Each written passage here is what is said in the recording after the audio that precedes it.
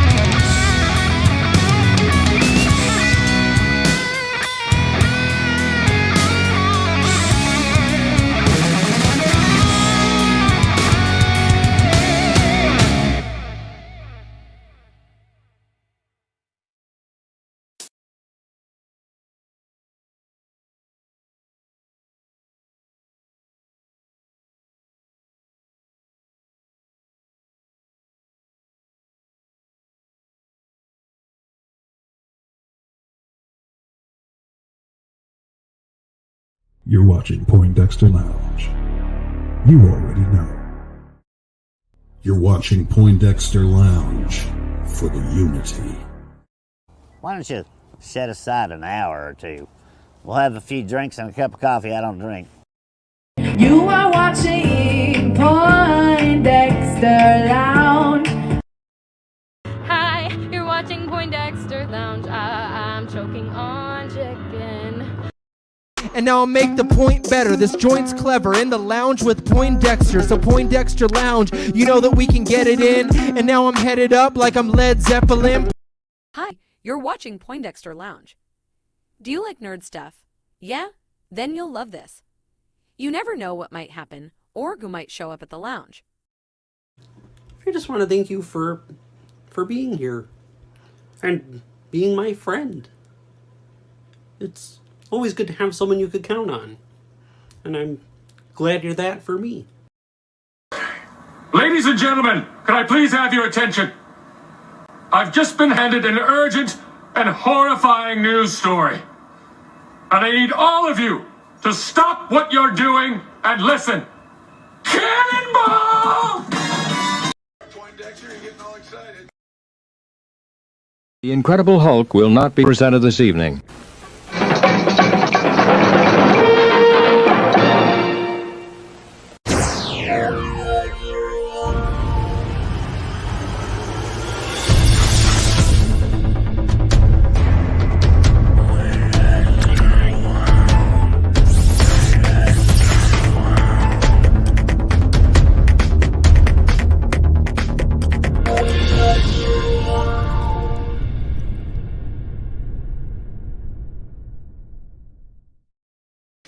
What's up, nerd family? Welcome once again to the Poindexter Lounge. My name is Enosh, aka Enosh Fett, and it is great to have you with me in the lounge tonight. Now, if you're stumbling through this thing called the internet and you're looking over all of YouTube and you're trying to decide, hey, what is this Poindexter Lounge? Let me tell you what this Poindexter Lounge is. It is a place.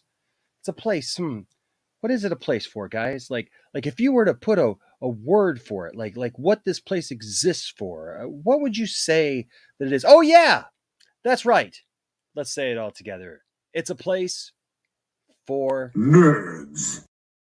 That's right. It's a place where you and me and my crew can get together and talk about all the things that we love. Things like TV shows, movies, games, sci-fi, fantasy, comic books, superheroes, toys, and so much more. And if those are things that get you excited, if those are things that get your blood pumping, if those are things that get you talking about issues from, hey, could Superman beat Black Adam, or could Luke Skywalker take out a whole fleet of Star Destroyers, all the way up to, hey, what's up with the rights of people working on films and TV shows and movies, and what should we as a society do about that, and everything in between? You found the right place. So please hit that subscribe button as well as that notification bell. Let the world know, let us know, really, just that that you like what we do, all right, and that you want to be a part of it. We would really appreciate your sub. We really would. We appreciate each and every person who subs to the channel. And then also, if you would tonight, before you leave, make sure that you give this video a thumbs up. All right, hit that like button. It's right down there. Just all you got to do is click on it, and it means so much to us because YouTube actually pays attention to that stuff. So, and then also, if you think you're subscribed, make sure you're still subscribed, because honestly, people get unsubscribed all the time, and so we would love to make sure that you are still here. All right. And I wouldn't say that if it wasn't for the fact that people tell me all the time now that they're checking, and sure enough, they were unsubscribed from the channel. So there you go. And I've actually found that I was unsubscribed for a couple of channels. I actually found that I was unsubscribed from RJ the other day. And I was like, oh, what in the world? I've just been doing it now. Like when I go to people's channels that I know that I like, while I'm there watching a video, I'll just now check and make sure, oh yeah, subscribed, not subscribed. And now I've seen it a couple of times. So it is what it is, but just good to know. That being said, I do want to say a shout out to everyone who is part of this channel, is partnered with this channel. Look, we're happy and glad that you are here as a viewer, and it makes us glad. It makes us happy. But you know what? There are people who've gone just a little bit more, and they've said, you know what? Hey, we want to be a part of what you're doing, Enosh. We want to support you guys, and we appreciate that so much. We never expect anything from everybody, but when somebody does give, it helps us out, and so we're very, very thankful for that. So I want to say a special shout out to all the patrons. Thank you guys for being part of the Patreon. The Patreon starts at just $1, so you can be a part of that for just $1. And it helps us out. And then, of course, everyone who gives super chats, you guys blow us away. It's just, I sometimes don't even have words to speak with some of the things that you guys do as far as super chats here at the channel. Shout out to Eddie. Wow, Eddie just blew us away the other night, dropping super chats, and very, very thankful for it. And we're very, very thankful for it, especially right now because of I'm still in the hunt. I'm hunting down another job. And so we'll see what happens, but it definitely means something to us that you guys support the channel in that way. Also, that's the wrong drop. Here it is. All the members had a little guitar riff for the members first. There you go. There are our wonderful members of the channel. We're on our way to 60. We're almost to 60 members. You could be the next member.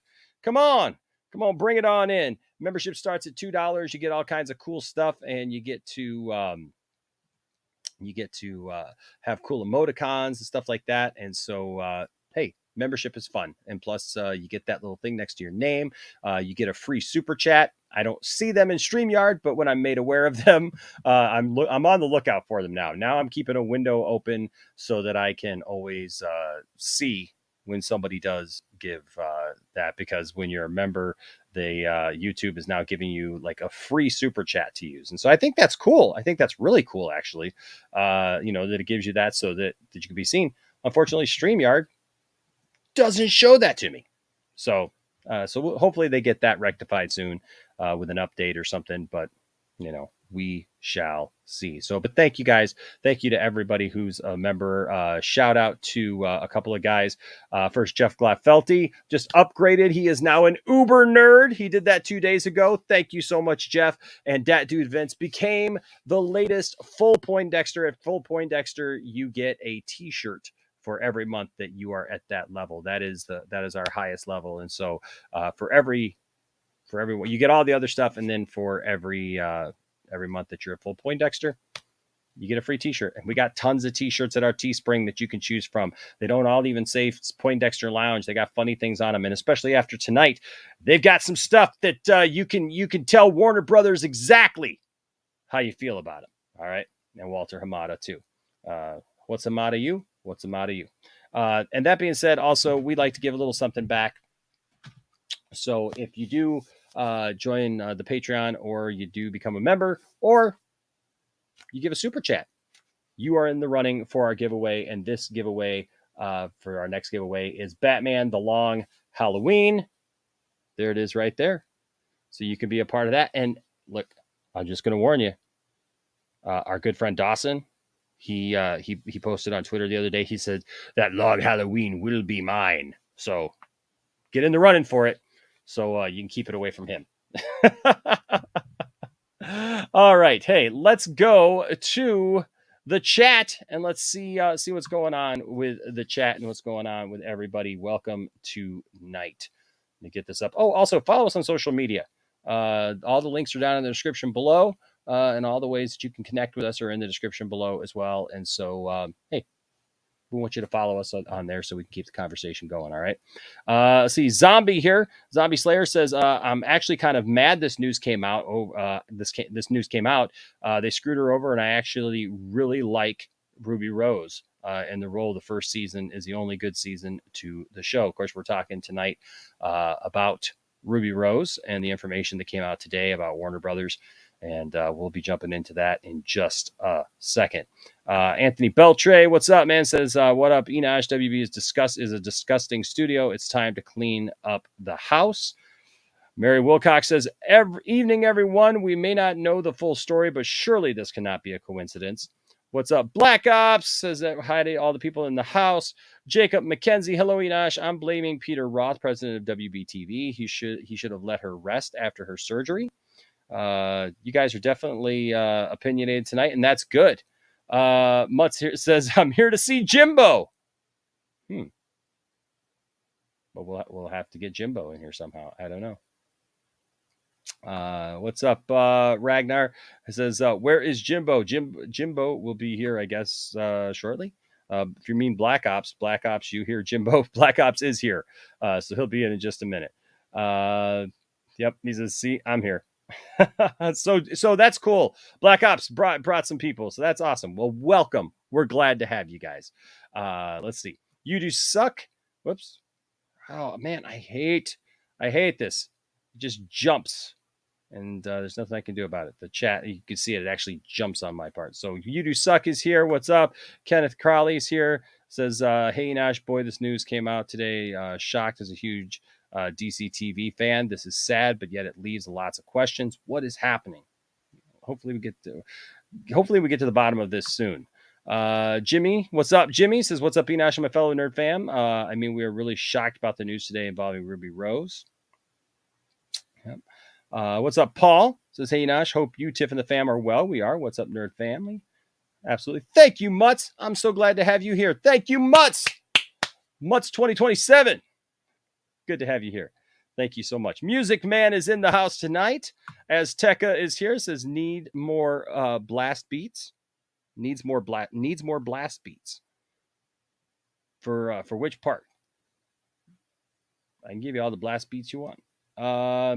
Jimmy says, hey, Nash, any new toy reviews coming? Yeah, so, I had to pack up everything where I was at my old job because I had the studio set up. And so I got to, set up something here now. So yes, I got a bunch of toys that I've got that are just waiting to be reviewed. I just got to get to them. And hopefully I get a new job so I can buy some toys because my gosh, those Batman toys, the Batman action figures went on pre-sale, for goodness sake. I'm actually really kind of bummed because you guys know Crazy Joe. Crazy Joe sent me this thing. One of my all-time favorite games of all time is the Tron Upright arcade game. And I have wanted one of those, man, since I was a kid. And to buy the actual cabinet that's out, that came out years ago, back in the 80s is like, man, anywhere between, I've seen them between $4,000 and like $8,000. And so One Up Arcade the games, they finally put one out. It's literally went up for pre-sale on Tuesday. And I've been waiting for it. Of course, it goes up for pre-sale on Tuesday. Yeah. I can't get it right now. And I'm a little bummed. If I'm being honest with you, I'm a little bummed, but hey, wants and needs, it's like I was telling my son tonight, you got to pay the bills before you do anything else. So that's my first concern, right? But it's like I waited all this time for that game thing to come out, and then that. So oh well, we'll figure something out. I don't know. We'll figure out. What's up, Antonio? Yeah, he's got the Macho Man. I love it. Got the Macho Man, Randy Savage. Yeah. See, I'll show you guys this. I got this little Garbage Pail Kid guy a while back. He's my Macho Man. He's Savage Randy. It's not Randy Savage. He's Savage Randy. Like they got a few different ones of those. They got here they got Stone Cold Steve Austin. Oops. Ooh, you got Stone Cold Steve Austin. They got Andre the Giant.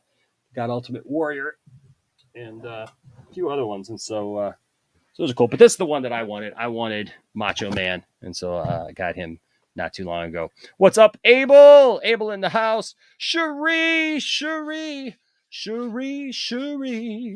Yabba-da-da-ba-da-da-ba-da-da. Cherie. Says hello to all the lounge lizards in the house tonight. Let's see. Ify, good to see you. Men, that electric rock guitar is so darn crisp. Isn't it in that intro? That's why I picked it. I was just like, that is awesome. What's up, David? Says hello and good evening, Enosh. How are you doing this evening? I'm ready for the stream today, so fire away. All right, let's go. Spherical Man is here. Slade and Friends Edits. What's going on, Slade and Friends Edits? Says, hey, Enosh, things are better now. I've gotten a few friends to come to my 21st birthday party in 24 days. That's awesome. I rented out a 4x3 movie theater for 5 hours so that my friends and I could watch the Snyder Cut. Dude, you're watching the Snyder Cut in a movie theater? Dude, your 21st birthday is so much cooler than mine. So much cooler than mine. I literally went to work. I was working third shift at a factory. It wasn't even that much fun. Like, I didn't do anything fun on my 21st birthday. Oh my gosh. Dude, you went from 0 to 100, man. You're watching the Snyder... Dude, guys, he's watching the Snyder Cut on a large screen. That's freaking awesome. What's up, TX Voodoo? Good to see you. Yep, no Hulk tonight. Maybe one night the Hulk will be on, but just doesn't seem that they ever showed the Hulk on here, is it? Oh, that's cool. I think I pronounced your name wrong because I just saw it there. I'm sorry. Was it Antonio? Cool. It says I'm sort of a new sub, been subbed for a week right now. Awesome. So glad to have you here, man. So glad to have you here. And like I said, we like the Macho Man around here. We like him a lot. We do a lot of stuff with the Macho Man, Randy Savage. I got the glasses and everything. I got my hat right back there. That's what I'm going is for Halloween this year.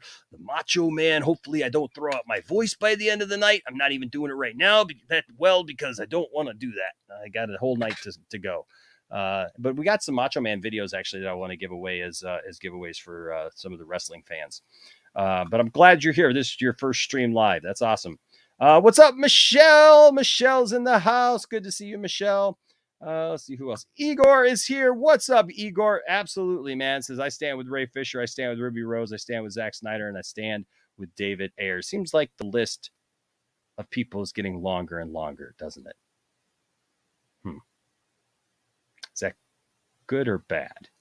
Yeah. What's up? Oh, good to see you. Says, hey, Enosh and family. What's up, Geek Studios? Good to see you, man. What's up, Ali? Good to see you, sir. You do suck. It went over there to Twitch. Good to see you. Let's see. Oh, that's awesome. 6 months as a member. Let's see. What can I get? What can we do? Let's see. We got to give you something here. Let's see. What shall we give? Oh, we'll give you this.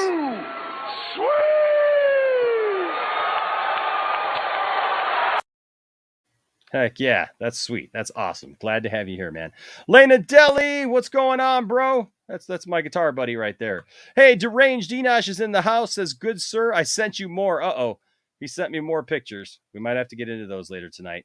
Thank you so much for the $5 super chat, man. Appreciate it. Let's see here. All right. We are Venom. Says, sup, Enosh. Good to see you. Hans is here. Big Dub Reactions is here. Austin is in the house. Bradley is here. Danielle is here. Good to see you. Dan of Steel is here.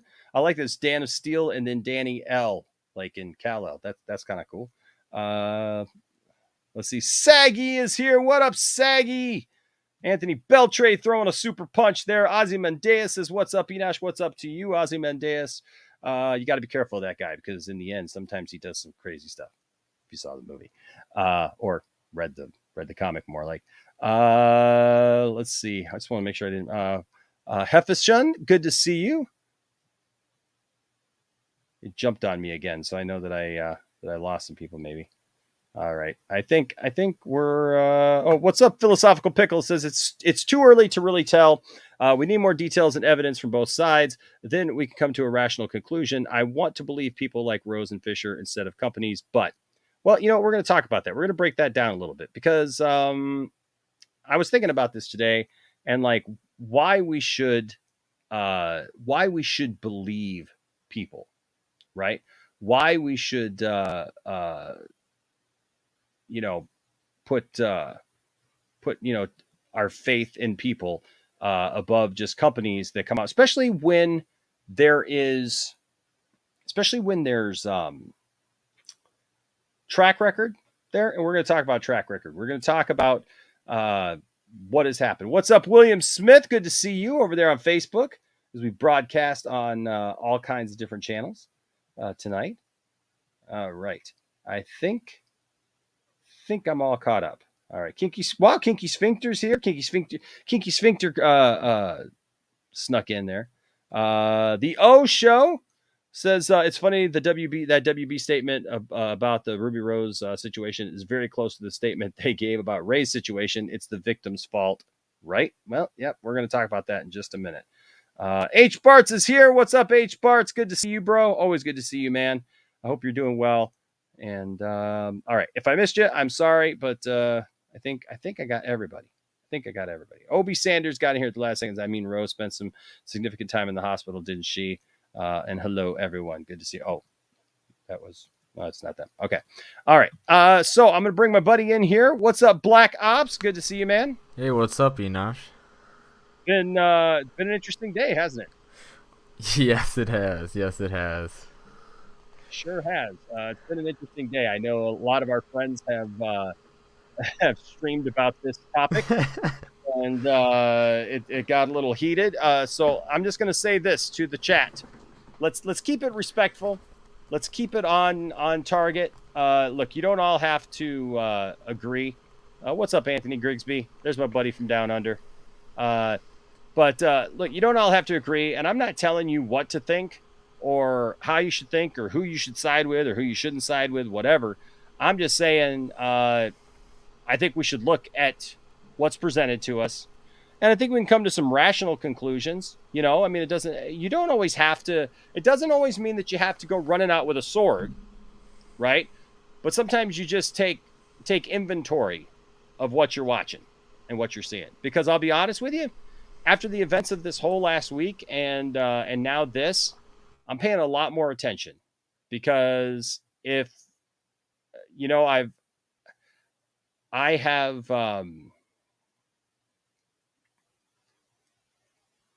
have been excited for things coming from Warner Brothers in the next year. But it seems like every time you let your guard down with this company, something else happens. And I don't understand that. This last year, man, has been so weird when it comes to this company. And it's just some of the statements that they make, some of the things that they say. And so as we get into this story tonight, I also want to get into some fandom stuff. You know, so actually not really fandom itself, because we've already talked about that, but some stuff that Ann Sarnoff said. She released a statement about how, you know, they're giving the fans what they want. And I don't know if that's true. But yeah, so we're going to talk tonight about what we know about Ruby Rose and about this whole situation and Warner Brothers slapping back. So I'm ready to jump in. Are you ready to jump in, man? Oh, I'm ready. I'm ready. Okay, so obviously today, if you didn't know, if somehow you didn't know, I don't know where you were today, but Ruby Rose, star of the Batwoman, well, she was the star of the Batwoman, she released a statement today on her Instagram, pretty much detailing some things that had happened to her. Now, for those of you who may or may not remember, last year, pretty abruptly, right before the end of the season, the end of season 1, she was just up and gone from the show. And there was a lot of different things that came out that people kind of kept it a little bit kind of hush hush. We didn't really know why she left. It was very vague why she might have left. There was some talk about that maybe, you know, we know that she got into an accident and was really banged up and really hurt. And so there was this talk about like her injuries, just, she didn't feel like going on. And, you know, and that she didn't feel like doing the role anymore. And so, that was kind of weird because she's still an actress. And I said this back then, even, Black Ops, that like, she's still going to be acting and stuff. So yeah, I get it somewhat because being on a TV show is very demanding. Okay. The hours and stuff, but we've been talking a lot lately about this strike, you know, potential, this strike that's been, you know, looming over everybody's head. And the reason why it was important that they come to an agreement, right? Because of these long, crazy hours people are working and, you know, literally working anywhere between 16 to 20 hours, getting just like 4 hours to be able to go home, sleep, and then come back, report back to work. And some of these people, you know, because of the areas that they're living in, they're living an hour or two away from the places that they're shooting this stuff. Yeah, and you're saying stuff like that. It's like you kind of question, like, how are they able to properly function with not only like way less sleep than what you should get, and right. also just and working those long hours on top of that. They work more hours in a week than they actually do sleeping or eating. Yeah, that just blows me away. I mean, like, look, somebody even joked just a couple minutes ago. I think it was Lena Deli. It said Enosh looks tired. So I went golfing with my son today. My son works at a golf country club. He works in the restaurant at the country club, and so he gets free golf. And so he said, "Hey, Dad, you want to go golfing?" And I was like, "Yeah." So we went and shot 9 holes today. So like I was out there, man, and we had some fun. But no, I'm really not tired. I'm just I don't know. I just look like crap, I guess. Wait, I was about to say, I didn't put my makeup on. I didn't put my makeup on before. But like a lot of people joke with me because, you know, like I don't sleep very often. Like I don't sleep. I usually get, you know, about 3-4 hours of sleep a night, and I'm kind of good, you know, and stuff. But that's just my schedule. That's just you're used to it. That's just how I roll. By the way, thank you, Il Divino Vega with a $1.99 super chat. Hey, I saw your stream tonight with Prime. It was good to see you, man. Good to see you. I hope you saw my my comments on there. Because man, you were nailing this, bro. You were nailing this hard as far as some of these things about Warner Brothers and stuff. It says lounging in the Point Dexter Lounge while cruising. That's awesome, man. That's cool. Thank you. Yes. So Enosh is woke. Apparently not woke enough. Apparently not woke enough because I look like crap. Kenneth brings up a good point here, and this is the kind of track record we're talking about, right? So Kenneth says Tom Welling back in the day, while he was on Smallville, had to even get a driver to get him to the set because of the long hours and working schedules back in the 2000s. There were all these concerns about whether or not people should be driving themselves and stuff because they weren't getting any sleep, Yep. Ify here says, remember the girl in Black Lightning who also left as the show ended. She talked about some things, but didn't go into details though. And, and that's the thing. First of all, can we just establish that we got to get away from this thing of like, well, why are they coming out 2 years later? Right. Yeah. Yeah. Hollywood. We're getting ready to jump into the full thing and read the full thing here, including Warner Brothers response. But I just want to set up like right from the start, right?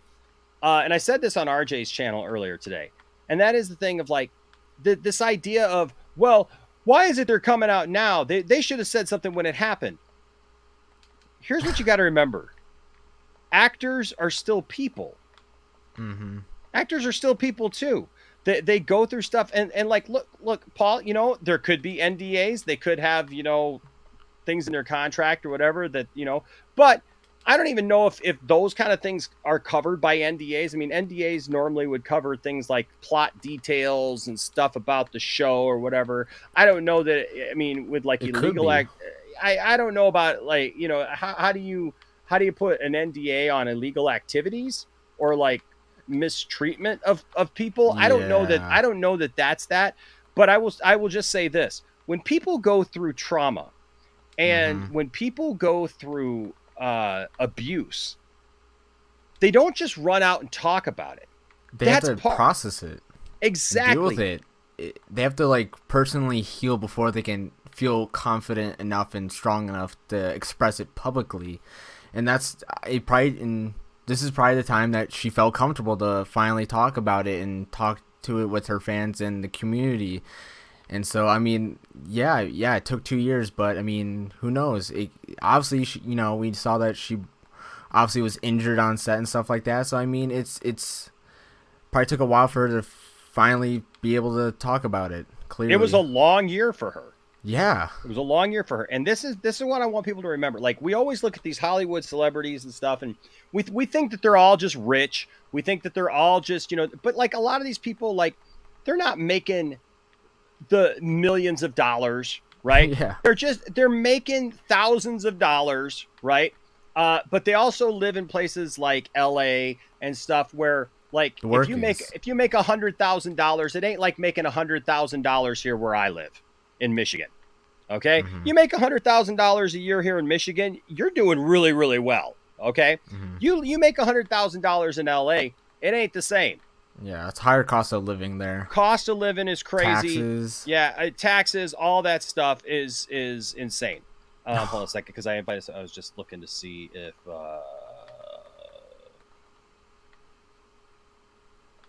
okay, that's cool. I had invited somebody. I was just looking to see what happened. Okay, so I want to remind people, these people are working at jobs. Yes, they're in entertainment, but I've often heard people say, well, they should just go get a real job. It is a real job. Yeah. Define real job. Okay? Because my ex-father-in-law defined me working at an office where I had to wear a shirt and tie as I needed to still go get a real job. Because he worked in the shop. He worked with his hands, which was great. And dude, Everybody does something different. But I remember for the longest time, like he gave me a hard time, told me I needed to get a real job because doing what I did in sales for the company that I worked for FedEx was not good enough. But everybody's got a different job. These people are working in the entertainment industry. These people are running cameras, they're running lights, they're running things. And you know what? If nobody does those jobs, then you don't have a service that you enjoy. That's what it comes down to, right? It's all supply and demand. So there's those things. Real quick, what's up, Ryan Hartwell? Good to see you, bro. I haven't seen you in a while, man. Good to see you, man. Todd Fair here with a $20 super chat. It's not really on topic of what we're talking about, but I still appreciate it. And we'll pause for just a second. Todd with the $20 super chat says, Enosh, since the early reviews of Eternals has come out, people are saying it is the most visually stunning movie ever in the comic book world. So do you think now Marvel will be getting Oscars? Plus, they already have great movies. I don't know, man. I'll have to wait and see it before I see that. I've actually seen some people this week talking about it. That like a lot of people really like it, but a lot of people are saying that it's really, really hard. It's going to be weird for people to understand what's going on. Some of it. So I don't know. It's a high concept thing, Todd. I don't know, but I'll say this: DC got Oscars first.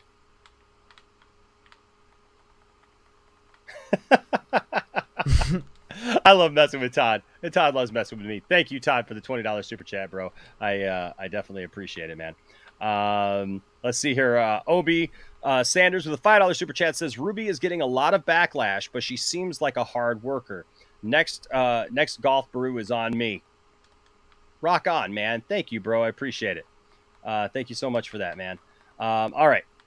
So what I was saying is that we put these high standards on these people and we act like, well, they went through all this stuff. They did the same thing to Ray Fisher. You know, like, well, why didn't he say anything back when it was happening? Because people were going through it at the time. And first of all, have you ever had something just absolutely shock you the way somebody acted or did something to you? And you're just like, I don't even know how to process that. Yeah. Like some of this stuff, man, if people did some of this stuff to me, I wouldn't just like come straight forward because you're trying to process it. Am I really seeing this? Is it really what I think it is? Is this behavior over time? Right? Is it a one-off? Is it something that just happened? Or is this, because like, look, anybody can make a mistake. Anybody can have a bad day and, come in angry or upset or whatever, or upset at people. But is it something that's prolonged? Yeah. Right?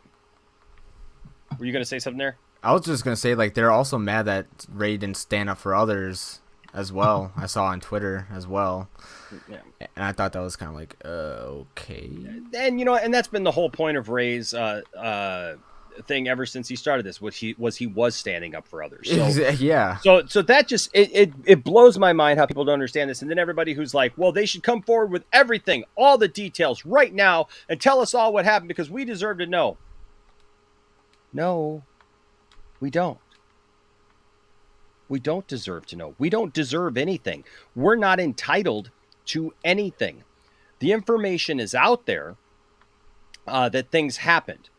But we have to let things play their natural course to find out those things because these are legal matters. If this stuff happens, if this is stuff that's out there, then guess what? We need to let it play out and happen the way that it needs to happen instead of demanding answers via the internet. Yeah. Okay, and that's real life. And as I shared on RJ's stream, look, I went through a divorce. I went through some things. There were some things said about me that weren't true. I was sticking it out, man, as a church worker, and I wouldn't divorce my ex-wife. I was going through stuff, and I'm just being honest and revealing to you all, right? So I was sitting at home depressed, didn't know what to do. It was me and the dog. I felt so bad for my dog because she would see me in the morning when I got up, give her some food, let her out, go to work for 8 hours, come home, give her some food, let her out. Then I had to go to my second job at the church. I'd get home late, make sure she had food and water, let her out again. I had people coming over to that. My grandma used to come over and give her cheeseburgers and stuff in the middle of the day and everything. But and then she'd cuddle up with me in bed, and sometimes we watch TV, and that was our day. And she went from having a house full of people to just us. And dude, I was depressed, man. For 2.5 years, almost 3 years, I was depressed until the truth finally came out. But here's the thing. People were saying things about me. People were treating me especially because of what I do, right? Like, you can't have the worship pastor going through a divorce in your church. That's taboo. That's a no-no. But it was a divorce that I didn't want. That's why I was trying to stick it out. That's why I wasn't the one instigating it. And the thing is when everything went down, finally somebody at our church, one of the leaders at our church went, you know what? Hold on a second. We've been giving Enosh this hard time, putting Enosh through hell, making Enosh give account for every place he's at, what he's doing and everything to make sure that he's not doing something wrong. And he finally said, you know, at the end of the day, if Enosh is doing something wrong and that comes out, we'll deal with it. But what if Enosh is telling us the truth and Enosh doesn't want this, and he's fighting for his family, he's fighting for these things, and this is just out of his control, and we're adding to his hurt. Mm-hmm. And we're adding to the attack on him. That's not what we're here to do. We're supposed to be here to help people. And they finally said, we'd rather err on the side of trying to help a brother and keep him lifted up than to tear him down. And after that happened, Black Ops, the truth came out. And it came out in a huge way. And when it did, it was all good. Right. And then I was able to heal. I was able to get through that. And a couple of years later, you know, after I went through my divorce, you know, Tiffany and I reluctantly actually started dating. And now people now see Tiffany and I, and they're like, wow, you guys are so perfect together. And, you know, you guys seem so happy. And we are. But Tiffany went through a similar situation with her ex, you know. And so, like, when you're going through those hurts, you're not ready to get out there and just like expose your life to everybody and tell everybody like everything that's going on in your life. So I feel like it's an unnatural expectation to expect all the dirt, all the news on everything just because, well, they're celebrities or they're in the news or they're on my favorite TV show or I'll be honest with you. I don't even like Batwoman. I didn't like the first season. I don't like the second season. So I ain't got a horse in that race. Okay. So if you think that I'm just shilling for Batwoman, no, that ain't it at all, because I refuse to watch it. I watched the first episode and I was like, nope, ain't for me. So it's not that Ruby Rose is high on my list of, you know, like people that I just, you know, want to support, but I just look at this and then, you know, look at what Ray Fisher went through and the other people that he brought forward, you know, talking about what was going on with them. And then the cast of Buffy that have come out in support of everyone and those accusations. So there's just a long standing, it seems like one thing after another, and you start building up this stuff and you go, okay, well, there's something here. Yeah. So let's get into this. Talk about, first of all, though, Todd Fair with another $10 super chat says, even though DC got the Oscars, I'm glad you admitted that. I'm glad. That's just good. Can I just bask in that for a second, Todd? Todd, thank you so much. Todd said, even though DC got the Oscars first, yes, Marvel has dominated DC for the past 13 to 25 years. I think it depends upon how you look. I wouldn't say 25 years, but, you know, look, there was a dark time for both companies.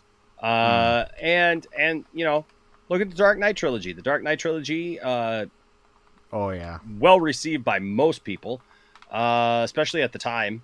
And you know, even Zack Snyder stuff. Look, I love Zack Snyder stuff, and you know I love Zack Snyder stuff, so sorry.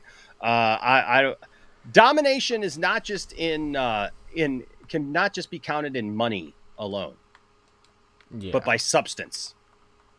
So let's talk about some substance. But I appreciate you, Todd. I appreciate your super chat, and I get it. It's fun. It's fun. We have fun here. Cole, now see Cole. I love Cole. Cole likes Batwoman. My wife likes Batwoman. My wife watches Batwoman. It's just not for me. I've tried, and it's just because I don't know the show. I don't know. I just have a lot of issues with the show, with the lore, in general. And Cole, you're very sweet. Says Tiff and Enosh are goals. Facts. Yes. I agree with her on that. That's very sweet. I appreciate you, Cole. Look, we're just doing our thing, but I tell you what, I'm very thankful for that woman because Tiffany is awesome, and so I appreciate that. Also, where's the comment? I just had it here. They may have been on top for the last few years, Marvel, but yeah, for the last decade or so. Where is it? Somebody said something about DC, and I just wanted to bring it up real quick, and I lost it. It's like it disappeared. Dang it! Where'd it go? I hate that when something just DC. Anthony, you're absolutely right. Anthony Beltran here says DC's been on top. Look, before the last 10 to 15 years or so, DC has ruled like nonstop. So, I mean, there's always and look, that's a nerd debate. That's such a nerd debate. But yeah, I mean, you can go back like in my era of growing up in the 70s, 80s, and 90s, DC was king. Like all the kids wanted to be those. So let's jump into this. Let's read through the whole thing, and then we're going to talk about stuff, and then maybe even we'll take some of your calls tonight. Maybe we'll let some people in and and tell us what they think. Okay, so let's go over to the front. So this is what popped up today from Ruby Rose, which I will say this: that Batwoman costume is fire. Yeah, I dig it. That she looks amazing as Batwoman. Yeah, that's probably one of the few things I actually did like about that show. Is just the costume. I thought her costume was amazing. Yeah, that's right, Cherie. We're just a bunch of nerds. Yeah, but Antonio, you're right. 2021 was DC's comeback with Zack Snyder's Justice League, because Marvel, in all of their 20 some odd movies, they have not put together an epic like that film. I'm just saying. Some would even say it's the gold standard. Cole here says the plot was messy in season 1, but the fact Ruby made it good and empowering for us queer gals to enjoy despite what they did to her, that is amazing. I cannot imagine carrying a show during all of that. Yeah, we're going to get into some of the stuff that she talked about here and read that. And then Todd says, Enosh, did you like Aquaman? I thought it was silly. With a $5 super chat. Thank you, sir. Says Enosh, did you like Aquaman? I thought it was silly and horrible writing, but it was funny. I did enjoy Aquaman. Yeah, I mean, it had some silly moments in it. Most do, but I thought it was fine. I thought it was funny. I thought it fit the character. Okay, I'll just say that. Yeah. All right, so this is what she started off with on her Instagram. First of all, I love her. I appreciate her, and I appreciate the fact that she's coming forward with this. But Ruby, can we talk about the font? Yeah, that's the one thing I was like, it's kind of hard. It's kind of messy a little bit. Literally, I've had to blow this thing up, dude, to be able to. So small. It's this cursive kind of stylistic writing, and that's like one of the number one things that I've seen people complaining about, like not even paying attention to this, you know what I mean? Like they're more worried about this font. But she just put here, dear CW, Caroline Dries, Sarah Sawitty, and of course Greg Berlanti at all, says enough is enough. I'm going to tell the whole world what really happened on the set. I will come for you so what happened to me never happens to another person again. And so I can finally take back my life and the truth. Shame on you. Ryan Hartwell here with a $5 super chat. Thank you, Ryan. Says, it shouldn't matter what job you have as long as you're making enough to live by and you're enjoying it. You're absolutely right, bro. Absolutely right. It doesn't matter, man. You got to... You got to... It doesn't matter. Do what you love. Do what you love. It doesn't matter if you're picking up trash. It doesn't matter if you're making sandwiches. It doesn't matter if you're acting. It doesn't matter what you're doing. you're doing what you do. Protoss X here says enough is enough. And Cherie's giving me a hard time, says don't listen to him, Ruby. That font is fire. It's fire hard to read, Cherie. As far as this question, what role did Berlanti play in this? And Cole here basically answered before I even got to it. He runs the entire Arrowverse. I mean, he's the one who produces all of it and is the key showrunner. I mean, there's different showrunners for the different shows, but he is the one who basically guides it. He's the overseer of the whole thing, and it all goes through him. So here, I gotta blow it up here. Y'all can see it. All right. It's already hard to read on my end. I know, right? It's like I'm not even reading it on that screen. I got to read it on the other screen. So he says here, it says, Peter Roth, you are first up. I do like how she puts this. Peter Roth, you are first up.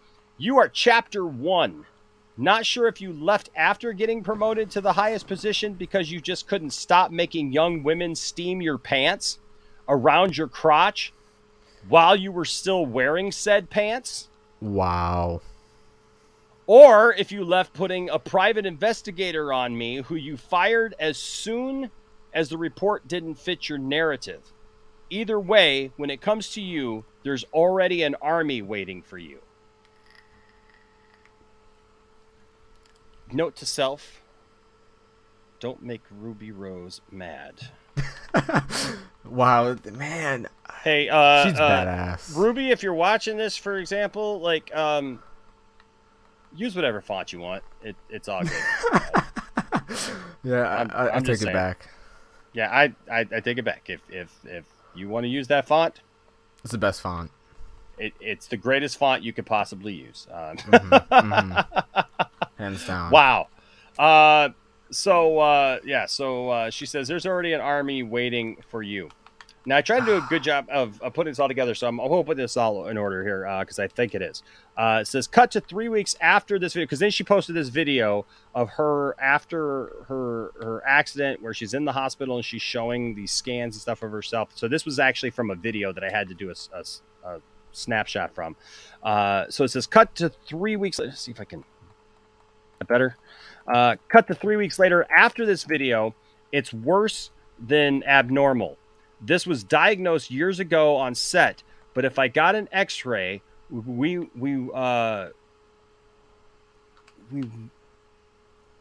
wouldn't make our day. If I got an X-ray, it wouldn't make our day. I have documented this for years. So basically, she had a health issue. They wouldn't. It was diagnosed, but if she got an X-ray, they said they wouldn't make their day. So she had to document that. It was, that's just... Yeah, look, when your work, I hear a lot about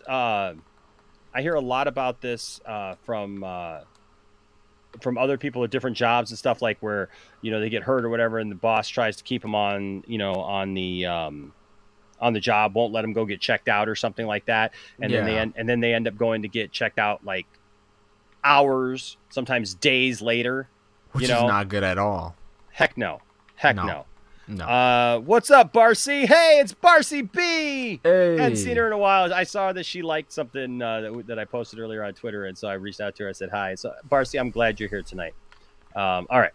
So you got to admit, though, that doesn't look like a T. That's an R. I don't know what wooder make. That looks like an R. Does that look like an R? It looks like an R.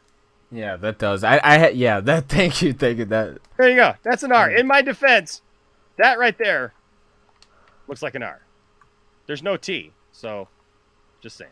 Okay, I'm just messing. All right. It says on top of that, I have enough documentation to make a 1-hour documentary. Wow. Pray tell, what else would you like me to share? The broken neck or the broken rib split in two and the tumor? She obviously had some stuff going on. Why are you forcing somebody to be on set? Look, I get it. You got deadlines, you got all these things, but look, this is what? She's the star of your show. She's literally Batwoman. Wouldn't you want your star to be healthy to do the show in the first place? Like, it just boggles my mind. And I don't know. Keep going. Yes. Keep going. Protest X here says yes. Health is greater than your stupid show. Literally. Because like you said, like, you know, and that's what like even this whole strike is talking about. They were fighting for, and still are fighting for good working conditions, normal working hours. They're not. It's not that they're afraid to work hard or to work long hours. It's stuff like this. It's stuff like this. They want, you know, proper time. And treatment, to be able to take too. care of themselves, yeah. And so Cole here says she was injured on set, and when scanned for the injury, they also found a tumor. She was not permitted a full recovery time from surgery. Look, I know how that is too because I had brain surgery back in 2005. They also found my brain tumor by accident, and I had surgery. They cut open the back of my head, pulled the plate out of the back of my head. I still to this day I only have soft tissue back there. They put cow heart lining in there, and so I got this big scar on the back of my head and everything. And they wanted me back at work within 2 weeks. Literally, my doctor was like 4 to 6 weeks. I was back working in 2 weeks. And you want to know something? One of the offices that I office out of that I sold for that location, they were part of my territory. The people didn't understand why I had been off for 2 weeks. Jeez. We literally had to have a meeting with my sales manager, the manager and assistant manager of the store, and the inside salesperson because they were griping and complaining that they had to cover some of my accounts for 2 weeks. Wow. That is just insensitive at the max. With their district manager. Their district manager took one look at them and said, look, this meeting is basically just to tell you need to get it together. You wouldn't be griping if he was on vacation and you had to cover a couple accounts because that money goes to your store. That money goes to your place with the bonuses going in your pockets. Why are you giving Enosh? Enosh had brain surgery. Okay, so I get this. Trust me, if anybody gets this, I get that. That's absolute BS. That's absolute BS. And it's not cool at all. Let's see here. I'm looking at Cole's stuff. Says her injuries on set include herniated disc in her spine, neck fracture, broken ribs, and a few sprains.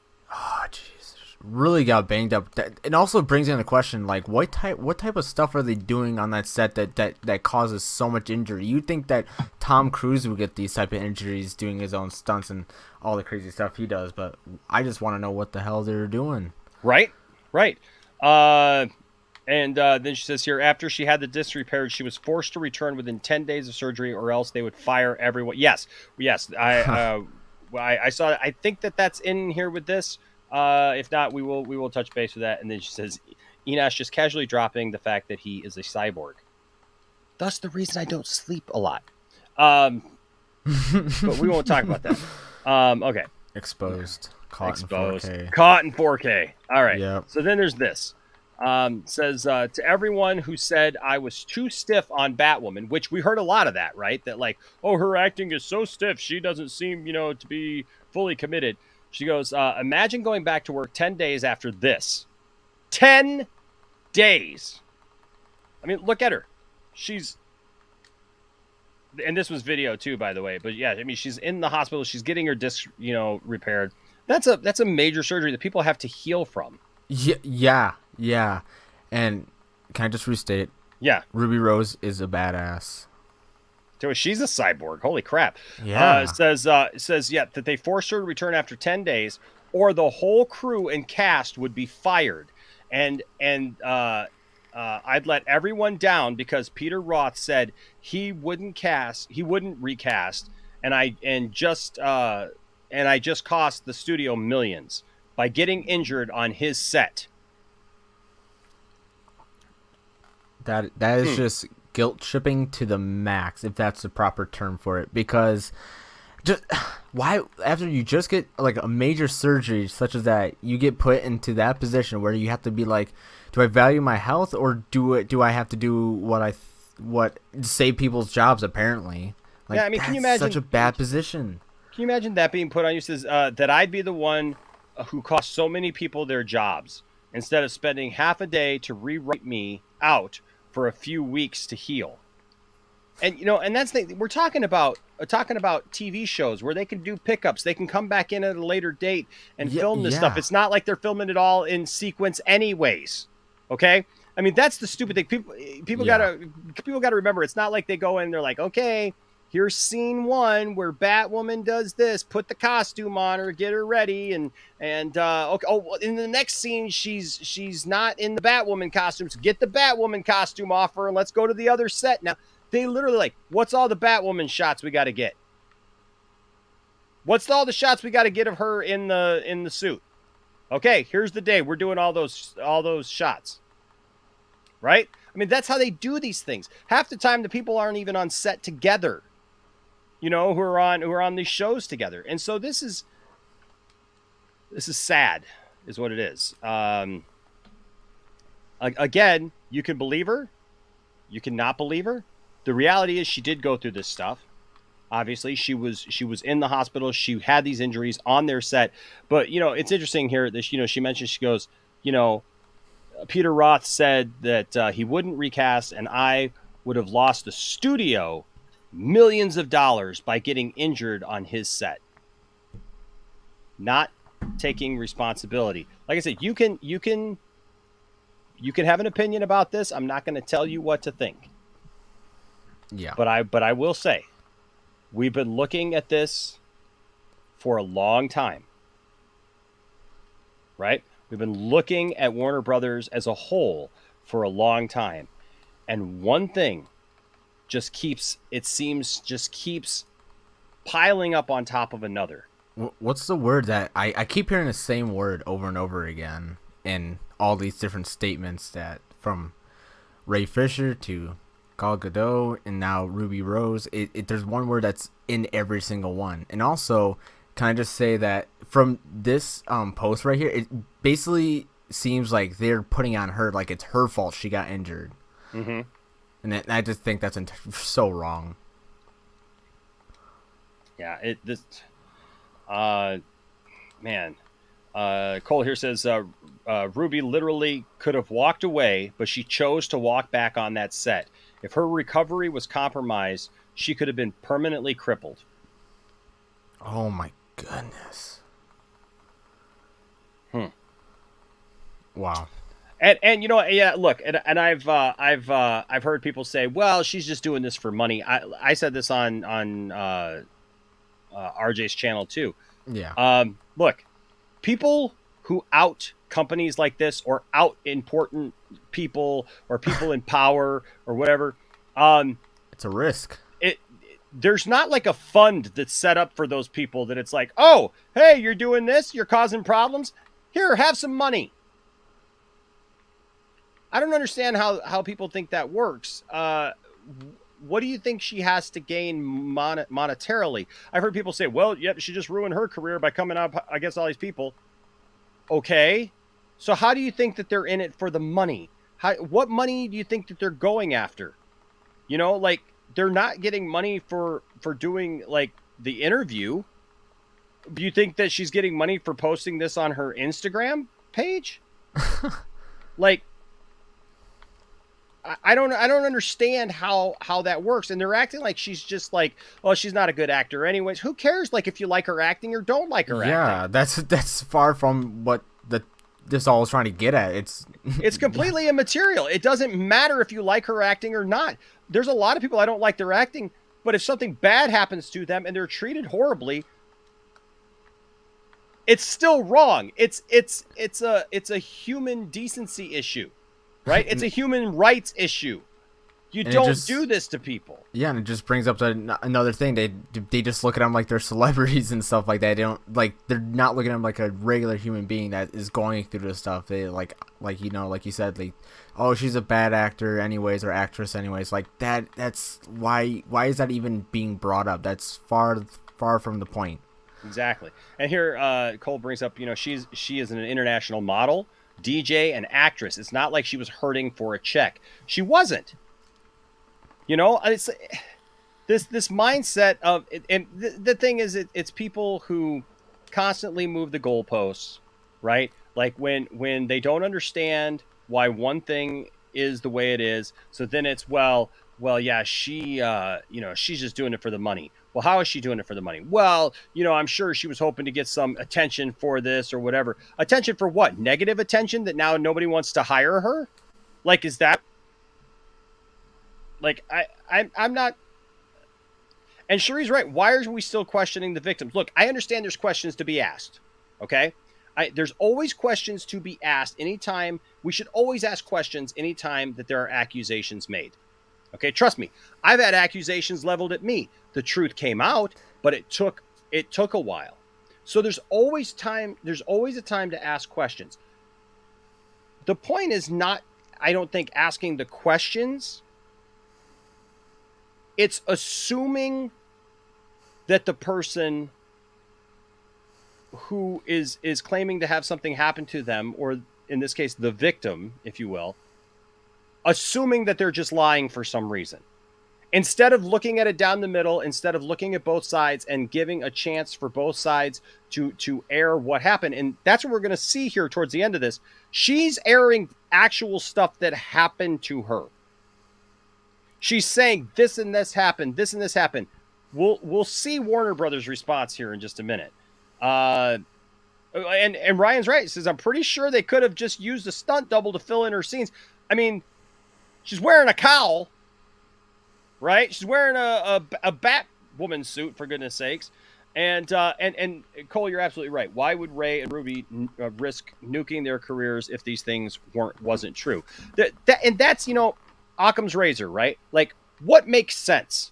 Does it make sense? People are like, well, Hamada fired Ray. No, he didn't. No, he didn't. They wanted Ray to shut up and just be in the movie. That's what they wanted. Ray said, no, I'm not going to be in this movie. I'm not going to be in any DC production that Walter Hamada is a part of. It was his choice. There's even been reports that Andy Muschietti wanted Ray Fisher in his movie. But at the end of the day, it just wasn't happening with what we know so far. It doesn't make sense. And then I've heard people say this like it somehow proves their point. They're like, well, yeah, Ray Fisher, boy, he just ruined his career. Why would he do that if it was a lie? Please tell me. I'll wait. Why somebody would possibly ruin their career for a lie. Or at least something that's an absolute lie. That's not, just a matter of, he said, she said, different points of view. Like, obviously, you really have to believe what you're saying, Black Ops. Yeah. You don't just put that out there like knowing that it can blacklist you from movies and films and stuff like that. Now, fortunately for Ray's doing other things, and Ray's going to have other parts, and people are going to be ticked off when he does. Too bad. Yeah. Is he going to work for Warner Brothers? Are you going to see the next big Warner Brothers picture starring Ray Fisher? No. No. We'll see what happens with Discovery. Right? And that's probably what everyone's waiting for. We'll see what changes, if anything. But in the meantime, we just don't know. I mean, that's not going to happen, right? The same thing with her. She's going to move on. She's going to have other roles. She's going to have other places. But she had finally worked through this, obviously. And this was my point originally. Stop attacking people for not giving you all the information right up front that you want, just as a commoner person sitting at your home watching the internet. It's not for you to know. You know who needs to know all these details? Attorneys, judges, plaintiffs, and defendants. They're the ones who are going to know the meat of the story. Yeah. The other information that comes out, it's in the public vernacular. Ray was doing that to get it out in the public so that people were aware of it and to bring attention to it. And guess what? It's working because more and more people have felt empowered to come forward since Ray Fisher stood up to it. Yeah, that's straight up 100% true. And we're still seeing it to this day. More people talking about it, Who's the next group of people or people that came out after Ray Fisher? The Buffy cast. Yeah, that's what I was thinking. Like that, and then I think wasn't it Gaul that came out after? So Gal Gadot has come out about her own issues with Joss, right? Yeah. On the set, and look, there's been some people who've given her a hard time with that she hasn't mentioned the rest of the cast. Listen, everyone is not a crusader for everyone. Yeah. Okay? But it takes everyone fighting a battle, and sometimes you don't realize you're fighting for other people. The fact that she's bringing light to her situation, maybe she's not aware of what happened to everybody else. If you're not aware of what happened, why would you be putting yourself in there? Yeah, why would you speak out for other people who are not 100% sure and know everything that happened to others? I mean, just at least in my perspective, it wouldn't be exactly right. Because if I was, her, I would basically just say what I know, at least from my perspective. And if I knew a little bit about others, I would casually mention it. But who knows how much she knows about what happened to other people, Well, and that's the thing. So she's speaking up what she knows, right? She's speaking her truth about what she knows about what happened to her. And in that, she's helping others, right? Yes. But I also think that Gal's probably looking at Ray and probably figures, you know what? Ray knows what he's doing. Ray's got a good handle on that. I'm not going to mess with that and speak to something so they could just say, well, Gal doesn't know anything. So they could come out later. Well, Gal didn't have, info for that. She wasn't there when this went down and when that went down. And then it tries to take away credibility. Also, who also stood up for Ray was Jason Momoa. Yeah. So, so there's that as well. Seems like the whole Justice League is not going to be fighting Darkseid. I know, man. It's They're crazy. all united, but for a different reason. Right. Rel McMillan here with the $4.99 super chat. Thank you, Rel. Says, unfortunately, because of all the hit pieces done on Ruby after she was replaced on the show, a lot of people won't give her the benefit of the doubt. And that's the thing.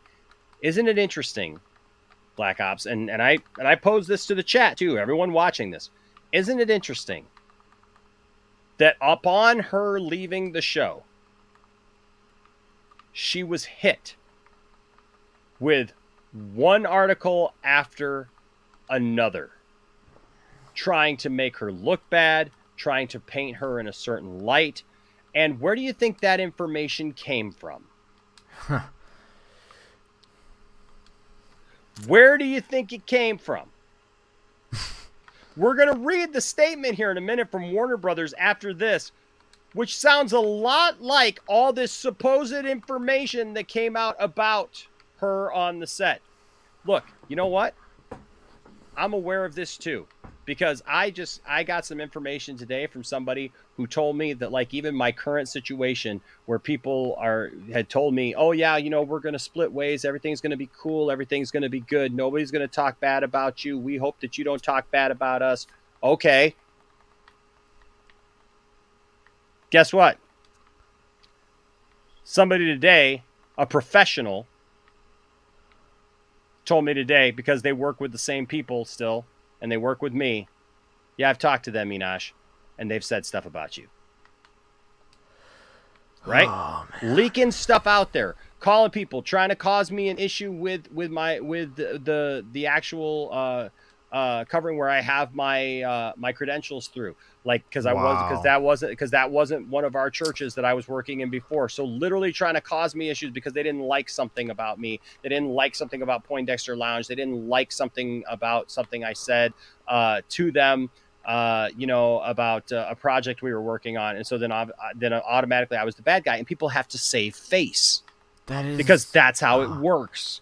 That's how it works. People have to save face by throwing others under the bus. And look, I've had enough bad bosses, and I present this to all of you out there who've ever had a bad boss, who you realize they don't have your best interest at heart. They don't. You're a cog. Right? You're a cog. If you break, they replace you with another cog. Right? Just replaceable. That's all they see you. So that's just the truth. That's just the truth. You can work someplace for 25 years. How about the people who work someplace for like 29 and a half years, man? Or like they're a couple of months away from retirement, and then all of a sudden, this hammer comes down and they fire them so that they can't get their pension. They got your back, don't they? Some people act like they ain't never had a bad boss, and if you ain't never had a bad boss, I'm happy for you. I'm still waiting, I think, for my good one, personally. That in the end, it turned out to be what I thought it was going to be. I literally saw a commercial, man, for something or another. I can't remember what the commercial was for because the other thing hit too close. It says, you know that feeling like you just got a brand new job? You're so super excited that you feel your career is on the right path. You're setting up your office, and I'm like, that's close to home. Like you're setting everything up. You're so happy. The first week or so, everyone's so nice to you. Everything's super cool.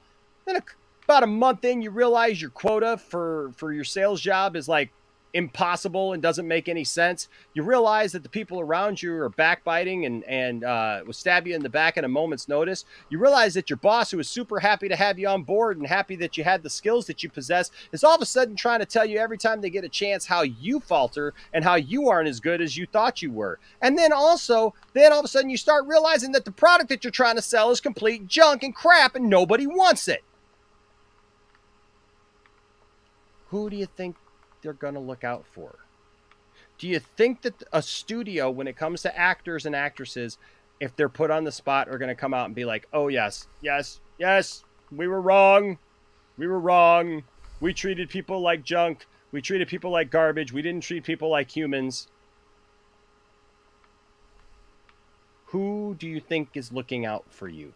Now, look, there are a lot of people out there who own businesses and are good to their employees. And we need more people like that. Yes. But this is what Ray Fisher was talking about from the start. Accountability is greater than entertainment. And I'll be honest with you, I'm starting to I'm starting to get back to, like, I'll be honest, I've been pretty lenient the last couple of months on some things when it comes to Warner Brothers. But as a company, I'm seeing Warner Brothers has a lot of issues, more and more. And when you start to give them a little bit of leeway and say, hey, you know what, I'm gonna try to figure this out. I'm starting to understand a bit more why people like Ray and Wayne T. Carr changed their mind about things like the Flash movie and said, nope, now we're not going to go see it. We were going to support it, but now we just can't. It's stuff like this. All right. So, instead of spending the half a day that they would have to take to rewrite her out for a few weeks to heal, they chose to tell her that if she didn't come back to work within 10 days of being in the hospital, that they would fire everybody and it would be her fault and it would all rest on her. Then she posted this other thing, and I can't see through the top. It says, please, to my dear fans, stop asking if I will return to that awful show. I wouldn't return for any amount of money, nor if a gun were to my head, nor did I quit. Now, this was another post, nor would I quit. They ruined Kate Kane and they destroyed Batwoman, not me. I followed orders, and if I wanted to stay, I was going to have to sign my rights away. Any threats, any bullying tactics, or blackmail will not make me stand down. A crew member got third-degree burns over his whole body, and we were given no therapy after witnessing his skin fall off of his face. I mean, where's the news about this? Whoa. Where's the news about this? I did not even read that part. Where's the freaking news about this? That is like... Yeah, the fact... Whoa, you're definitely right about that. That is actually, like, third-degree burns, skin peeling off. Like, what? Okay, it brings up my same question I brought before. What type of stuff are they doing on that set where all these people are getting extremely injured? Like, what? Are they just not doing proper practices for certain stunts? Or, like, what are they doing? Are they just clowning around there and just treating people like, what is this, like Hunger Games on set? I don't know. Says a crew member got third-degree burns over his whole body, and we were given no therapy after witnessing his skin fall off of his face, but I was the only one who sent him flowers and cards, and then we're told we had to do a sex scene within a minute to process. We lost 2 stunt doubles. I got cut in the face so close to my eye in a stunt, I could have been blind. A woman was left quadriplegic, and they tried to blame it on her being on the phone. So much so, CW didn't even help her to start with because they needed to investigate. So she had to go and she had to do a GoFundMe. She's a PA. They work via phones. Her accident occurred because our show refused to shut down when everyone else did because of COVID. Oh, just I don't even know what to say. I don't know how many times I gotta say this, but like, what are they doing on that show? What are they doing on that show? It seems like it's like what's a good comparison for this? If it's like Squid Games up in there, like people are getting it's funny, but it's I mean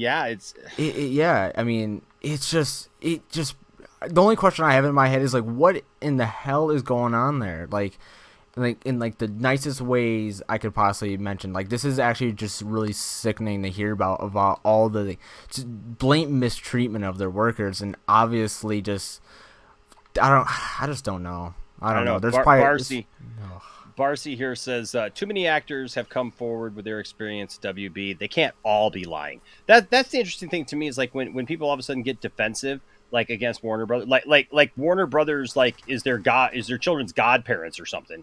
You know, and they're like, oh, no, they didn't do anything. Like, or the people that we love. Look, I like a lot of Jeff Johns comic book stuff. I actually like the show Stargirl a lot. But do I believe that Jeff Johns did a lot of underhanded stuff behind people's backs and behind the scenes? You better believe it. Now I do. After conversations that I've had on and off camera here with certain people, and in different circumstances, like reading information and everything, absolutely I do. Because you put 2 and 2 together and you start to realize what's going on. Zeno, what do you mean by I like these claims here to be verified first? Like, what do you... I'll talk about that in just a second. Hold on a second. Let me pull up something here. So Obi Sanders says, with a $5 super chat, thank you, Obi, says, where were complaints about Joss from the Marvel cast too, or did Disney just keep a tight leash on him? So here's the thing. Disney has Kevin Feige. And as much as we give Todd a hard time and joke with Todd about Kevin Feige, the reality is Kevin Feige does run a tight ship.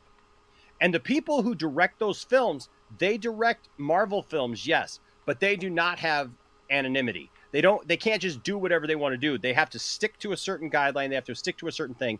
And actually, Ray Fisher said on this program himself that it was because of Joss Whedon's frustration with how Avengers 2 was handled and how Avengers 2 turned out, and the complaints that people had about Avengers 2 that dictated his actions on the set of Justice League.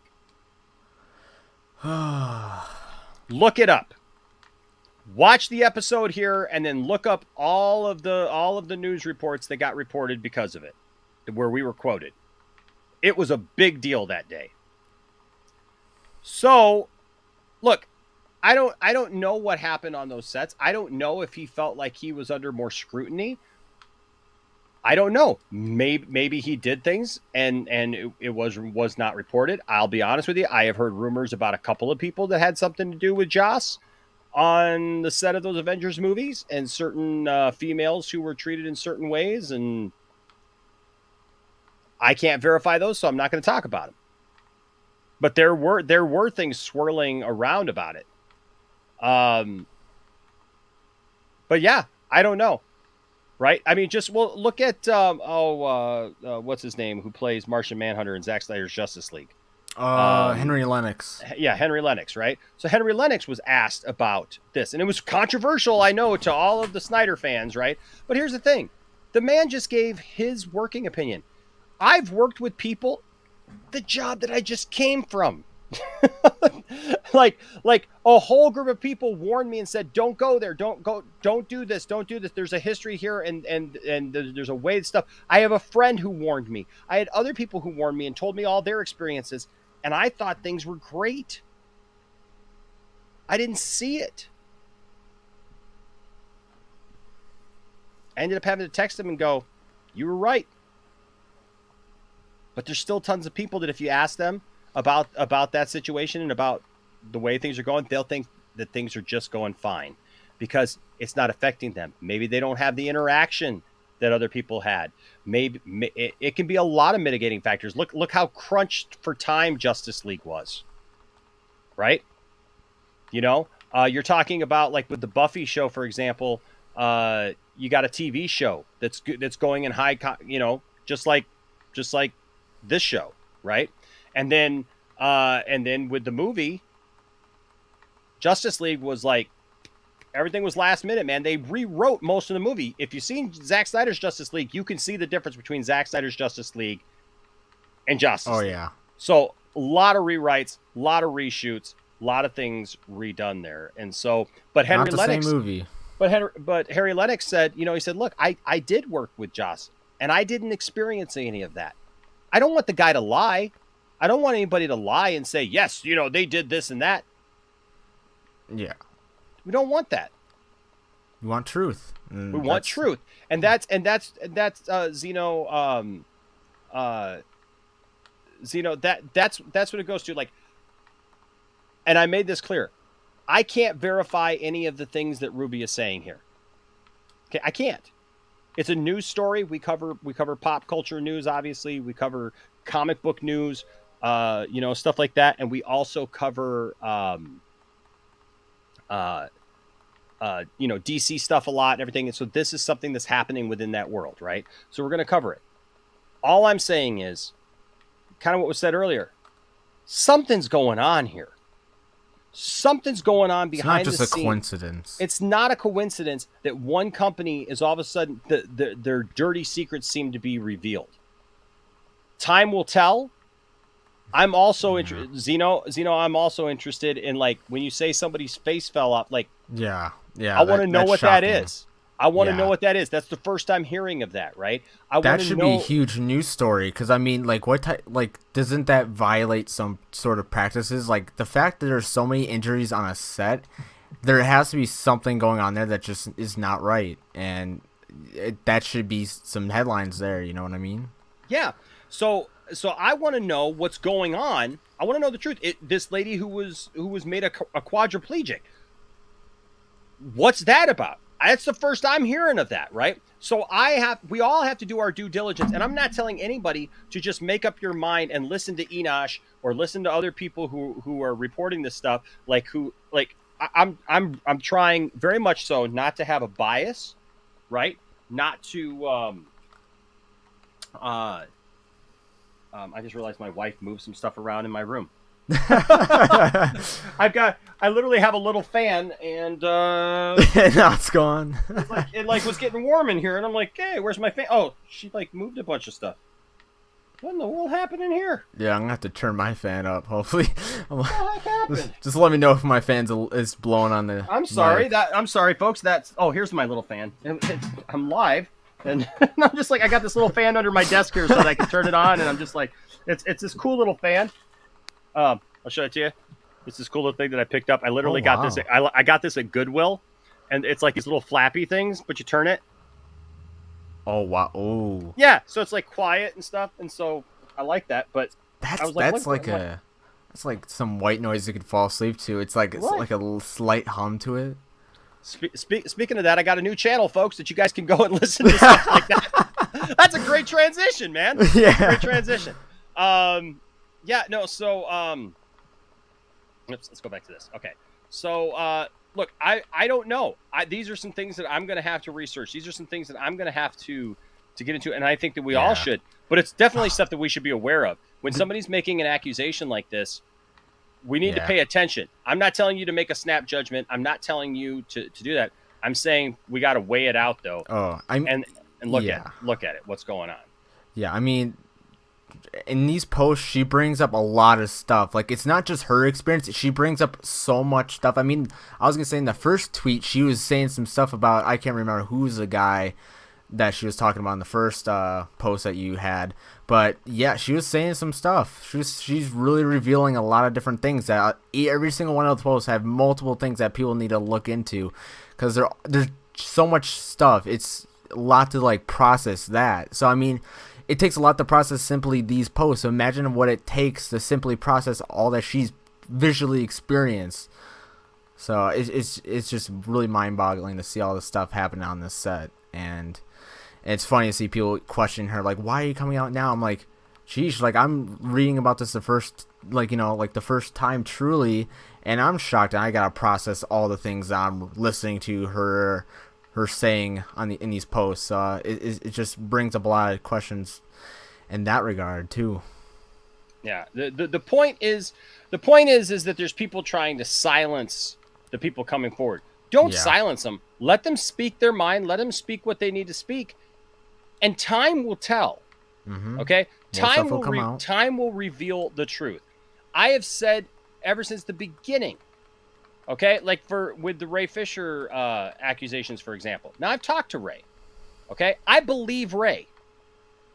I understand I don't really understand if you don't, because I feel like even what's just out there is should be enough for people to understand what happened. But okay, but here's the thing: if for some crazy reason tomorrow I wake up and there is some proof or article that says Ray Fisher lied about the whole thing, right? None of this happened. It was a conspiracy, blah, blah, blah. Wow. I'm on the side. That's not going to happen. I'll tell you right now, it's not going to happen. I'm speaking hyperbolically. But if it did, I'd be on the side of truth. Yeah, that's how most people should be. That's how it really should be. You gotta stand by the truth. I mean, like, you wouldn't want to stand, behind something that obviously is built on lies, or in the situation, lies. This whole thing is about truth, and the truth behind these events. That's the whole thing about this whole Warner Bros. Situation. It's all about what actually happened. What is the truth here behind these claims? And obviously, the truth is probably one of the most important things in any of these situations. Okay, well, dang it, I went off that super chat. I'm sorry, and I realized I didn't read it. H Barts with a $2 super chat. Thank you, H Barts. Says Robert Downey Jr. probably also put Joss in his place. I don't see Robert Downey Jr. taking too much of that heat. Let's see here. Zeno said something here that I did agree with. I wanted to bring it up because I want y'all to see that I'm not just picking and choosing or telling you what to believe or what to think. I just think that these are allegations that you do need to take seriously, right? That do need to be aware out of and aware of. Zeno here says, first step to me, Mary, is to get a lawyer and build a case. Social media gossip ain't an option. These accusations are too serious. There's some serious stuff in here. Now, I don't know. With the other people that this happened to, like the other things, like I would think that'd be up to them. Who knows the payouts that people got, though? Okay? Yeah. We don't know everything. So that's the other thing, man. Think about all of the accusations that have gone down over the decades, right? And you think about things like, anything from accusations about like Michael Jackson or, just, I don't know, just different people throughout history. There's a lot of payouts that get paid out because because companies don't want it to go to court. They don't want to be judged by a jury. They don't want to have somebody preside over something like this, so they act quickly. They don't want the smoke. And that's just the truth. That's not conspiracy. That's not anything else than the absolute truth. is that companies all the time try to get ahead of this stuff because it's better for them, even if they're paying out a lot of money. It's better for them to do that than to suffer the PR. Oh yeah, because overall, if this got out, I mean, it's honestly, yeah, it might be a lot of money for payout, but it'd probably be way, way less compared to what would happen if it came out, you know? Mm-hmm. So it's overall the smart option for them, but overall, it's just, oof. Yeah. The cool guy here, I like your avatar, by the way, says, and it happened in 2020. Why bring it up now unless you're bitter? A year ago? Oh, man. Come on, man. Like, you know, I already said it at the beginning of the show. I don't know if you missed it. We're talking healing process, though. Mm-hmm. People are in shock. These are real people that these things happen to. Yeah, it takes some time to process what happened to them, to come to terms with it themselves, deal with it, and decide to move on and actually speak on the things that happened to them. Mm-hmm. When I've gone through the most trying times in my life and the deepest parts of my life, it took me a long time before I was able to talk about this stuff. When I went through my divorce, I went through 3 years of absolute depression. I'm a musician. I'm a songwriter. I didn't write a song for almost 2 years. We all handle things differently. When I did start to write, my writing had before my divorce was always like fun and poppy and you know, happy and stuff. And all of a sudden I was writing stuff about like you basically, you know, to sum it up, you suck and I don't trust you and I never should have trusted you and, you know, and look what you did to me. You know what I mean? Like that, and I realized like, holy crap, man, I got pretty dark there because, you know, it was something that I had to process. Mm-hmm. And deal with. And so everybody deals with stuff. I mean, Cole in here their own says, way, yeah, and you it have takes longer for some people than others. And obviously, it took her a great deal of time to deal with this. I mean, we just talked about how she literally saw someone's face get melted, basically from third-degree burns, and they didn't get no therapy, and they had to, I think it said they had to film a sex scene shortly after that. How would you be able to process and handle that and be able to snap out of it and just film a scene right after that? That's some really crazy stuff. Zeno says here, the only people that know what happened between Ruby and WB are Ruby and WB. Her story is extreme, and if true, WB are evil. Or at least some people who are in power are evil, and they've tried to cover up something. Yeah, I don't think everyone who works at WB is awful or really horrible people. It's just select few that we've constantly been hearing about. And that, yeah, it's not everyone. I'm not saying the whole company's evil. It's just a select few. And that's why I have even been willing to be forgiving of some things and say, hey, I got to understand that not everybody is necessarily akin to these, or privy to all this stuff and try to do that. But there comes a time, right? And look, cool guy, I know that they're reporting the DC Fandom was a success. At most, it was meh. People like the trailers. I get it. I like the trailers, right? Like we all enjoyed some of that stuff. But as far as like actual like over the top like must see stuff, their numbers are a little weird. 66 million people. I mean, most of it was just talking. I mean, a lot of it, a lot of the big segments of that was just like reunion stuff, like the Supergirl stuff like that. And I was just like, all right, bathroom break.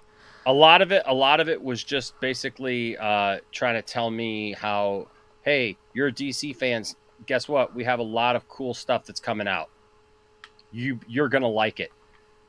And Ann Sarnoff was very quick to try to jump in there and make it look like, and that's not even the topic tonight. I plan on doing a topic probably tomorrow night on that about her statement about how they gave the fans what they want and all this stuff, because who's telling the story? And I get it. You could use the same thing for this. Who's telling the story? Yeah. But it's a little weird, isn't it? Okay. Hold on a second. Let me come to the end of this. So it says here, Carolyn Dries has no heart. And see, this is where it gets weird. Carolyn Dries has no heart. And this next part, I don't know. It almost looks like there was a part missing here. No, hold on. Wait a second.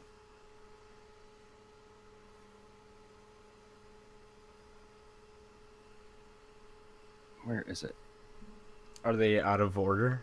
It might be out of order. Hold on a second here. I thought I had it in order because I downloaded it in the order that she had it in the thing. Is her thing still on Instagram? Oh yeah, it is. Yeah. Yeah. Let me see. It's just I can't. I tried pulling it up on Instagram and I can't make it bigger. So that's the. Here, let me. I'll do this though. See if I can do it for the sake of this. I want to make sure that we get it in order. So.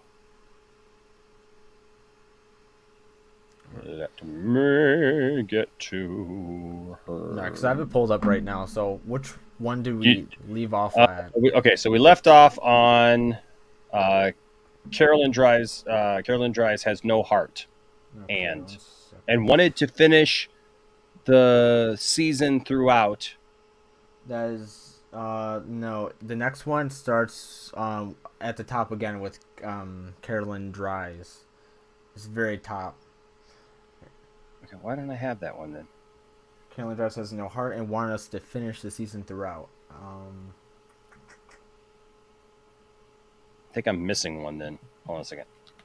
I can get it right here. All right. Because yeah, that's the next one. Yeah. Okay. Let me pull it up here on. Yeah, I was just quickly checking out some of the videos that were within that story because I didn't actually watch them, and just the doctor kind of explaining the severity of her injury was pretty crazy. Mm-hmm. Yeah, it just, man. I'm trying to find her stuff here. I hate Instagram. I'll just be honest with you. I'm an old man, I guess. But I hate the way Instagram is set up because it's just boomering out, Enosh. I am, man, because it's like it's hard to tell like where certain stuff is, like because I just searched up her profile and then clicked on her profile pic, which is where the story is, and then you could just go from there. It's just her profile pic. Yeah. Okay, I got it now. Okay. Oops, okay, I was gonna send it to you if you couldn't find it. Okay, here we go. So all right. Now we will have it. Hold on a second here. Okay, I got it. Bam. Booyah! I was being facetious there, by the way, if you didn't catch it. Oops. Yeah, did you show the one that it shows the picture of her? Yeah, and then the caption. I'm getting that one too. Yep, I'm getting that one too. Yep. I just noticed because I did save those, but I don't think that they sent over to. Well, there's a break in the action. Okay, I'm just a second here. Hey, what's up, RJ? By the way, can I just tell the chat? I want to thank you all for even the people who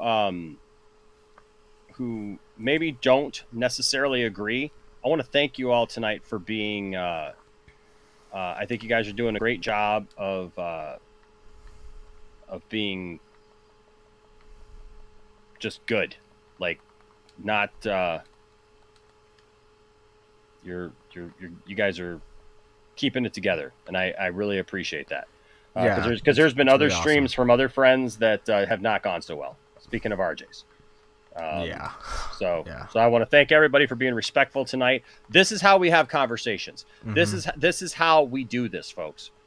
This is how we come to realizations about stuff and understand discussing stuff in a pretty calm manner and just kind of going through what we're seeing.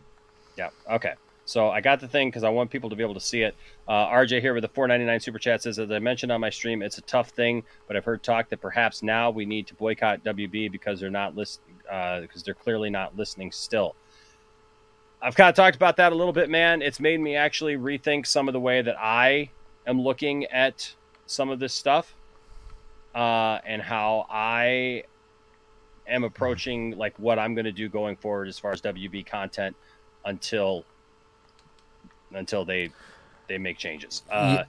So yeah, I talked about that on RJ's stream as well because Zeno brought up a point like, oh, because of all the stuff going on at Activision, are you going to boycott Warzone, stuff like that? I'm sitting there, and this is kind of like what we talked about in terms of stuff like that. Like, if one person leaves, like, what difference is truly that going to really make? I mean, there's still lots of people that, specifically speaking of Warzone, that get paid lots of money to stream their content. So it's a really questioning, like, how effective are certain boycotts? In that regard. So That's true. Yeah. You gotta, and yeah, we'll talk about that. So she says, Carolyn Dries has no heart and wanted us to finish the season throughout the pandemic, and I told her it was a bad idea. I told her everyone was too distracted, constantly checking COVID updates, checking on friends, and seeing Riverdale, The Flash, and Supergirl shut down already. I felt something bad would happen, and Carolyn Dries maybe visited the set 4 times in a year. Unheard of. But in those 4 to 5 visits, she decided she could tell me she knew my injury happened on set, so I should comply with the PI. Yet later denied it entirely and said it happened during yoga. LOL. I don't do yoga. I don't know that somebody does that much damage to themselves with yoga. I don't know if that's what she was trying to say. I want to know what they're doing. That's some intense beyond yoga hot right yoga. there. That's beyond right. hot yoga. That's My some gosh. like burning hot yoga. Yeah, it says we shut down the next day, not because she almost killed someone, but the government pulled it. It says also, I fought people on set. Yes, not because I wanted to, but because I wanted safety. Ask anyone in hair and makeup what I did for them. After 2 were hospitalized, the only people who came out and spoke was Dougray, who, talk about unprofessional, called my agent after my exit to find a way to leave, to which she replied, "Break your neck, I guess," and yet slammed me in the press.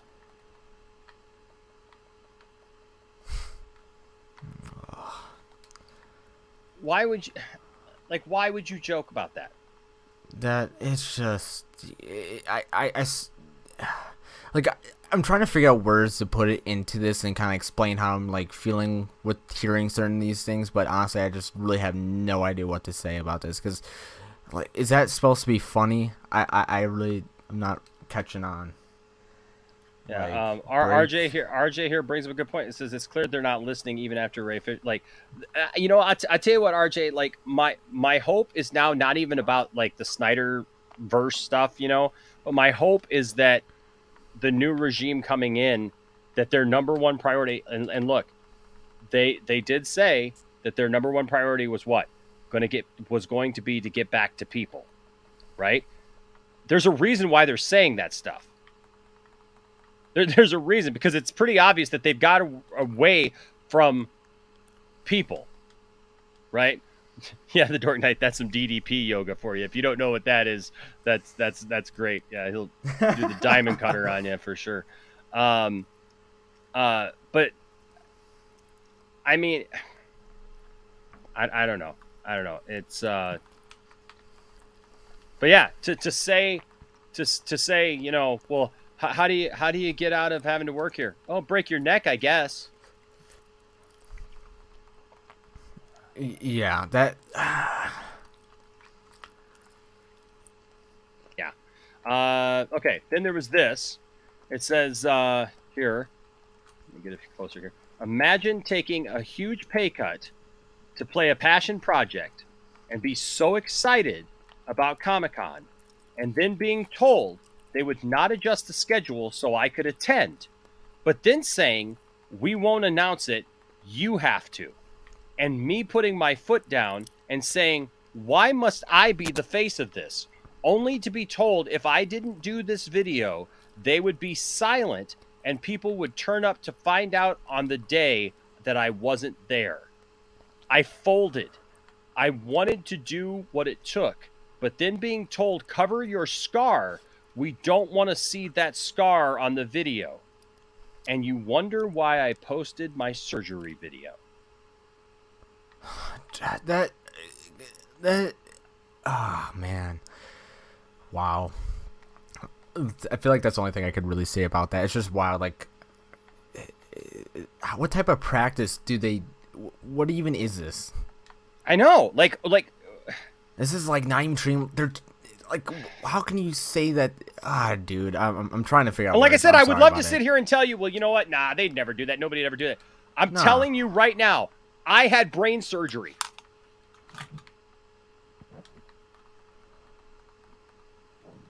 See that? Can you see that? Yeah, you can see it. That right there. I have no plate right here in the back of my head. Okay? I got cut open. I was told to come back within 2 weeks or I risked losing my position.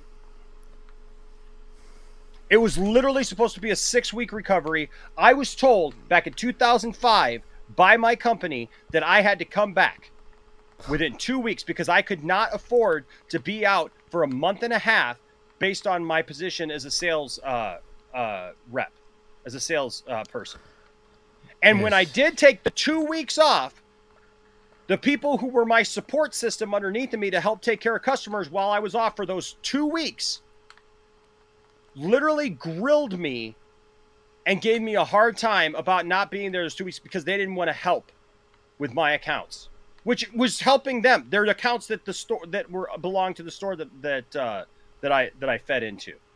So literally, I was making them money, but they couldn't give me 2 weeks so that I could heal up. I came back with a huge scar that looked gnarly.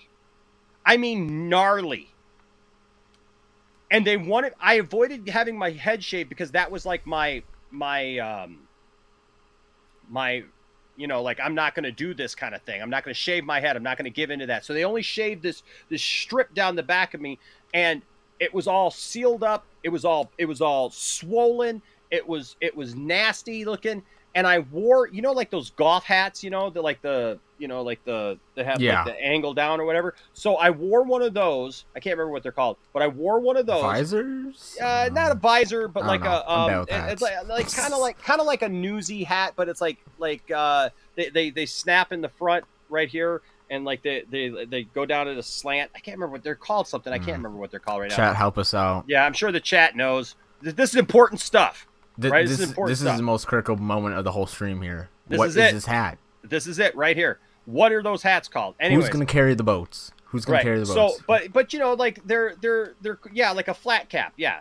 I don't know. Yeah, if that's what they're called. Yeah. So, like a flat cap. And so, I had one of those. I had it turned backwards so that the back would cover up my scar because I didn't want to go and be facing a customer and walking out with some big gnarly thing. I mean, I had all these stitches. I had 72 stitches. I had stitches inside. I had stitches outside. It was like, it literally. That's my ex-wife said it looked like a female body part on the back of my head. Oh my! Because of the way that it looked. Because of the way that it looked. Okay, that's a just very being honest interesting with way you. of putting it. It looked horrible, and I put on this hat and I put it on backward. You know, I looked professional. I was still wearing, you know, professional clothing, but I had that to protect my customers.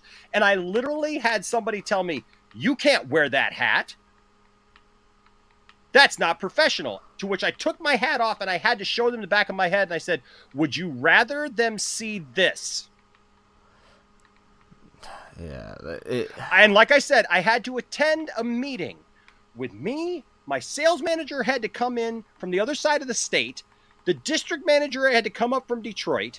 And the 3 people who were complaining about me had to take like half a day off to do this meeting, to listen to them gripe and complain about how I wasn't there for 2 weeks. Did I supply them with everything they needed for the 2 weeks? Yes. Did they have everything in place and everything? Yes. They were asked, "What are you complaining about then?" Were they just mad because they actually had to do some work, probably? Yep. Yeah. And they were more worried that they were going to be helping me because if I was gone for a month and a half or even 2 weeks, like I wasn't doing the job. So I would like to sit here and tell you, oh yeah, you know what? Like companies, man, they'll just jump in right there for you and support you if something happens to you and you get sick, you break a leg, you end up in the hospital in traction, you break 2 legs, right? You break your back, you break your neck. You have to have surgery, right? You're laid up in a hospital for a couple of months. Your job will be there when you get back.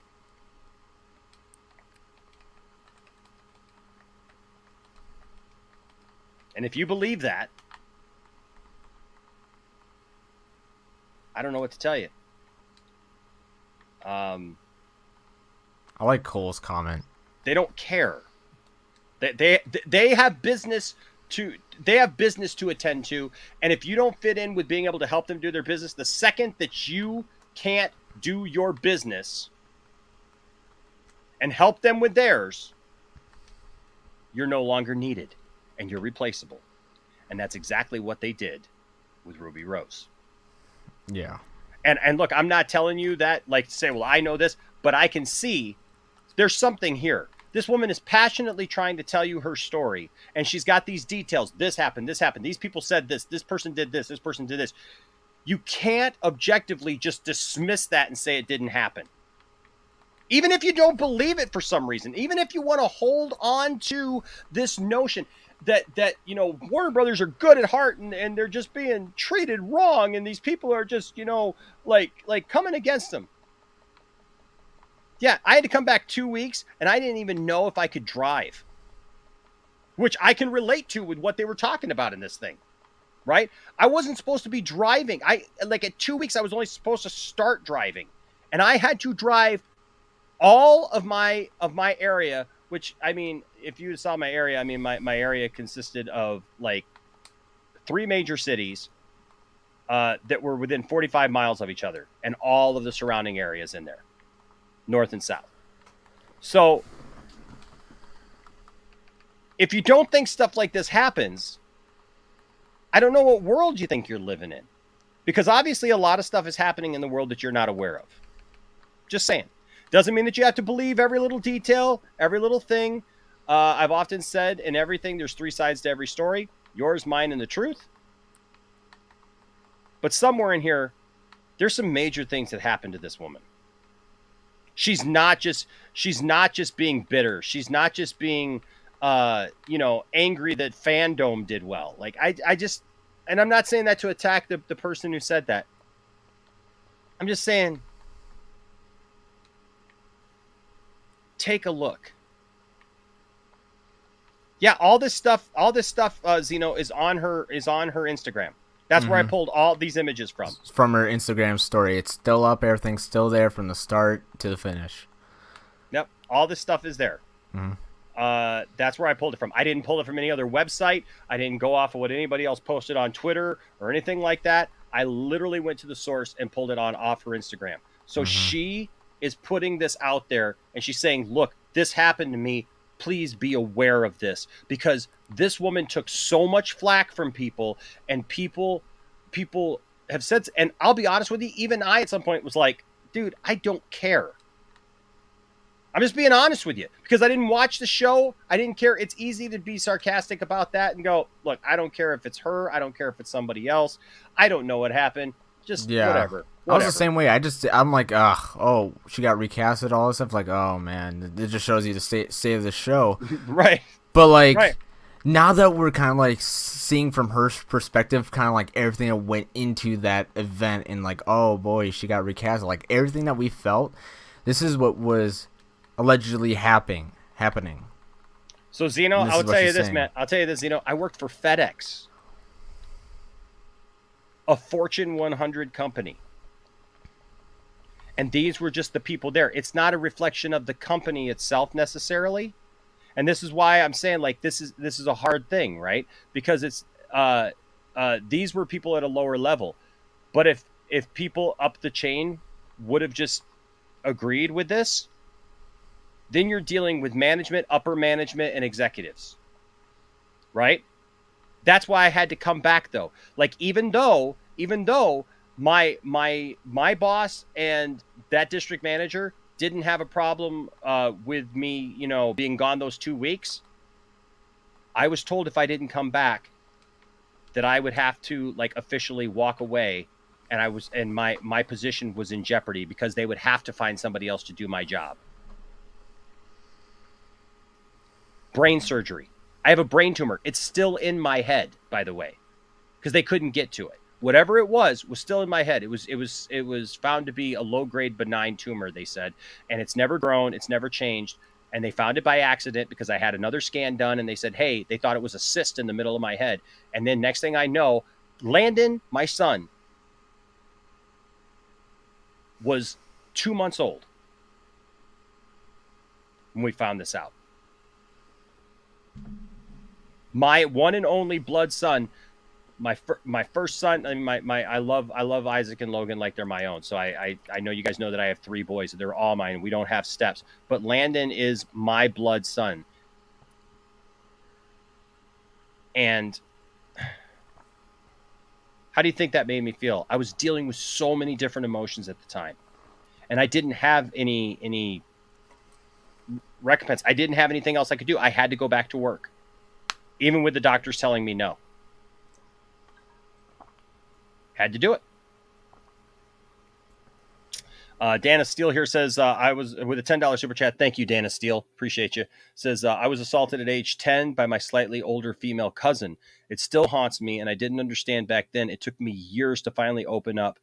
Pushing 25, my other cousin was also assaulted.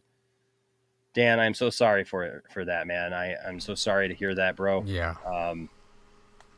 My heart goes out to you, man. That's the thing. Trauma is not something that you just look. I get it. There's some people who will just act like, oh, nothing bothers me. Nothing bothers me. And they just get up and go. And there's some people, like they bury it down deep, right? Mm-hmm. They bury it so deep that they just don't feel anymore. But that's also not healthy. No. Right? And that's what I'm saying. Let's have an honest discussion here. That's not healthy to do. And then some people have to process it, and after a while, they're able to come to some appreciation of what's happened in their life, and slowly start to heal and move on. And trauma is a different type of wound, and it heals differently from everything else. And there's not like a set treatment method that works for everyone in healing trauma. Different types of trauma affects different people, and it takes different things to heal it. And whether that may take months, a year, multiple years, decades, it's different for everyone. So exactly. And so Dana Steele, I'm so sorry to hear that, man. And I hope that you're moving forward in your life today, and that that healing is taking place with you. Yeah. And I want you to know, we're all here for you, man. I love how Cole just sent her love to you. A couple of comments here. The Cool Guy, we're going to read, by the way, Cool Guy, we're going to read their statement. We're almost through their statement, actually. It says, WB put out a statement calling Rose's allegations as revisionist history. And Cool Guy, that's your prerogative. And,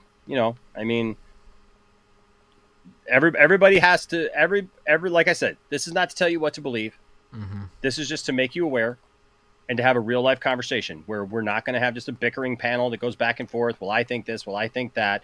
I'm actually glad that it is me and Black Ops tonight where we're able to just kind of sit and read this, ponder this, because I know we have a lot of fun here at the Poindexter Lounge. We joke a lot. We have days we're doing silly stuff and laughing and everything else.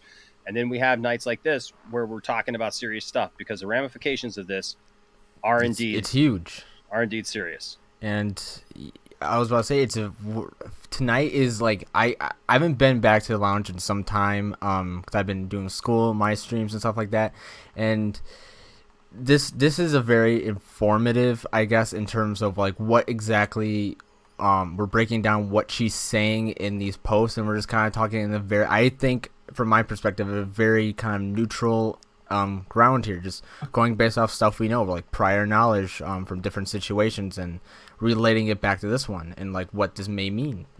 So in my opinion, it's very, I guess, informative of the situation overall. The Cool Guy, this is funny. The Cool Guy says Enosh's boss is Amanda Waller, confirmed. Enosh is in the Suicide Squad.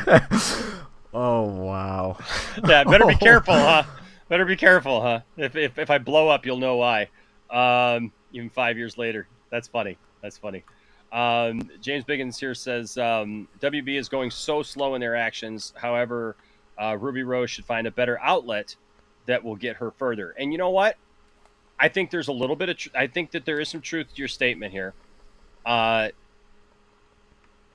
Sometimes, though, this is the start.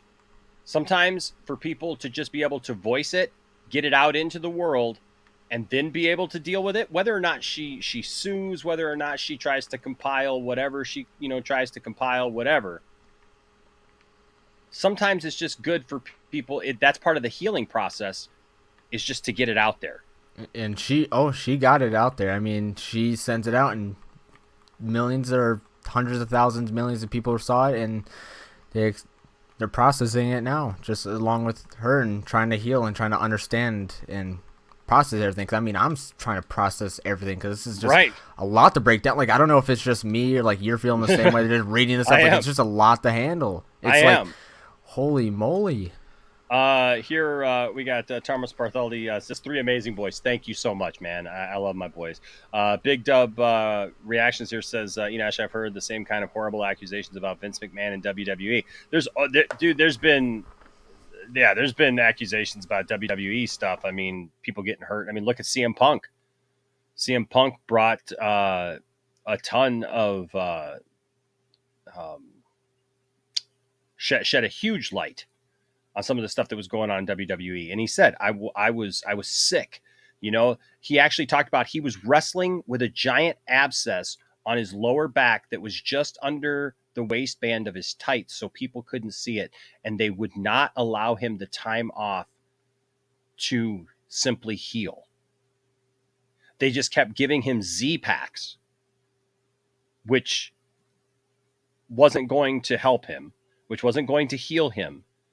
But they just kept giving him Z-Packs, and he literally had an abscess on his lower back, and he was sick. And if you look at him back, it's been 7 years now, I think, and he just came back, but he didn't come back to WWE. He came back to AEW wrestling. And look, I know some of you guys may not be wrestling fans, but this is exactly the same thing.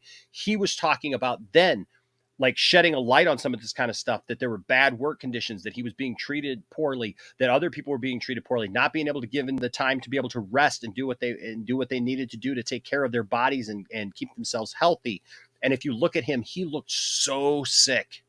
I mean, eyes swollen in, or eye sockets like almost like looked like his face was drying out. You could tell he was sick. The rate at which these companies will push people to is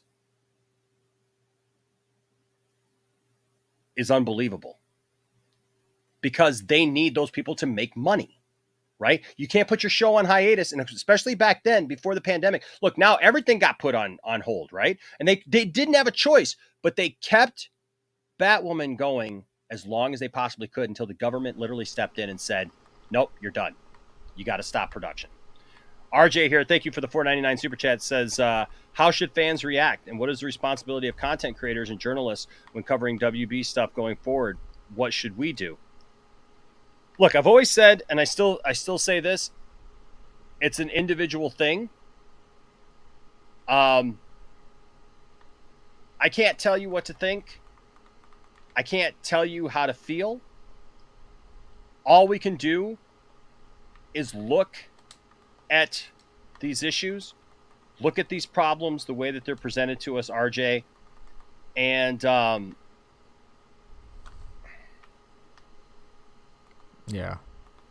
just,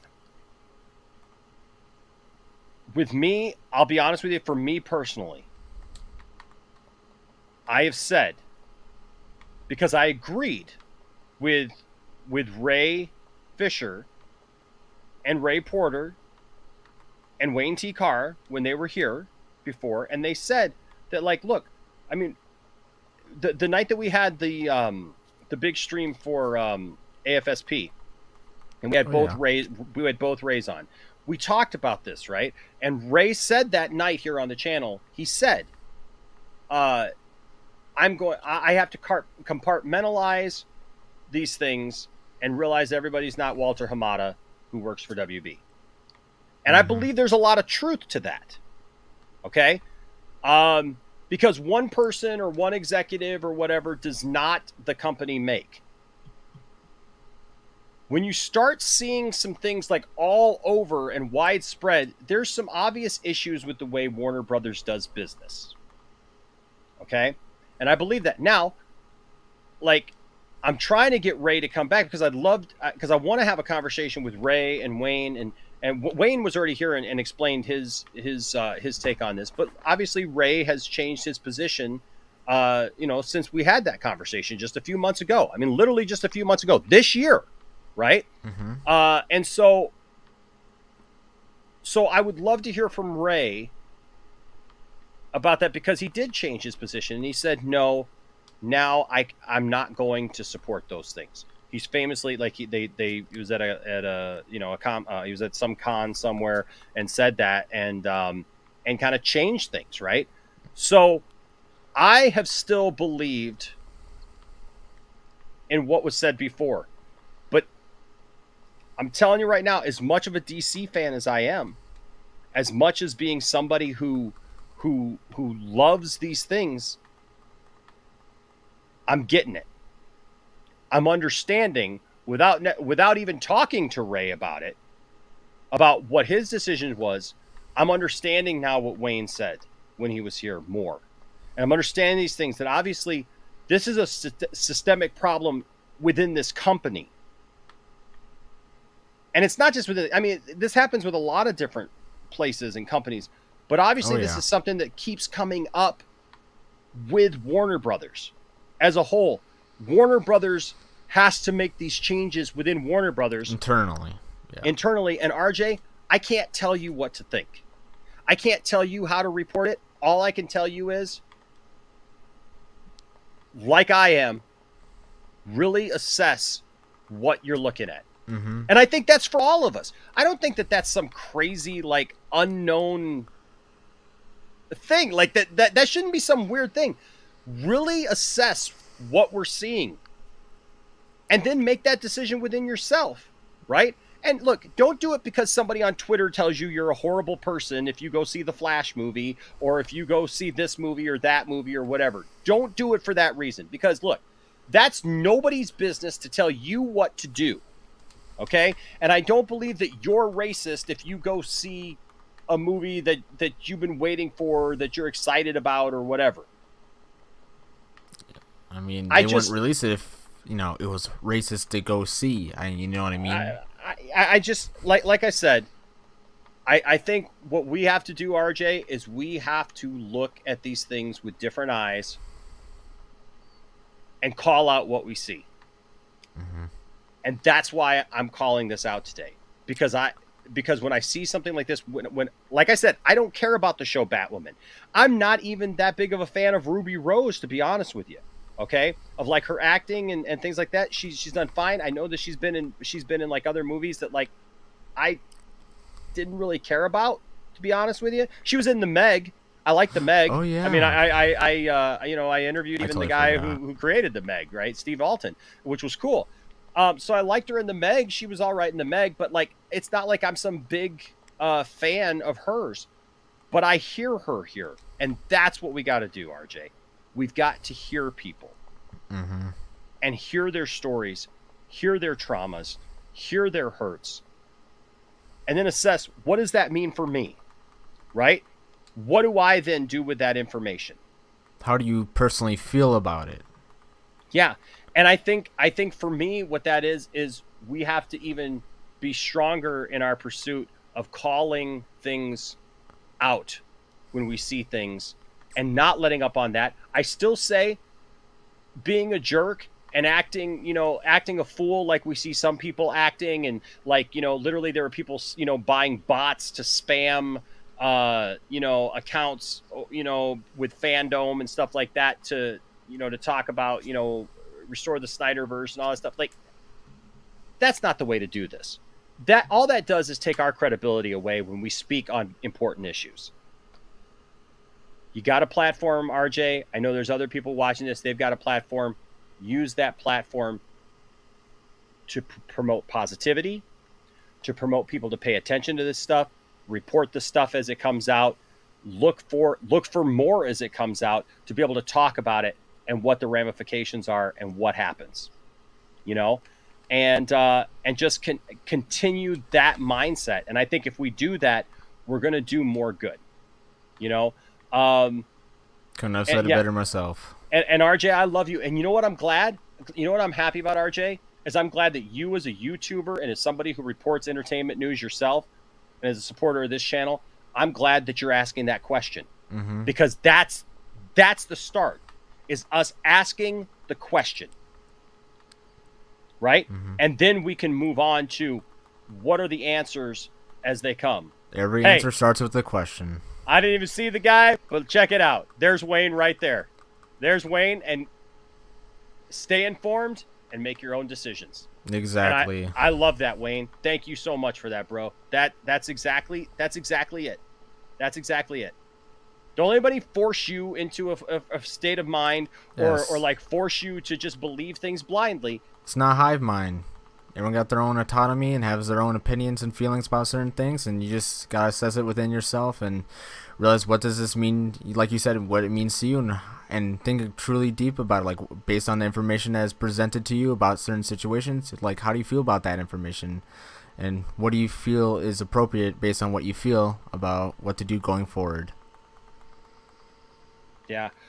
You know, and look, you know, Cole, there are going to be people who toe the company line, right? They're trying to protect their interests. You know, people have jobs and stuff, and unfortunately that happens, you know, but we just have to, you know, we just have to keep on. Obi Sanders here with a $3 super chat. Thank you, Obi. Says it's like the Netflix Chappelle special, What to Do. I don't think that we should stifle anybody's speech. I don't think that's the way to go on stuff like that. Again, educate yourself. Know, I think also we got to know the difference between comedy and attacking, and then also there is a fine line there, because there's also like there's some retort in that comedy special, right? We're not gonna act like there's not, but there's a real fine line, right? In that, because I know there's some people who make jokes that nobody cares, and then there's some people who make jokes that, like, that's the first thing they go to. So I don't know. Like I said, it's the same concept. Obi is staying informed, being aware, talking about the things that are out there, and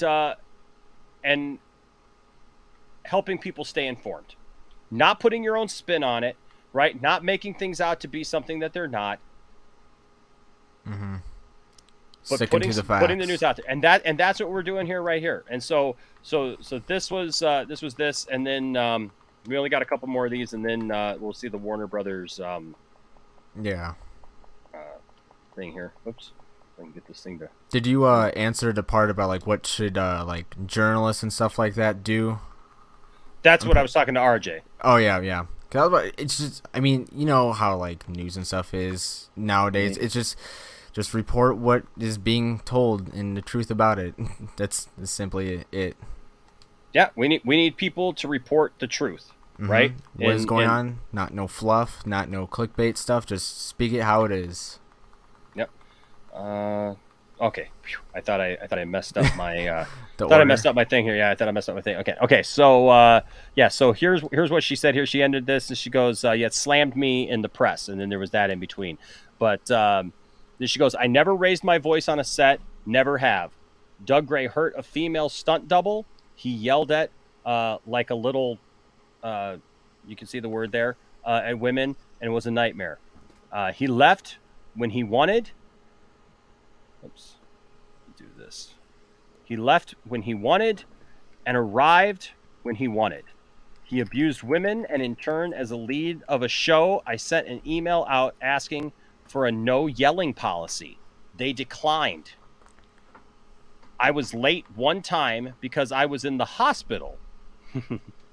Yep, I've been there. Whoever does these stupid leaks, I'm finding out who. but it's cameras. Who, after I left the hospital, said, yeah, well, maybe if people were not late, we would make our days. A kid, an egomaniac kid who worked 1 day a week, had the audacity, or the stunt department, who were furious even though I never blamed them. But I went on, fallen, and spoke of my injury and didn't play the game. Aside from them, I was loved and loved my crew. Oh, and they wouldn't drive me to work, and I knew I couldn't legally drive after surgery, so they said, get a taxi. Yeah. So, like I said, been there, got the scars to prove it. Again, right? I got the scars to prove it. I've been in that situation, and that right there, what she's explaining right there, of like people just kind of sitting around and they're mad at her because, you know, she's late or whatever because she was in the hospital. She can't move. You know, she's on painkillers, whatever. She's injured. Yeah, trust me, that was my first couple weeks back too. Okay, because I remember I told you I was supposed to be out 6 weeks, and I came back after 2 weeks after having brain surgery. Where literally they fiddled around in my head by my brain stem. And later I found out if they would have gotten to the tumor, because afterwards I went to the University of Michigan Hospital instead, and I found out that if they would have gotten to it, Black Ops, they would have killed me. Oh, jeez.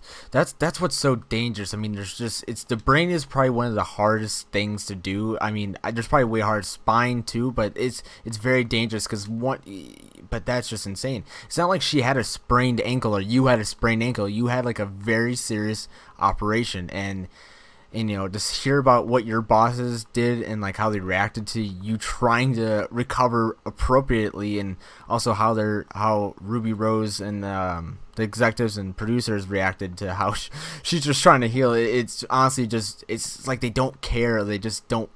I don't even know what to say about it. It's just really disheartening. Yeah. Il Divino Vega here with a $4.99 super chat. Thank you, buddy.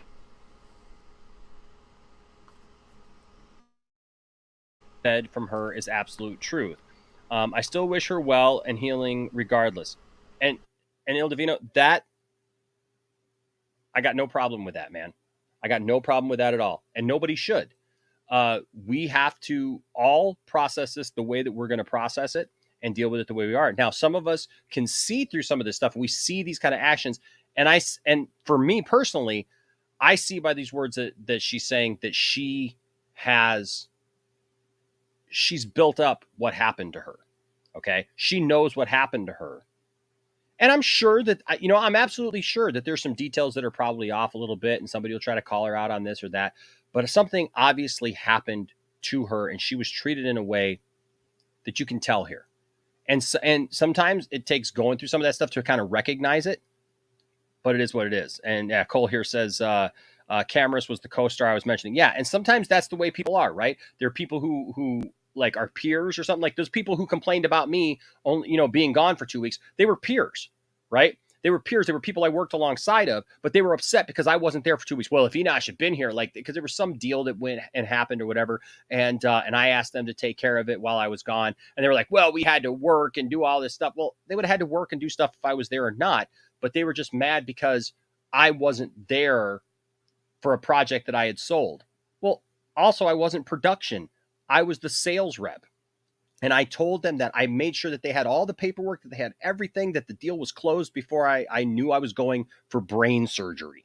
Okay.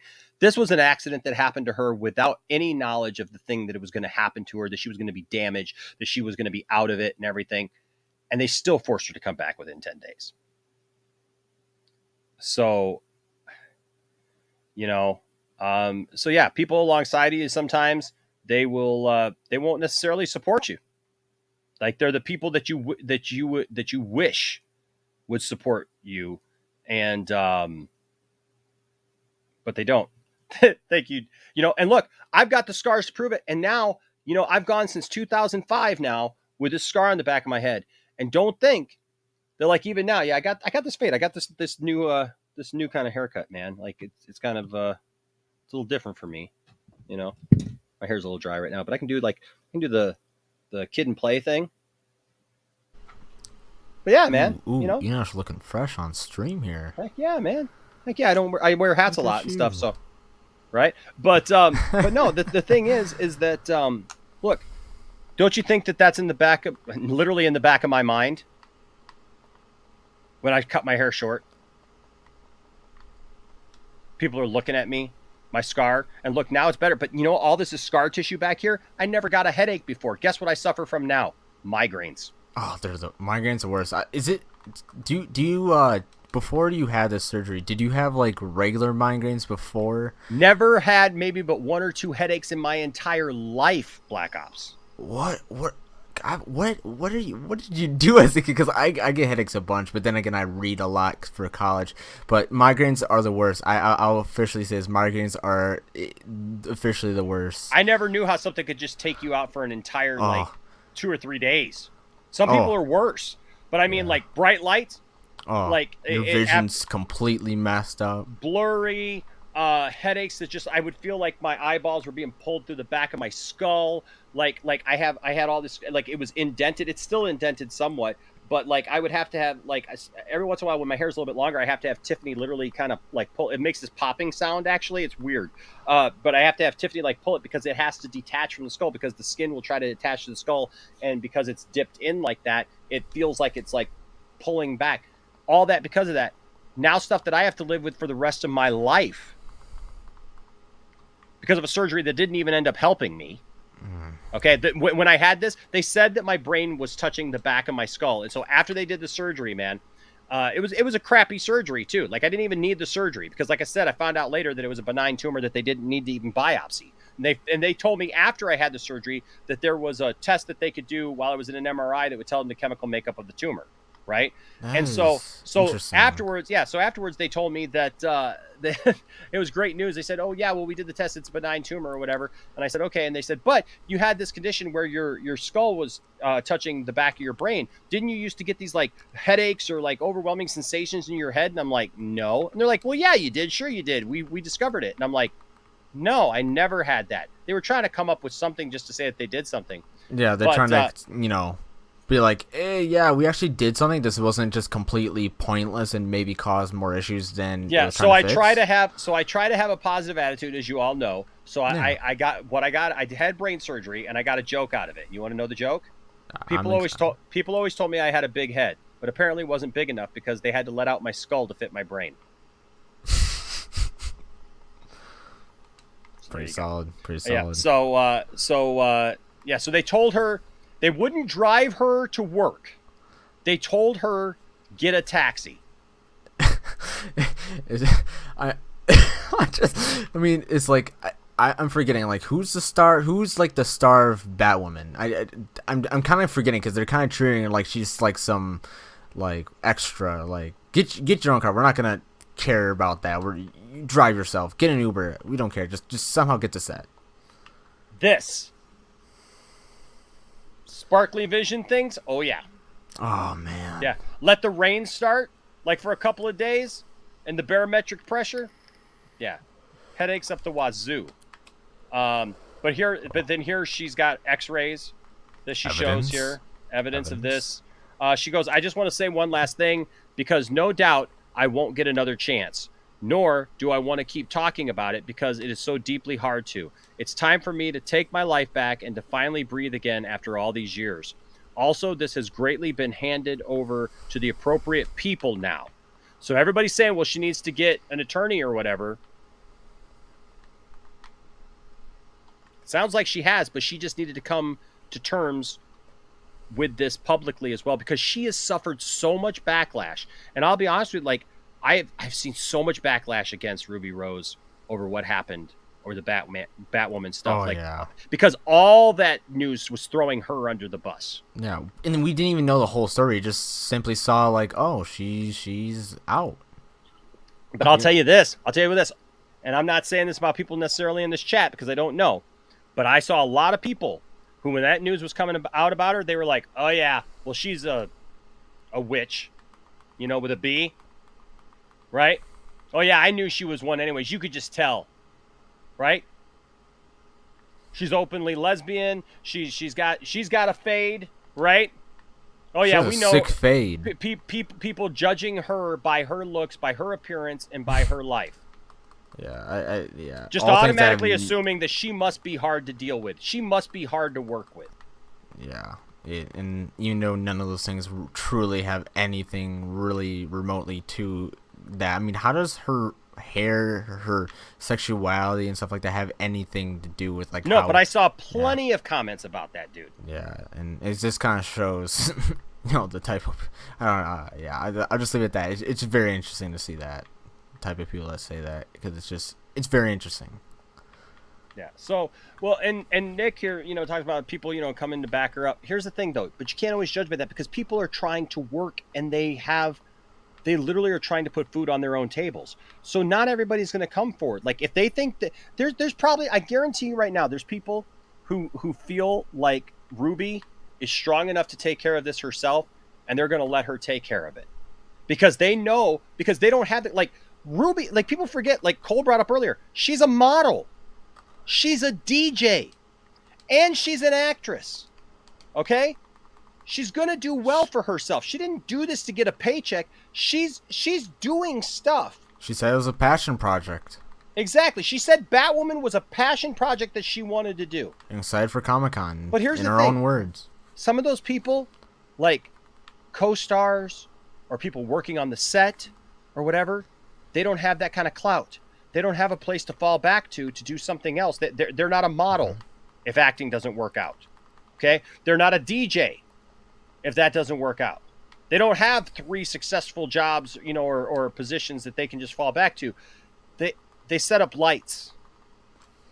They hold up cue cards or teleprompters or design sets or, put things up or get direction, get coffee, do craft services, whatever.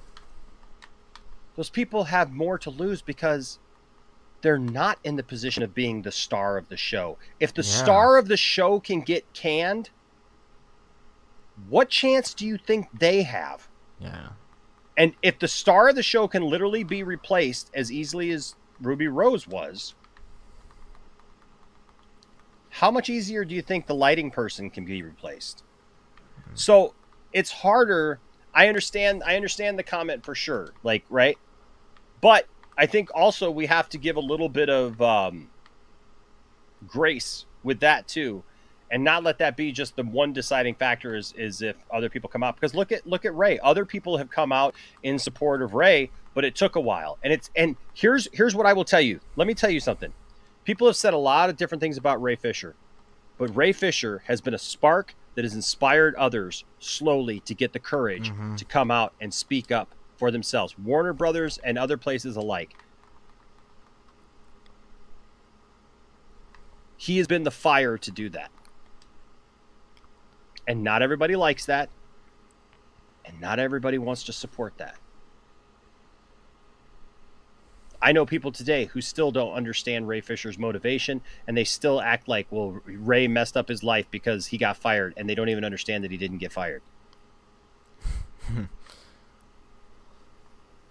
So it's ignorance. This is, again, why I say, get the information, educate yourself, and then make your decisions, what you're going to do. Yeah, make sure it's from a good source. And I mean, there's a saying, ignorance is bliss. And yeah, but so she says, and this was gratefully, she says, and this has gratefully been handed over to the appropriate people now. So this is the beginning of this, folks. This is not the end. This is the beginning. It says, I did not choose now to come out and speak because of any of the numbers of reasons people will and have wanted to guess. It's much more complicated than that. Nor is it because work has dried up. I have declined more films this year than in my whole career.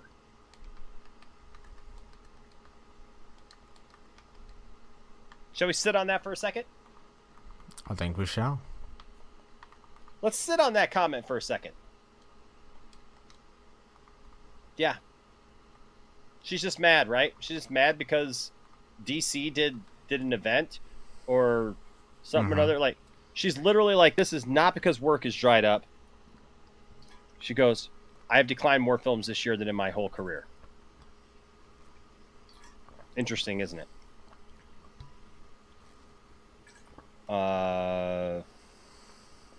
James Biggin says, Enosh, I hope you got my words understanding somehow. I don't like trashing people, but how they treated before it was aired, they trashed Gotham like it was meant to be their narrative. Don't know if I understand what. Like the show Gotham. Like how you mean like how they treated the show? Oh yeah, there were people ready to hate the show, and I mean, look, and those are the usual suspects, right? I mean, those are the Doomcocks of the world. Those are the geeks and gamers of the world. Like, we deal with them on a little show called 2 Cents on Nonsense, which will be coming back, by the way. Johnny's been very busy. He's a school teacher, and so he's been trying to adjust his schedule, and like he's got kids and pumpkins to carve and stuff to do on the weekends, and so we'll get back on that nonsense soon. But yeah, man, I understand. Like, there's always going to be those people. And that's why we have to maintain and like not just take people's words for it. Because I know, because they'll tell you everything is woke, everything is agenda, everything is this and that, and literally some people are just trying to go to work, man, and make a superhero movie. Yeah, it's just their job. Yeah. Oops. So here she says, if you look just under the surface, you will see every film I've done, announced and unannounced, are with the same small trusted group of people. This is interesting. Because I have been too terrified to work with anyone else ever again after that experience. Lionsgate.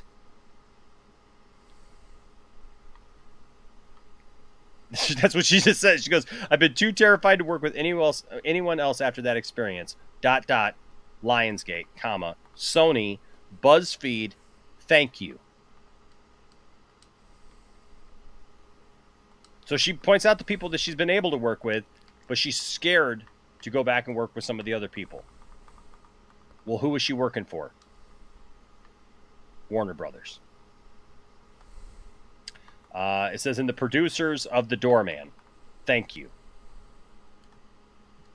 So she's not hurting, folks. So if you think that, like, oh, well, things dried up for her, and so now she's, doing whatever, that's not it. It says, which just briefly, why would I exclusively work with the same company of individuals as if as the stunt team of, I think she meant here, okay, I'm sorry, of Batwoman kept telling people was where I secretly got injured and faked it later. So they were trying to say that she was faking her injury. That's what she was. That's what she was talking about with the private investigator and all that stuff and having to prove this and that, right? Like. She goes, she got injured, and then they tried to make it out that she faked it later. It says the injury was recorded on the set of Batwoman and filed as a workplace injury the same day, months prior to The Doorman. She made another movie months prior. Or that happened, months prior to her working on the other movie. It says, and listen, maybe part of the timing was after being attached to WB's Meg the past 3 years, and having developed Jax from scratch with John, a character, an IP, and franchise I love so much. Having the fans constantly ask when we start shooting, as they constantly posted pictures of Jax, only to be told I was cut a month ago. Hence why I was growing my hair out for Jax and then chopped it, with no explanation. People forget Meg was the #1 film in the world when I joined Batwoman. I was not in a career lull. That Meg movie did well. That's why it's getting a sequel. I actually really did like it. I personally have a huge fear of like big open water and sharks. That movie just, bro. There's that one scene where that little girl goes up to that big pane of glass and that big shark pulls up. I'm like, you know what? I'm good. That's me. Yeah. I don't mess with waters. Yeah, I'm not. Oh man, I tell you what. That's a whole other topic, bro. Yeah. She says here. It says, I speak now because I understand my privilege, but I am not ScarJo. I do not have Scarlet type money power or influence. And sadly, I also didn't have a team like her who cared enough to not be afraid. I also guess I don't have the superpower strength she must have had to do what she did. But I am someone who has always tried to do the right thing, and she inspired me. So did the cast of Jagged Little Pill on Broadway, who chose to live their truths. The IATSE finally got its moment. That's the stuff that we were just talking about, folks. The strike stuff. She goes, if I don't say something, then what am I really saying? This isn't just for me. This could possibly end my acting career, but it was already ended when I could no longer open a script up without a panic attack. Come on, guys. You can't just brush that aside. She goes, I also had to look at all the people responsible and who contributed to this, myself included. Why didn't I stand up for myself? Why didn't I sue? Why didn't I get a lawyer? Why didn't I fight? You ask these questions. Some of you have asked these questions tonight. They're legitimate questions. She's saying I asked myself these questions. She goes, I was tired. I was tired. I might look tough, play tough characters, but I am very human and very sensitive and do not like conflict. I was also afraid, deeply afraid. Guys, this is what I'm talking about. They look like big, strong people, but on the reality, they're human. They're frail. And they can be affected, and they need time to heal before they can come out. She's asking, why didn't I sue? Why didn't I get a lawyer? Why didn't I fight? I was tired. I've been there. I went through a divorce of over 3 years where I was tired, I was broken, and at the end, I just said, take whatever you want, because I didn't have any more fight left in me. Holy whoa! I was waiting for you to see that. Oh my God! Oh my God! Hold on, Awesome. hold on just a second.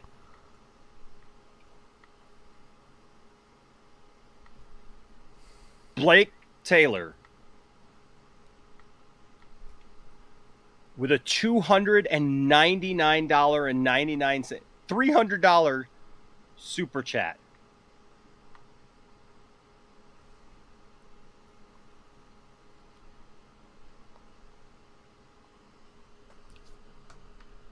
Blake, I am...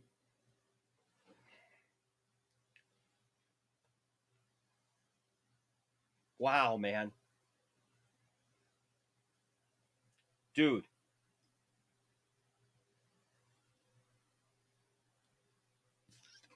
Thank you. From the bottom of my heart, from me and my family, thank you. Wow.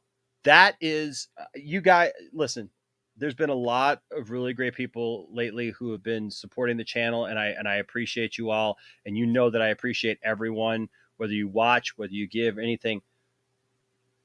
Let me just take a moment, though. This is unbelievable, unpredictable. Says here, says, this is for you, Enosh. I know I haven't been here long, but I appreciate everything you've done on this channel. I've enjoyed your nerd encouragement videos and involvement with the entire chat. Thanks for what you do. Blake, by the way, your stuff should be arriving in the next couple of days. Blake won our last giveaway. Wow, Blake, that is... a lot of people have given a lot of different denominations since we've been... that is the record for the largest super chat we have ever gotten at one time. I don't know what to say, man. That's wow, I'm kind of shell shocked right now because I've never seen that number before on a super chat, and I'm blown away. I am very, very thankful to you, man. you rock, dude. You're awesome. And I can't ever.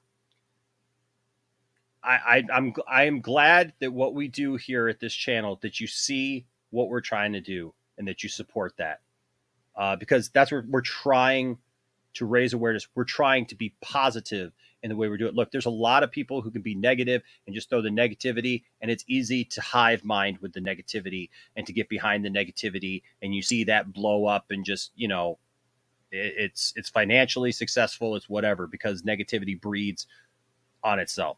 It's a lot harder when you do it try to do it the positive way, and you try to really create a community of people who love each other and care about each other, which is what our community is, and the chat. And I always say, you guys make the Poindexter Lounge what it is. You guys honestly make the Poindexter Lounge this place where it's fun, where it's enjoyable. It's a great place to be, and you guys look forward to coming back every night. And Blake, I appreciate you so much, man. Wow. Thank you for that. I'm going to give you that. That's exciting. That's exciting. So I know I've been a little like, oh man, that's like, oh, how do I react to that? Right. But, you know what? No, that gets me excited. And I think just the drop for you, if I can find it now, like I gotta go through here and like find the actual drop. Where is it? Come on. Where is it? I know I got it. Dude, you caught me. You caught me in 4K. I did not have. Oh, here you go. That's pretty exciting. Showtime! Woo! Woo! Woo! Woo! Woo! Woo! Woo! Woo! Silent and profiling. Woo!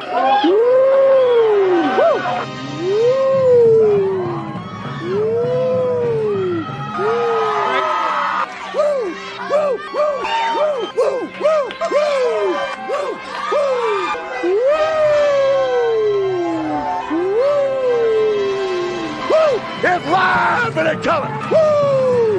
Woo! Woo! Woo! Woo! Woo! Woo! Woo! Slow down. Woo! Woo! Woo! Woo! Woo! Woo! I'm styling and profiling. Woo! Woo! Woo! Upside down. Woo! Woo! Woo! Woo!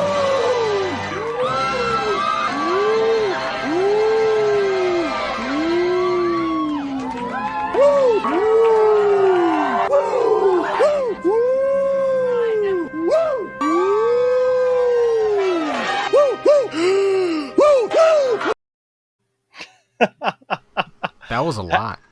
There's more. I had to cut it short. There's more. I think it goes up for like 2 minutes or something like that. It makes it seem like forever. Wow. Awesome. Man, thank you so much for that. Really, really appreciate it, Blake. And so a couple people. I love some of you guys' comments in here. Zeno says, I think we're all thankful for what you do, Enosh. That's why I'm here at least. Thank you, man. Appreciate it. Blake Taylor paid for everyone in the room. Thanks. This one's funny. I get this joke. Not everybody will get this joke, but yeah, Cash App, that's where the Cash App. I get that joke. And that's funny. Because somebody used to use that term. Because it's their way of getting around having to pay taxes and stuff like that. But the cool guy says, I could never find Enosh's Cash App. So I'll just say, there it is right there. If you can't find it, it's just Poindexter Lounge. There it is. We do have it. All the links should be down in the... we have a PayPal. We have a Cash App. It's all down there if anybody ever wants to use it. You know, however, like I said, we never asked for that, but my gosh, that was something to celebrate there for a second. Holy crap. Oh yeah. Man. All right. Okay. Let's finish this up. Hold up, real quick, can you hear my fan at all? Because I turned it up because it's extremely hot in my room. No, there's just a little bit of background, but you're good. Okay. But you're just good. want to make sure. Yeah, you're good. For sure. All right. Here we go. It says, here it says, I also had to look at all the people responsible and who contributed to this, myself included. Why didn't I stand up for myself? Yeah, okay, we read that. Why didn't I sue? Why didn't I get a lawyer? Why didn't I fight? I was tired. I might look tough, play tough characters, but I am very human and very sensitive and do not like conflict. I was also afraid, deeply afraid. So there's that. And then, this last one. It says, and I do, it says, I do, and I say this now because this isn't a crazy, out of this world freak incident, nor is it even the half of it. I'm speaking up because IATSE and the previously mentioned people reminded me that nothing will change if nothing changes, and people out there are even more scared than I. Have less resources, and I need to know they are not alone. Our industry needs a lot of work. It needs to change dramatically, and people deserve to be less afraid. And maybe, just maybe, aside from healing me, it might make a small change for someone else.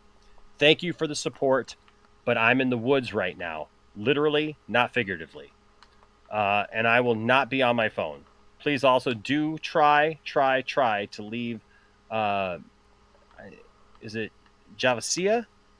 And other people I didn't name out of this. She deserves better.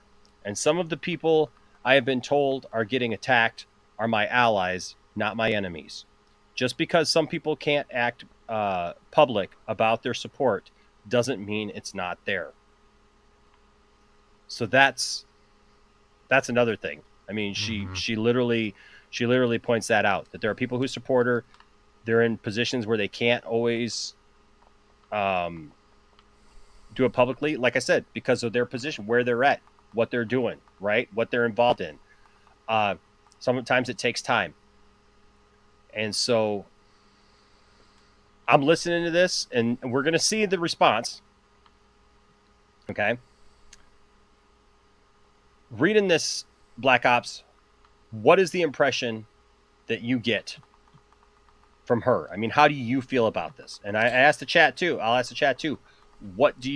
How do you feel with reading this? Does this sound like somebody who's vindictive? Does this sound like somebody who's just trying to get even? Does this sound like somebody who's just a witch of a person and is just trying to get back because she didn't like? Does this sound like somebody who's just trying to come back and do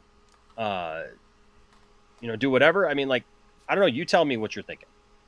From listening to all this stuff, it just sounds like a person who's really I can't say that word. My speech is just gonna get messed up. But it's just someone who's really taken a look at everything that's happened in this situation and just kind of process it all, and just has been slowly over time trying to figure out what is the proper way and what is the way that she needs to do this and heal. And she just kind of just decided to. It almost gives me the same feeling as if she would have wrote this in a journal. It's just her kind of like just speaking about all these different events that just come into her head and just kind of giving the overall theme of this.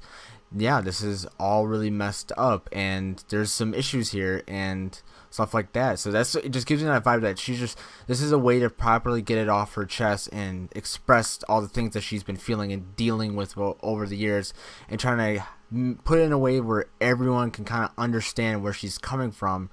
It can kind of see and kind of understand that all this stuff has been going down for a reason. The reason why she left is because of all these different things that she has listed over the numerous posts that she made. And overall, I think she did it very well in terms of except that R. And that that R. That undoes it all for me. Yeah. Undoes the whole thing for me. I cannot. Like it was all good, but then just that R. We looked at that 3 hours ago. We looked at that R. I can't forget about that R. Forget the R. I think I might have to take some melatonin. I don't think I can forget about that R. It takes an Excedrin migraine, which, by the way, creates migraines. Think about that. You want to talk about companies that do weird stuff? It's literally, when you go to like a migraine doctor, they talk about that. Like, yeah, Excedrin migraine will give you migraines. Yeah, that doesn't make any sense. So you're saying the medicine that they tell me to take for the migraine is going to give me a migraine? That gives me a migraine. Yeah. Okay. So yeah, look. I feel the same way. Look, I look at a person. Obviously, I don't have all the answers. Obviously, I don't have all of the reports. I don't have None of us everything. do. I wasn't there. I can't speak firsthand. Yeah, I mean, this is in terms of college speaking. This is technically a primary source. This is just coming straight from the source and from the person that's dealt with this. So this is actually considering it like in college, because I had to write a paper using primary sources. So that's what I just want to say for people that are like, is this like kind of determining like the credibility of all. So I'm like, this is a primary source. If you go to college and you use this, this is probably one of the highest sources you could probably get. It's come from straight from the person that dealt with this. But I mean, there's all this other stuff that we still have to figure out. We don't have all the information. We're just getting a small piece. I bet there's so much other stuff that went down, and there's more people that could probably give way more detail and explain, give dates and stuff like that if all this stuff went down. But this was a great start, I guess, in exposing the situation and kind of doing it in a very respectful and kind of very well written manner. Yeah. Overall. Oh, hey. See, there's proof that our Cash App works. Thank you so much. Barry Jones sent $2. Thank you so much, Barry Jones, and says for woo. 4 Horsemen, baby. Man. Thank you so much. Appreciate that. So yeah, it's just look, I'm looking at this. I'm seeing a woman who's been hurt, right? Mm-hmm. I'm sure that like anytime somebody's hurt and gone through trauma, there's always going to be things that maybe there's some stuff there that still needs to be worked out. Mm-hmm. Maybe there's some stuff there that is a little scrambled for her, as far as like, where she was. I mean, she was just coming out of surgery, right? Sometimes you can have things that you think are happening that aren't, or vice versa. You know what I mean? Stuff like that. So I want to be honest about that and stuff like that. Which is funny enough because this is actually pretty relevant because I just literally took an exam on the whole psychology of forgetting when in retrieving memory. So yeah, I definitely agree with what you're saying that like in retelling this events and this post, there could be some bias, there could be some failed retrieving stuff from the working memory and stuff like that. There could be a bunch of different things but overall I think it sounds very, very sound with all her premises. And there could be some things that she's getting wrong, but just because it's a long time ago and she might fail to retrieve proper information correctly the way it was originally intended. So yeah, so I do want to be fair about that, right? But something happened here. Yeah. You can't really deny that. There's something going down. Thomas Bartholdi said, "Tell him to woo into his fan 1,000,000 times." It's pretty high up there. I don't know if I can reach the mic up there. Zeno said, "Who's making that annoying fan noise? I bet it's Jimbo again." Shake my head. Oh man. Yeah, someone get Blake a beer, for sure. I like it. Sting's woo is better. Just kidding. Flair's is iconic.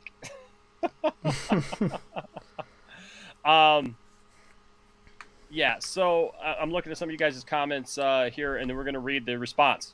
Okay. Zeno's making my fan self-conscious now. You're all right. No, it's really dude. It's not, dude. It's not. Yeah. It's not like Williams some nights where it's like. Yeah, true.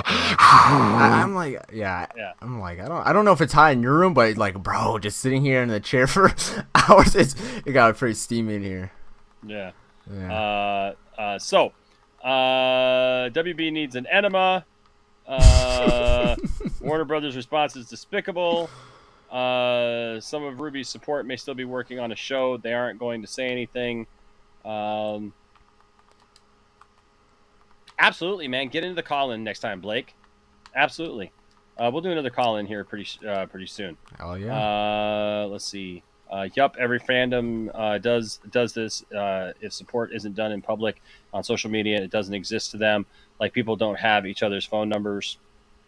There's no doubt that she's been through some stuff, through some trauma, and she's still going through it. She deserves better. Anyone who's been through that deserves better. Even Monkey Jiva says she's a little vindictive, but Warner is just dumb. You know. So there's that. Okay, so I'm gonna read the statement, and then we have somebody in the back that I'm gonna bring in real quick as soon as this. Okay, so here's the statement from Warner Brothers. I love how it starts out. Statement from Warner Brothers Television Group. Okay. No. Anyways, I think this is just who put it together. I think it says, despite the revisionist history that Ruby Rose is now sharing online, aimed at the producers, the cast, the crew, the network, and the studio, the truth is that Warner Brothers Television had decided not to exercise its option to engage Ruby for season 2 of Batwoman based on multiple complaints about workplace behavior that were extensively reviewed and handled privately out of respect for all concerned. You like how they threw that word truth in there? Look, like I said, I'm trying to look. I don't have all of the. Yeah. We said I wasn't there. I can't speak for either one. It's just interesting how they put that in there. Like they're trying, like it's a studio. It's a studio. Yeah, okay. Yeah. They're no matter even if they're completely right. Okay. Yeah, Let's just throw everything out and let's just say, like Ruby was just very hard to work with. She did cause all these problems. She caused all these issues. Whatever. She did all this stuff. Yeah. Either way, they're still going to release a very robotic. They're not going to be trying to sound like they're in the wrong, which is honestly a smart thing on their part. But I just think it just kind of creates this thing where it's like, so this is the truth. Like Ruby says, this is what happened. And then Warner Bros. Says, this is the truth. Like, this is what actually happened. So it's kind of turns into a thing for people who are just casually looking at this. It's kind of like, all right, so what exactly went down now? That's like the overall giant question, because now it's like, Ruby made this giant post about one thing, but then they're saying that this is another thing and saying this is the truth, just like Ruby said this was the truth and this is the events that went down. Yeah. In great detail. So that's what I was trying to say. I wasn't trying to say like stuff like that, I get it. Yeah, it's just, so I'm just this is their statement, right? Mm-hmm. That they just decided, they just decided not to exercise, which is kind of weird because there's a lot of people in the industry who are hard to work with, who literally come to work every day yelling and screaming. Like you hear these horror stories about actors and stuff like that. Yeah. But they're the star of the show and they're the focus. But of course they didn't get into accidents and cost the production money and, stuff too. So Didn't I don't they know. say like Tom Cruise is horrible to work with or something like that? Especially yeah, I mean, but Tom Cruise is making millions of dollars. I just Exactly, look at her. yeah. I just look at her. I look at the way, and then I'm gonna get the next person to come in. I'm interested to hear his take, Awesome. for sure. But I look at this as like the way that she presented this did not come across like super aggressive to me. It did not come across as like just super just witchy and just trying to just throw everybody under the bus. Like she's just like, look, this happened to me. I don't have the clout that some other people have. They inspired me. I felt like being inspired by these people who have come out and spoken and said things, gave me the strength finally to be able to come out and say something and to do this. And I need to do this because if I don't do this, I'm not going to be whole myself. And I'm not, and I need to heal and I need to do it. So that's kind of where I'm at with it. But hey, don't just take my word for it. As they used to say on Reading Rainbow, take Matt Jarbo's word for it. I have no idea what his feelings on this subject are. I have no idea. I'm letting him in here completely blind, so he could have a completely different take than I do. I don't know. So we will go to the great Jarbo himself, master of the Jarbo universe, the Jarboverse, and hear his take on the Ruby Rose news. Awesome. So the guy who plays Nightwing or Night whatever, what's his name? Batwing. That's like. Yes, I know what it. Yes. We all watched. Wait, are you serious? That's a character. That's the character in the comics. But the Batwing is like that was like the bat plane that we called that back in the anyway. But Whatever, man. That's what they named the character in the comics. Oh, all right. Well, not every comic is written well. Well, they were running out of bat names. What are you gonna name? Really, just call it You're like. not gonna call him Bat Boy. Like like what are you gonna call him? Well, maybe. He actually came out a little bit ago and said she was fired, like point blank. So, I mean, take that for what you will. There's been no other cast that's come out and supported her. And making the comment about making that Weinstein-esque comment about Peter Roth, I went looking actually. I was like, you know what? Like, I want to know what's going on with this. I want to know what's happening. Have there been, this guy was at Warner Brothers 22 years, heading up Warner Brothers Television. Has there been any accusations levied at this guy whatsoever? Not a peep. Now, is it because like Warner Brothers Television is pretty profitable and this guy's like a power player? I don't know, maybe. But you figure it's been a year, almost a year since he left the company. He left in January of this year. You figure that there would be something about that, right? But it's like, no, I can't find anything. So that comment, that weird out of left field, he gets young girls to steam his crotch. Yeah. While he's wearing pants. I'm like, do you know how hot a steamer is? Like, my friend one time put one to my back as a joke, and I had to go to the doctor like a week later. I still had the marking there, and the doctor's like, who beat you? He's like, are you okay? Are you being abused? And I'm like, wait, what? It's like, there's a burn mark on your back, And I'm like, no, my friend was just a jerk. He's like, get new friends. I'm like, I've been trying, but he owes me money. But no, it's like, that's kind of the whole notion of it is just like, it's a lot of he said, she said. There was also a thing the other day where she was randomly trending on Twitter, and the rumor was that she was going to come back for season 3. And I think coming after season 3 or coming for cameo or something.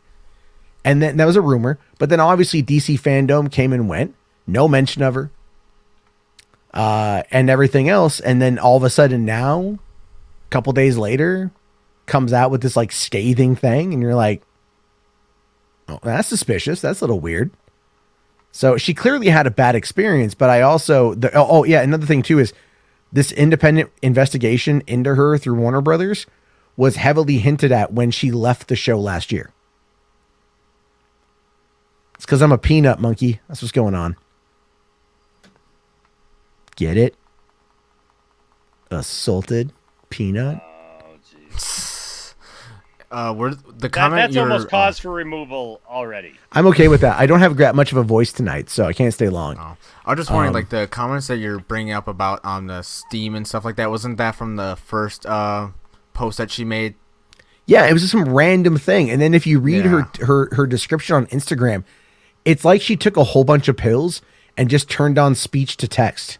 Oh man, she comes across as, if you read it, it reads as someone who is trying to put together a cognitive thought and can't do it. It's very fragmented. It's very all over the place. It's not streamlined at all. You're like, what is she talking? She's like, ask the hair and makeup crew what I did for them. Well, why don't you effing tell us? Why don't she mentions all this stuff and you're like, it's like one line here, one line there, and you're like, I don't know what any of this means. All right, so someone sent me up with the address of the hair and makeup people, so I can actually ask them then. But yeah. I see what you mean. I see what you mean there. Yeah, I mean, look, I don't know. I read that and I guess I don't look at it as. I'm not saying she's lying. I'm just saying we don't know. I know, Yeah. and that's what I said too. I don't know that I look at it as being so rambling as that, but I could definitely understand what you're saying. I mean, like look, we weren't there. We don't know, So I mean, there's no way to know, without the information coming out, and it'll be interesting to see what comes out in the next, I don't know, little while about this, if anything. Yeah. Well, I mean, again, I'm waiting for like other people to either corroborate or to speak out against. Sure. In the case of Ray Fisher, there was corroboration from Momoa, from Gal, and it took a while too, to be fair. And it took a while to get there. Yeah, it took a while to get there. But and as I've said, and I will maintain my opinion on this, is that Ray didn't do anything without getting permission from everybody involved. You know, like that's my take on it. And I say that predominantly because the timing and everything else. And I get why, and it makes a lot of sense. But in this particular situation, you know, the reports about Ruby Rose and her onset behavior was an issue back last year when she left. And she also didn't want to, you know, do the work because she's not, I think what it was, if you want my honest opinion, Enosh, doing a show like Batwoman is really freaking demanding. You're doing 21 episode seasons. It takes an average of 8 days to film an episode. And then you're also talking action, stunts, everything else. No, I get that. But also, like, you didn't really hear a lot about that stuff, though, until after she got hurt, though, really. No, and I think it's possible that her getting hurt really kind of put it in perspective. And it is possible that they were trying to get her back on there. But you're also telling me that she didn't have a stunt actor who could do a lot of the fight stuff.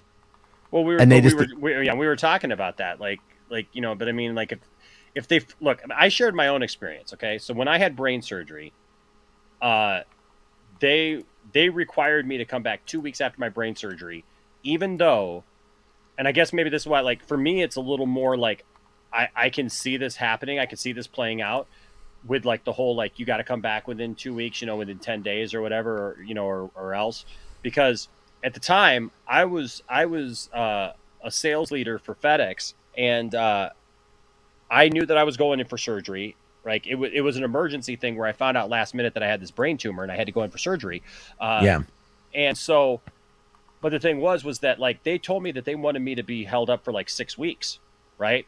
Well, I was told by my sales manager, even though I led my sales team, I was told if I didn't come back in 2 weeks, I wasn't going to have a job.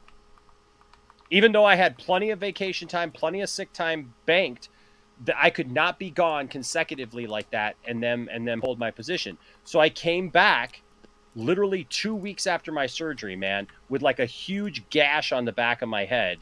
Which, you know, I still have the huge scar. I showed it earlier. Like, I had people complaining that I was gone for 2 weeks. Like, even though I had set the people up in, like, one of my stores, because we were doing these huge projects out of one of the stores, and I set them up with all the information they needed. They had everything. My inside sales guy, who was my support, he was supposed to be there, and, like, I had him set up all for the thing. And when I came back, we literally had to have a sit-down meeting, Matt, with me, their district manager, my sales manager, and the manager of the store, the assistant manager of the store, and the inside salesperson, because they had a problem with me because I'd been gone for 2 weeks and didn't come back for 2 weeks after having brain surgery. And I was in shock, like, because I could barely think, man. Like, I was, like, out of my mind. Like, when I say it, like, when they go in and start, like, clunking around in your head and stuff, you know, and you get, like, stuff with your neck and, you know what I mean, you get a neck injury and you're having surgery and stuff, like, that really does stuff to you. And to expect somebody to come back like that is just insane. Well, you're absolutely right. The thing is, though, on this, what we're talking, you weren't union protected, by the way. Ruby is union protected, and she's got a manager, a publicist, an agent. She's got an entire, cavalcade of people.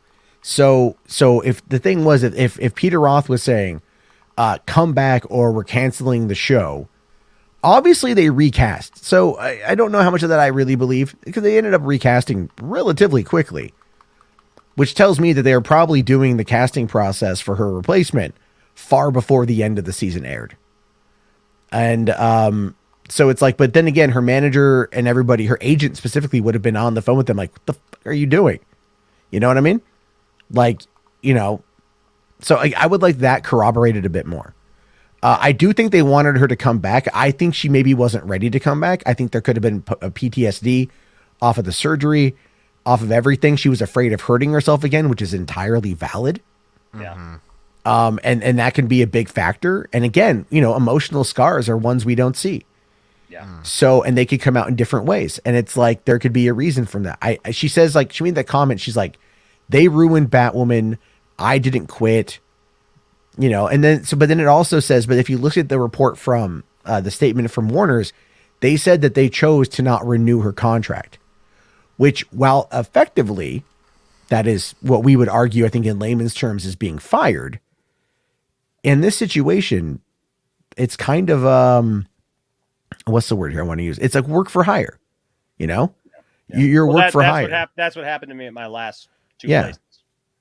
They just, well, the last place that I worked, they just chose not to renew my the contract that I had because it's all year to year. So Yeah. So I mean, that's kind of like where it's. Look at Gina Carano. Okay, perfect example. Gina Carano. They didn't effectively fire her.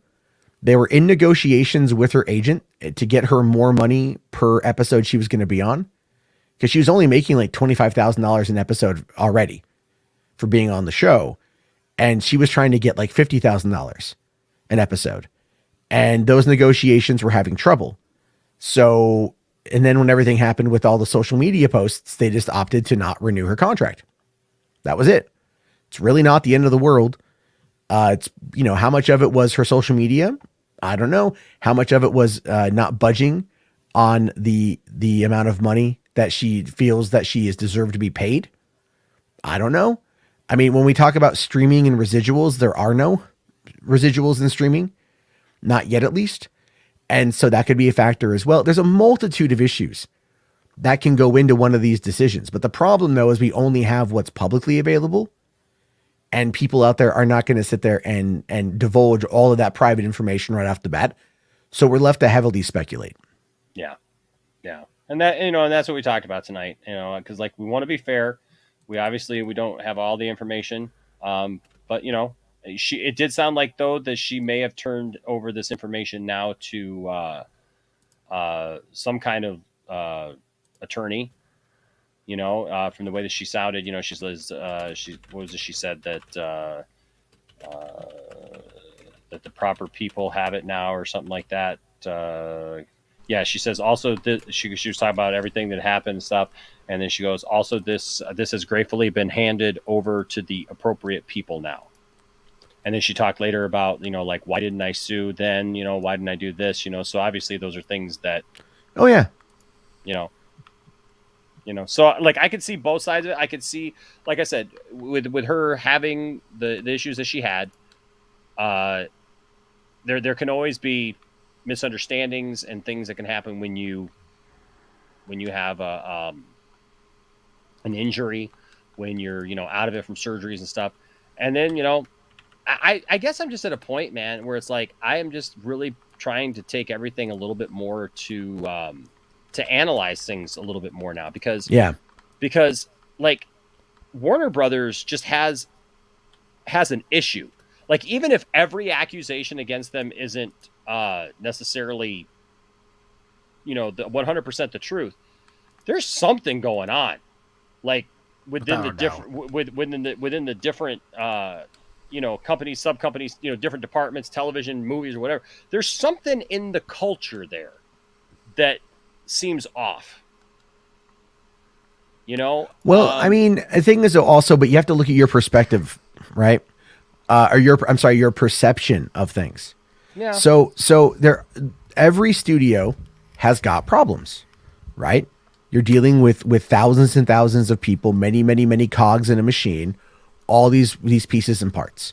And it's all meant to operate exceptionally well oiled.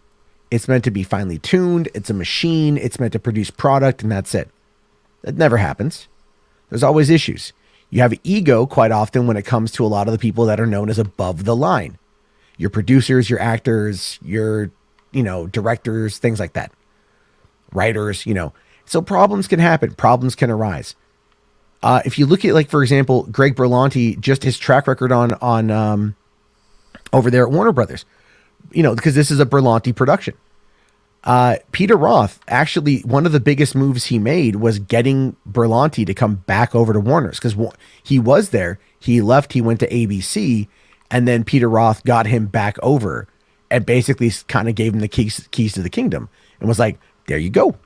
And then look at all the shows he's created and how popular those shows have been and how he kind of revolutionized how CW's, lineup is in many ways. Well, yeah, I mean, the CW is basically the DC channel. It is. And it's also, and that's also brought to you by Greg Berlanti. Yeah. And so as a result of that, again, go and look at anyone else. Like, has anyone who has left the Berlanti verse come out and spoke ill of Berlanti? Have there been any accusations? We're 4 years into Me Too.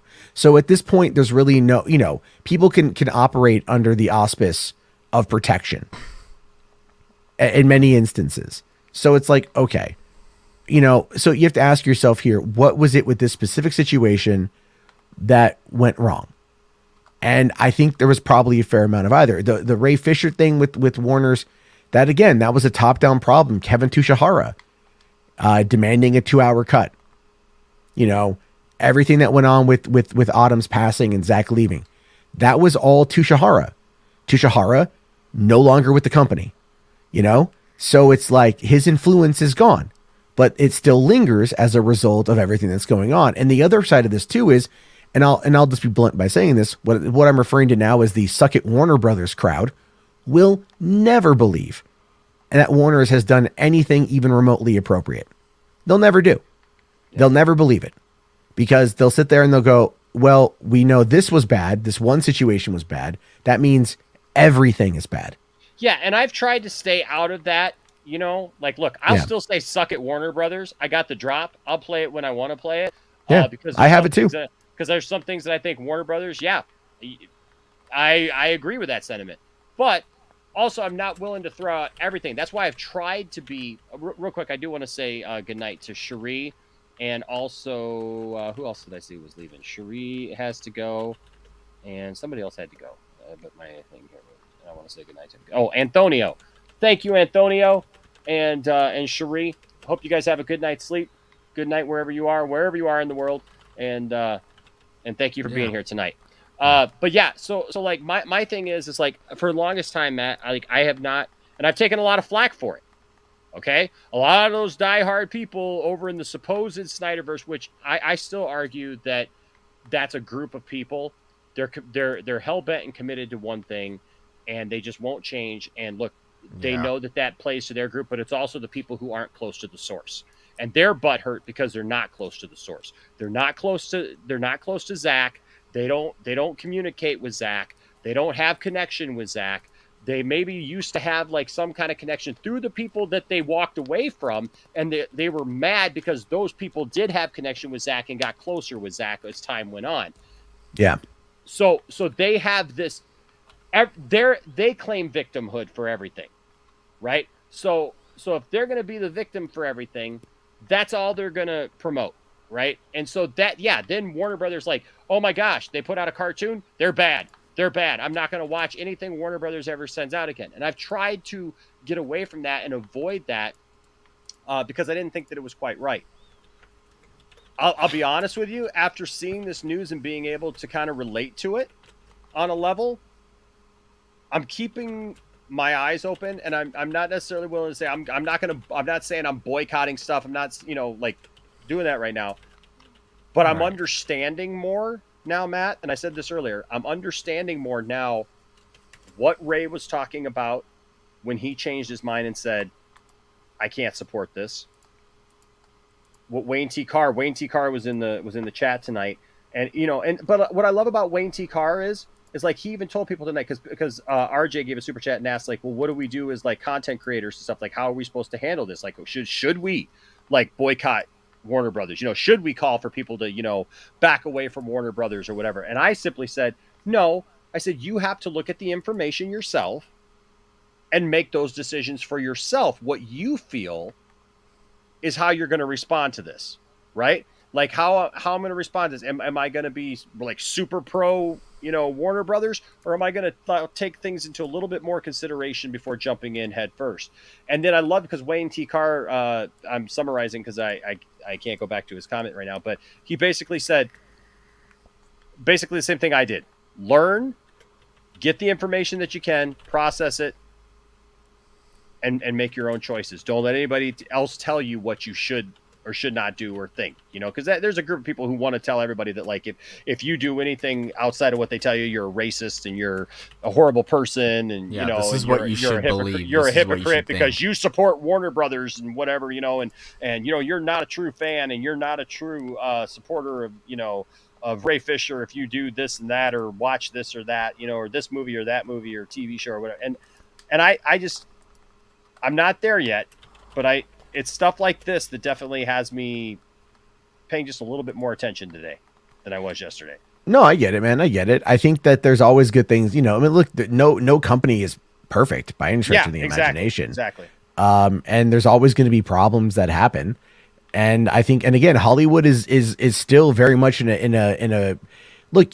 You have to understand that when it comes to this stuff here, this is high intensity, high pressure scenarios, and it brings out the best and the absolute worst in people more often than not. And that is lost on the average person who doesn't work on these things. Because all they do is they turn on their TV and they watch 45 minutes of a show and they're like, wow, that was good. Without even ever once thinking about how it came together. Without ever once thinking about what went into it. But then the way that we approach it in the media is the media will come out and they'll say things like, oh, this negative thing happens. And then now it's all things are like this. And it's just it's very frustrating. I understand, be skeptical of everything everyone says. Cause everyone's trying to make themselves look good. This thing with Ruby Rose, it felt kind of coming out of left field, 100%. And Warner's responded by just going nah, bitch is crazy, and I thought that was kind of funny because they had a very kind of quick and concise response to it. But we'll have to wait and see if anything, even if more people step up. I'm waiting for more people that are on the other shows. Cause Vancouver, I think the Vancouver film scene is almost entirely made up of CW stuff at this point in time. And, and so is anyone else out there going to say something? Cause they'd all know, they'd all talk. Everyone up there is really close. The LA film scene is very close, tight knit. Well, so here's the weird thing about that, because I was reading the Deadline article today.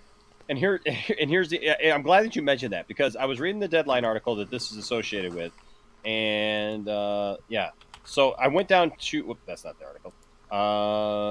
I went to the chat of the Deadline article, right? or the comment section, right? And I found it. I'll get to move here. I found it very interesting how people were responding, because. There's some people who says where was it? Okay, somebody says, I was in Vancouver when this was going on. Crew members on the show were apparently absolutely miserable working with her. This doesn't sound like the whole picture. Okay, so that's that, right? And then somebody says, where is it? Older comments. Trying to find the older comments. Oh, now there's a whole lot more comments. But basically, what the problem was that there was one person who was like, I work up there, right? I work on these shows, and they're like, this is absolutely not happening. This, what she's saying is not true. I was there. No. Then there was somebody else who says, you're a liar, because I work there. And this is absolutely something that is happening, and we see it every day, but people just don't want to talk about it. And then there's somebody else who's like, I was one of the drivers for these people, and this was absolutely going on. Right. And then, it's all over the place. It's nobody has it's a lot of people who are saying stuff, but it's just really just back and forth. You know what I mean? He said, she said stuff. It's all he said, she said. It's like a lot of people will just go on these things just to say, well, I work there, and none of this happens, whatever. So you can't even believe that, but it's weird. I agree with you. I like the fact that she did put at the end of her thing is look, there's people who support me. There's reasons why they may not come out right now, but hopefully over time, more people will feel like they're empowered to do so. Yeah, and if the lady behind, if it's true. I mean, I don't know why she would lie. To me, that doesn't make a fair amount of sense. I think it's I just don't see it. I don't really feel like she's got a reason to. But then again, maybe her career is kind of stalwarted after the fact. Well, did you see the other comment though that she made? She said that she's turned down more films this year. She called out that she's ever since this that she's whittled down who she works with to like what was it? Sony, Lionsgate. Okay. Yeah, she actually addressed that in her statement because she addressed the people who said right here. Oops, I didn't have it up again. She addressed it though and actually said, she goes, I did not choose now to come out and speak because of any of the numbers or of reasons why people said and have wanted to guess. It's much more complicated than that, nor is it because, she put in quotes, work has dried up. I have declined more films this year than in my whole career. And then she says, if you look under the surface, you will see that every film I've done, unannounced or announced, are with the same small trusted group of people because I have been too terrified to work with anyone else ever again after that experience. Lionsgate, Sony, BuzzFeed, thank you. And the producers of The Doorman, thank you. So, yeah, she kind of addressed that. So that was something, to just see, that like she kind of got ahead of that too and said, look, I'm working, but I'm doing it like kind of on my own terms, Oh, that's good. That's good. Yeah. So that's good. Real quick here, because I've had it up here forever because Deranged Enosh with this stuff. I got to show it to you. Is there another one? Because I honestly, I've lost interest. But it's funny. Well, and they gave right. $5 super chat. It says before Jarbo leaves.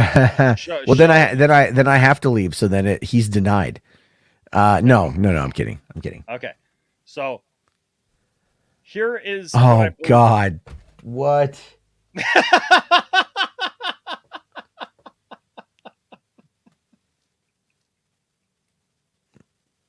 By the way, for those of you who don't know, this person, Deranged Enosh, came in a few nights ago and started making these parody pictures of both me. I got a couple of me too that are just absolutely ridiculous.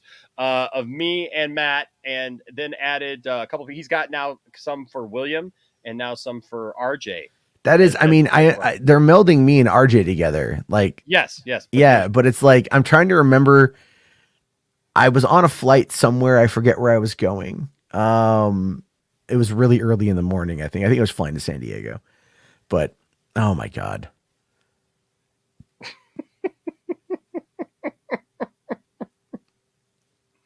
Man, my hair would not look that good long.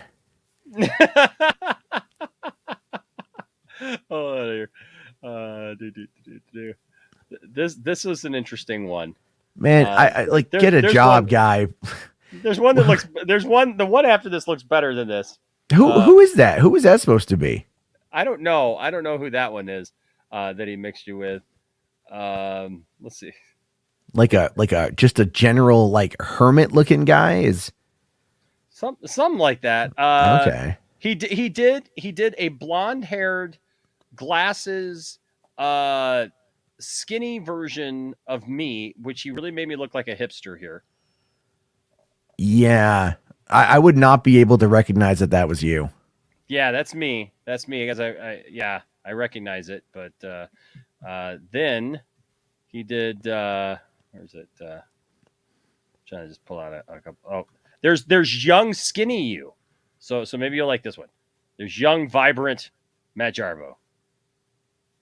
What did I come back to? That looks like. I mean, I get it, but my chin is way too recessed.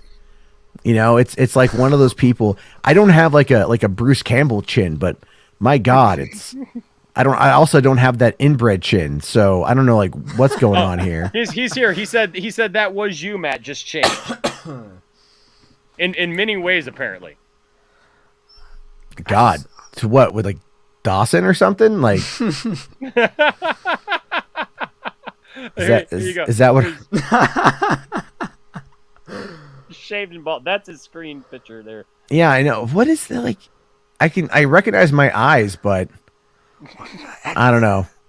Maybe maybe I should go bald again. Hey, this is I think this is you and RJ, and yeah, I see RJ's eyes. Yeah, I see RJ in there. I see RJ in your eyes, Matt. Yeah. That's how you know he's my kid. Wow. Like, oh, look at you recognize the eyes. This one, it feels like you're like on the local fire department. Yeah, a little bit. You guys got to get ready. We got a fire alarm at 228 Boston Avenue. Stop off, get some crawlers on the way. They're fine. They're children. They're smaller. They get to the ground. Smoke is above them. They're fine. And then this one I actually think, I don't know if he actually mixed you with Dawson on this one. It looks like a cancer patient. I mean, you're not wrong. I mean, except the eyebrows are there, so it's definitely not chemo. This is scary. It's like it just reminds me that I just need to go lose weight. Jeez, thank you, buddy. Well, it could be worse. He took a picture of me at 12 and made this. That is gonna be you though in like 20 years, looking like a real Kenny Loggins looking mofo. You know what I mean? Or Kenny Rogers. Kenny Rogers. Kenny Rogers. Yeah. I'll take that. What does Kenny Loggins look like? This picture looks like he needs to have a little bit more flair. I mean, like, you know, yeah, it'd be more Kenny Rogers, man. Kenny Rogers. Nah, I was wrong. Yeah. But if I do, I got to keep the beard. Oh yeah. Because now you just look like the freaking warden from Shawshank Redemption.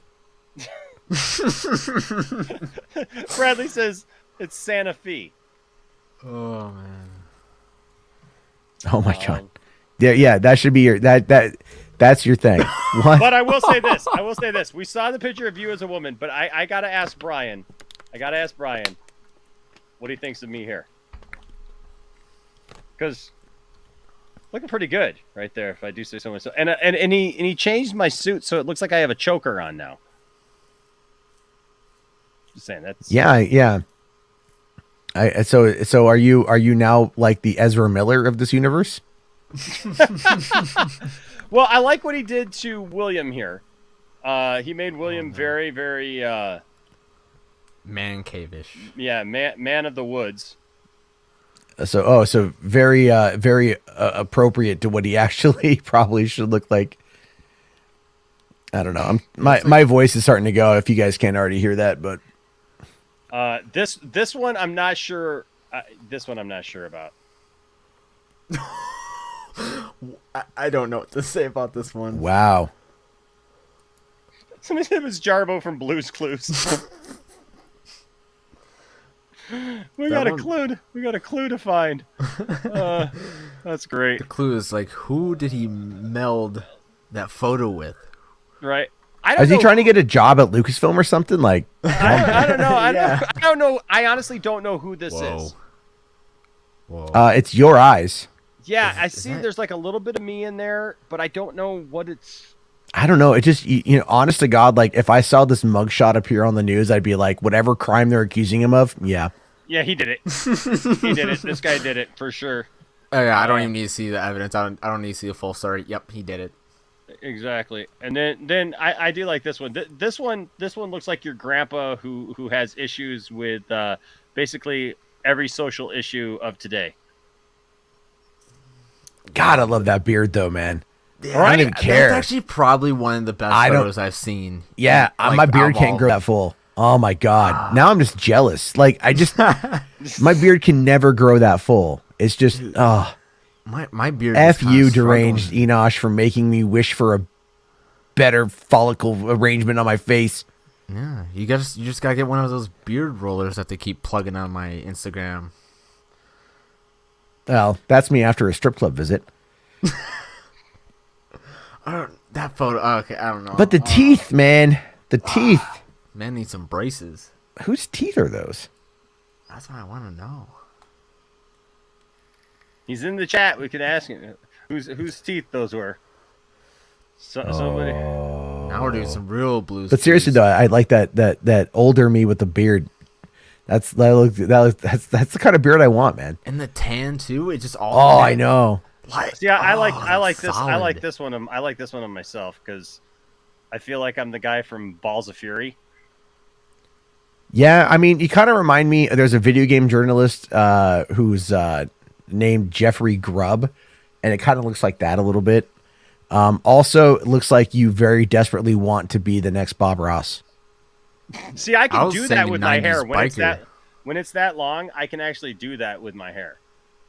See, my hair curls, but only after a certain length because I have very fine hair, and I've grown it out. I grew it out once for 15 months, and I just like I would put it in a ponytail, but it wouldn't hold very well, so it would just look like I was like a European porn producer. You know, like it just looked terrible. Apparently, those were RJ's teeth. Yeah, he that's said there. This Enosh has seen things. This Maybe Enosh some meth. was a roadie, and I think the meth would make me skinny, wouldn't it? I think this Actually, is just yeah. straight up alcohol. Yeah. Yeah, I don't know drugs. yeah, the busted capillaries, The bloated look, yeah. the bloated look, the 1,000-yard stare. Yeah, that's just Yeah. straight up alcohol right there. He's seen some things. He's right now deep in thought. And then this is the younger version of him who's still be right before his first drink. Looks. I'm not Before gonna and lie. after I'm not Mark gonna lie. It looks like pre-op Enosh on HRT. You know, it's like you're female presenting. You're not quite there yet, but you're so close. Keep going, sweetheart. We believe Mickey in you. Rourke. It's Mickey Rourke, Enosh. Okay, my question is, how many are there, and how long did it take him to make these? I don't know, there's Like, a couple. these- There's a couple more. There's a couple more. Goodness. This, of course, is my favorite. This is my favorite out of all of them. I almost left the stream on the other night, just nonstop, and was just going to leave this up full screen. Oh, I think I know which one this is. Yeah, it's this one right here. Yeah. Oh wow. You know what they say there out here in Chicago? The Bears are gonna have a good year. You know, the Packers. Bears, and we've got the who else is in Chicago? Is another person of another team out here. Oh, have you been to the Quick Trip? Oh yeah, you know, you go out there and you go to Sheboygan, right? Oh, yeah, Sheboygan, You get on you don't get shot. Oh yeah, Milwaukee. You want to stay away from there. It just looks like either from like Milwaukee's really nice though. Actually, Milwaukee's really pretty. Can I? Well, and Yeah, this- I live in this one's Milwaukee, cool, so yeah, it's pretty, but it's pretty shitty. It's Oh, a nice. that fawn nice, statue clear is great. version. Yeah. Oh yeah, no, again, totally jealous of the beard. You know, like, but I could also imagine like just how fat my neck would be underneath. Like, I just feel like I mean, I have a thick neck as it is, but I feel like in whatever multiverse this person is from, the neck is just larger. You know? Don't you know? I can get. Don't my you know full- there? I can get my full Wisconsin accent out right now. I'm not going to. Okie dokie, artichoke. Okie Well, dokie. so Oh, so boy. here's you betcha. Matt, mixed with Gal Gadot, but apparently her genes took over. Oh yeah, no, I saw this one, and my response is I would totally smash. That is. Wait, who's the photo of this mix with? Who's it on? Me. And Gal Gadot. That's I your agree, she kid. took over. Brown chicken, brown cow. Look, I think Gal is one of the most beautiful women in the world, man. Like, you know, And then she's there's very me. good. I'd be willing to try. Then there's me as an old woman. Who does She that looks like remind she me? has- There's an old claymation thing that kind of reminds when you look like that, it reminds me of that, man. What is it? This looks like the second stage of dementia right here. Yeah. Oh, it's definitely there. Yeah. I need help and a mind wipe. I saw you post these. I saw you post these the other night because I was in bed. I had just woken up because I had been sleeping all day because I had a flu. And then I'm like, I'm going to go watch Squid Game. So I did see these, and then I left and watched Squid Game. By the way, have you seen Squid Game? Oh yeah, dude. It's very. I like it. It's very. Yeah, it's been interesting. on my mind since yesterday. It's just been there. Did you watch it with the subtitles or did you watch with the English dub? No, I watched with subtitles. I'm not a heathen. Yeah, I did that too. I mean, for certain. I watched it with the dub.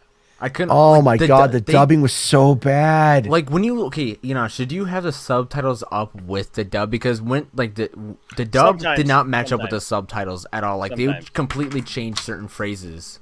And But it's honestly, with stuff like that, I don't want to be bothered with having to try to read stuff while I'm trying to. That's my dad. Yeah. Oh, it's man. Like when there's action going on where I feel like I need to pay attention to the action. Now I'm interested to see what this guy has to think of his own picture. Kind of horrifying. I look like that guy from Walking Dead, the one with the tiger. Not gonna lie, William, you look like the kind of guy who would have been at the January 6th insurrection. Yeah, the beard and the hat don't help. Yeah, you've been like, freedom. You look like you could have been a part of the Swamp People cast. Wait, what? Yeah. What? Wait. You not? Oh wow, that is. What is it? What am I looking at here? What am I? This is the version of you that runs the gas station outside of a casino.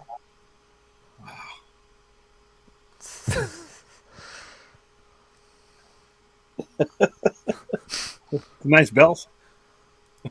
That doesn't change. It's a sexy belt. Right, man. It's 20 pounds right there. He says, okay, I got one more. He says, I sent in. Oh, geez. That is truly scary.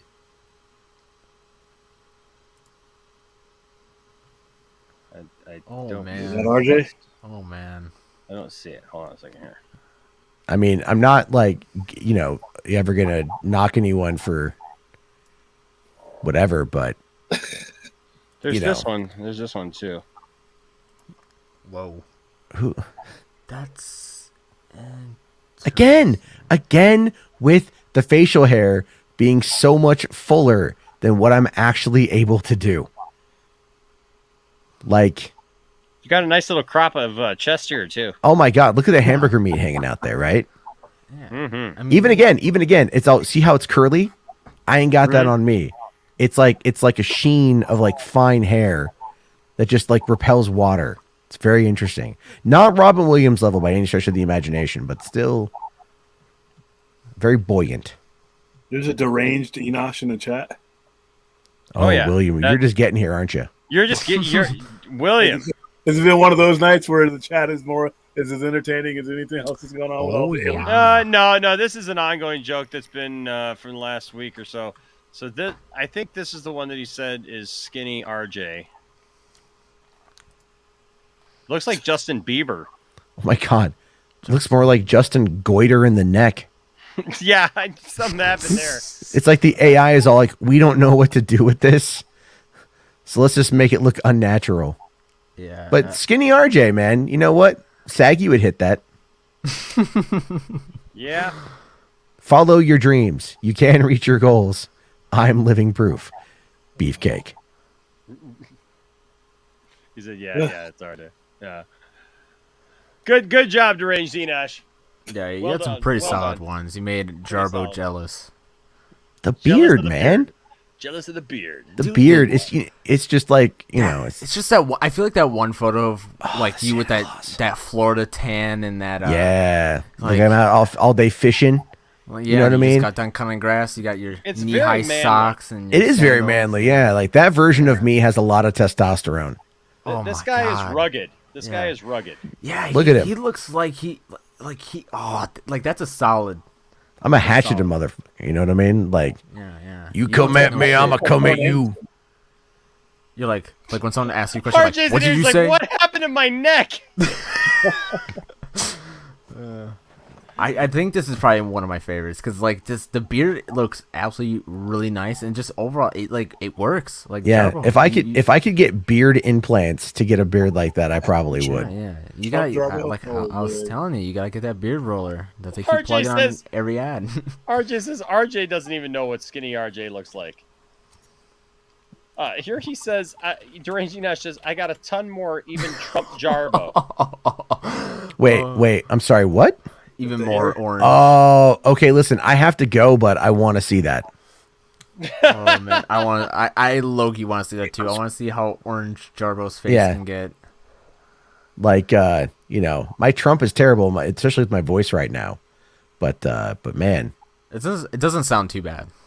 No, it's not so bad now. Yesterday was earlier today was pretty bad. I was on Max's stream and it sounded like I was an entirely different person. Oh. Yeah, I don't know if he's able to send it right now. Send it over, Enosh. Are you able to send it? Do it. Do it. 'Cause I haven't seen it. Hey, how was Dune, William? Dune was epic. Dune was great. Nice. Yeah, Bradley said it was awesome. I was talking to him about it after. He really did like it. Yeah, it deserves to make a lot more money than I think it's going to. It really 35 mil is what it's being projected at. Jeez. And honest to God, that's like a high estimate. I don't think it's going to crack 30. No, I don't, and it has issues with it that will hurt it, and it has nothing to do with HBO Max. I think HBO Max might help more people see it. The problem is it's clearly a two-parter, and it rolls like a two-parter. And I did have to explain, even though most people got the IP easily without having to know a lot about Dune, there was enough people who were standing outside the theater with me and Bradley, a couple people that were they didn't know. I had to explain one guy from beginning to end just about every aspect of the movie, because there are people who just don't understand it. It's high end and there's a lot to pack in there. So those things might hurt it, but I loved it. I mean, like I said, Denis Villeneuve could say he's doing the Scooby-Doo gang, and I probably would go see it, because I hate Dune as a concept. I think Dune is boring. I think Dune, the books were boring. I think the previous versions of Dune were a complete waste of oxygen. So for me to say that this movie was epic was really big. So I just find it like really idiotic that they're like, yeah, it's a two-parter, but we haven't even said that we're doing part 2 yet. Yeah, and that goes back to, I won't get into it because I don't want to get my blood pressure up. That goes to that bad management that needs to go away. And, yes. Because that to me is really you really needed to have that one in the pocket when this one, because as soon as people are walking out, when it says when it says Dune Part 1 at the beginning of the thing, because you notice nowhere on the credits and the promo does it say that, but it says it right in the opening credits. But that's okay if you know that the next one is either coming next year or, like in the case of The Matrix, where it came 6 months later.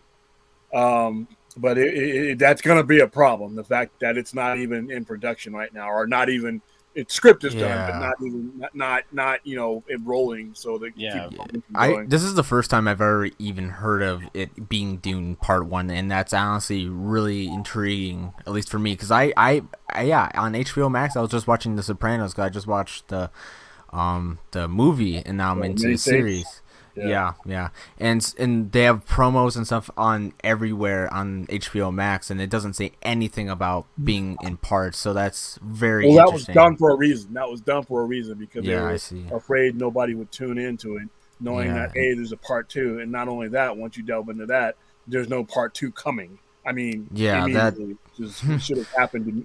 Should have been shot all at once. It would have been cheaper. It would have made more sense. But once again, I'm saying things that other film companies do as a routine, and these guys didn't do it because they didn't think it would do well. But once again, once you greenlight something like Dune, go all the way. It's a massive thing. Yeah, when you half-ass something like that, you undercut what you're doing. And like I said, this was a really, really good movie.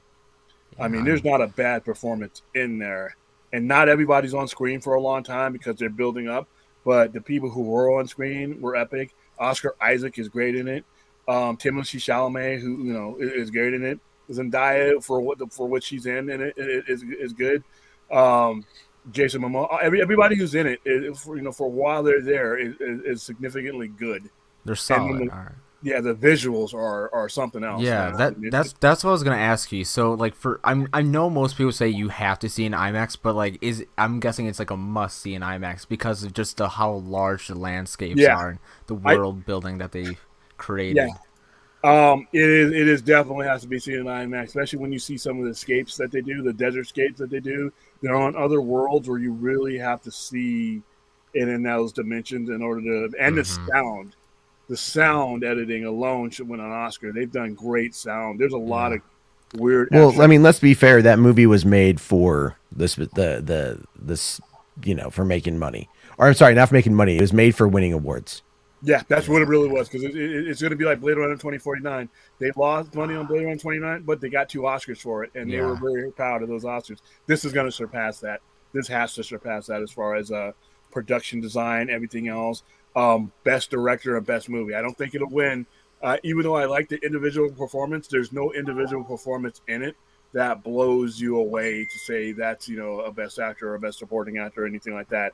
But the movie, the overall direction of the movie, he has to be in the conversation for best director, best cinematography, and best set design, best costume design, best sound editing for one. And I'm not even a guy who just the fact I haven't heard sound that good since Dunkirk.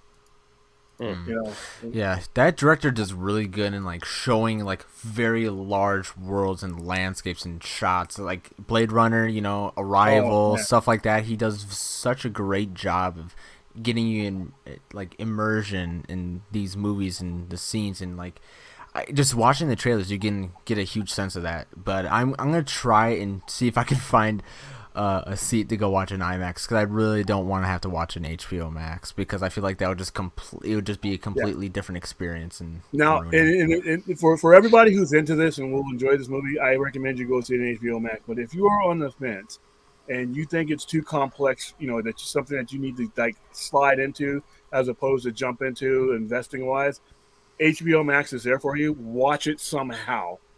I would prefer that you watch it on IMAX so you can get that surround. And we were in one of the better theaters that they had set up for it, and it is the sound is stunning. But I would rather have you watch it at home on HBO Max than not at all, because this movie really needs to be seen. True. So, yeah. How long is the movie? 2 hours and 31 minutes. Oh, pretty solid chunk. And it moves fast, though. I thought it was going to be one of those movies that's like, oh, wow. You know, you have a middle. Sometimes those movies that long have a middle that kind of drags. It really doesn't have a middle that drags. It's intrigue all the way. It gets started off really fast. The way they hit it, they don't hit it like the previous versions of Dune, where it kind of got off to a crawl. It gets started pretty quickly. What happens happens like that, and then you're in it.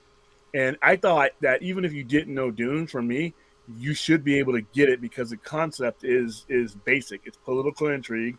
This guy's attacking this guy because he's been taken from this. I mean, it's stuff that you can relate to. So, but there were some people that were like, "Well, what did that mean? Or what did that mean? Well, what's the spice and all this?" And I'm like, "Why is the spice so?" And I'm like, and I stood out in the lobby explaining to a guy completely and answering all of his questions because I wanted him to understand it.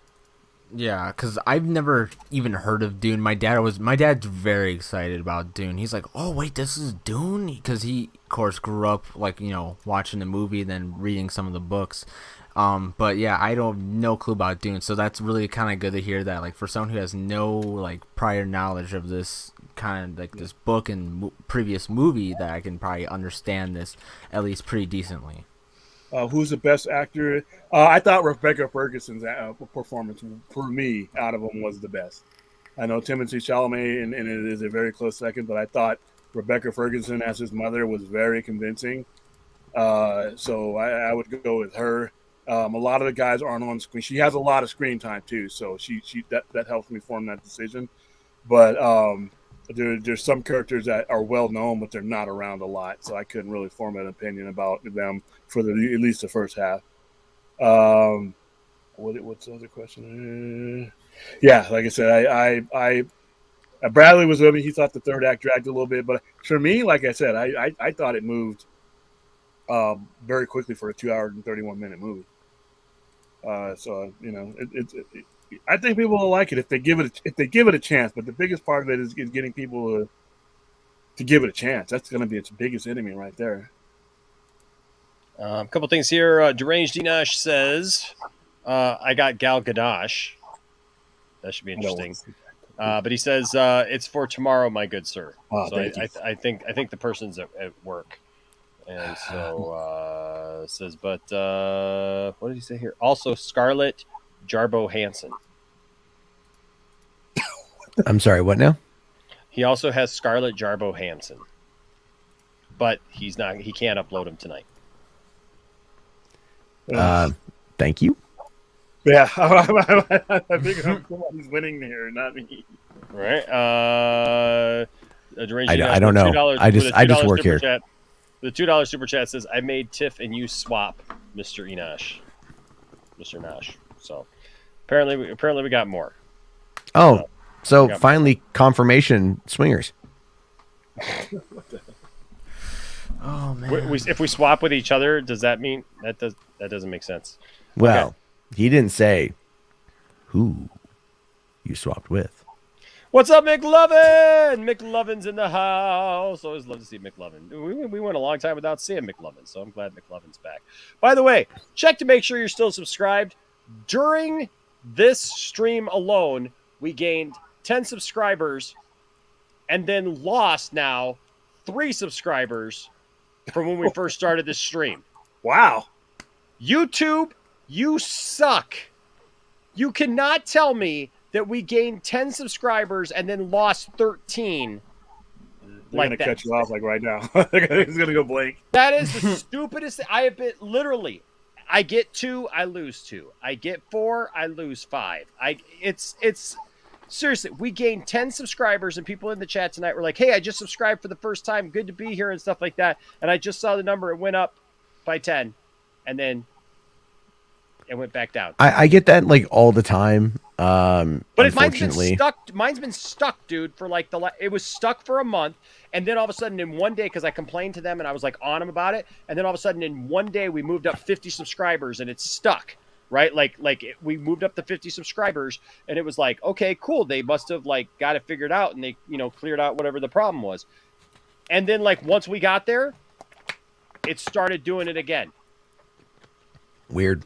Remember Yeah, that happened RJ to on his Geeks. appreciation screen, or is it 1,000 subscriber? It kept dropping below 1,000 on the day we're recognizing the fact that you got 1,000. Yeah. I hit 80 subs after I just started my YouTube not too long ago, and I just hit 80 subs, but now it just like hasn't loaded, or I lost 2. I don't know, but yeah, I know Geeks has had that similar problem, Enosh, when he was getting close to 1,000, and it just didn't load for him. I don't know. It's interesting how that works. Well, Eternals on Tuesday. What's the up, 3rd. Zod? You should come out to Vegas, Enosh. I'd come out to Vegas to come see you, but I'm not coming out to Vegas to see Eternals. Oh, okay. I really don't care about Eternals. Like when Eternals opens here, I'm gonna be like probably late to that show. It's the movie that I think is going to be the most important in a long time. So and it's going to tie from the people. I had some friends who did go see it, who have seen it in California. They've said it's dense and it presents a Marvel universe that we haven't seen before on a scope and in a way. It's not your typical MCU movie, you said. So I'm waiting. I can't wait. I'm going to be there on I think it's Tuesday. I wish I could have gone to the earlier ones, but they're on different days. But Eternals and Antlers is another one we're doing. That looks like a gross movie. So yeah, and that's one that actually started having press screenings before COVID. Yeah. So it's like that was one that I know people who went to go see it, and then afterward it's like, oh yeah, no, it's not coming out for another year and a half. But I hear it's not. I hear like it's not very good, which is one of the problems with Guillermo del Toro produced films. There's not many direct films. Yeah, they're not really that good. Where his direct films are just like, Shape of Water. Oh my God. Yeah. Things like that. But I have to jet, guys. I got a couple things to finish up, and then I got to get to bed. Yeah, man, I'm going to be bringing this to a close. But hey, man, thanks for coming in, Matt, with your perspective at the end of our conversation. Yeah, it's been a fun day. I would have come on earlier when you sent me the link. I was my 3-year-old is just having trouble sleeping in bed, so she's like afraid of being alone, So I was just like cuddling with her to keep her, to get her to finally fall asleep. And then I'm like, oh, I got to do my stream in a little bit. So yeah, that's cool, man. Thank you, man. I appreciate it. All right, I'll see you guys all later. Have yourself a great. We'll see you, man. Yeah, Zod here even says YouTube unsubbed me from you, Enosh. I just had to resub.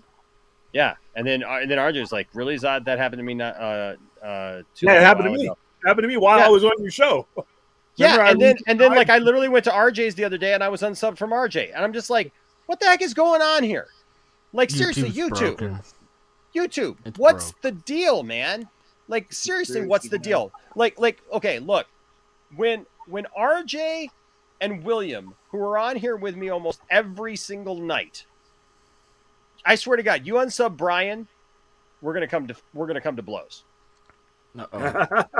Because it's just stupid. It's stupid. Like, they're both engaged. They're both members. They're both on the show. So obviously their channels interact with my channel like several times a week. And you unsubscribe those people? And then have the audacity to tell me that you didn't do it. Yet you tell me that people who don't interact, you do unsubscribe. So which is it? Do you unsubscribe people or do you not unsubscribe people? Do you just unsubscribe the people that you randomly think? Like, how do you make that decision that they're not? I could understand if they haven't interacted with the channel in a year or so. Sure. They're obviously not here or whatever, right? They're not engaged. They're not part of the community. They're not doing whatever. Okay. But like, why should you get to make that decision anyways? If they still want to be subscribed, let them still be subscribed. What the heck? But literally guys who are here like 5 nights a week and members of the channel, which the membership has to go through you. It's not like they're patrons and that has to go through the Patreon. They're members of the channel, so it goes through your system. They're leaving super chats. They're leaving comments. Man, forget that. Seriously. Like, you know, I'm out here busting my hump. We get 10 new subscribers tonight in this one stream alone, and then you're going to tell me that I lose 13. Go away. Go away. And it doesn't frustrate me for me. You know what's really frustrating? It frustrates me for the people because that's just stupid. People subscribe for a reason. And I don't like people because there's been several people who've reached out to me who've told me that they got unsubscribed. Like a bunch of other people reached out to me and they're like, I thought I was still subscribed, but then I checked and I got unsubscribed from like 8 of the channels that I watch. Somebody sent that to me not too long ago. Like, okay. All right. Yeah, I got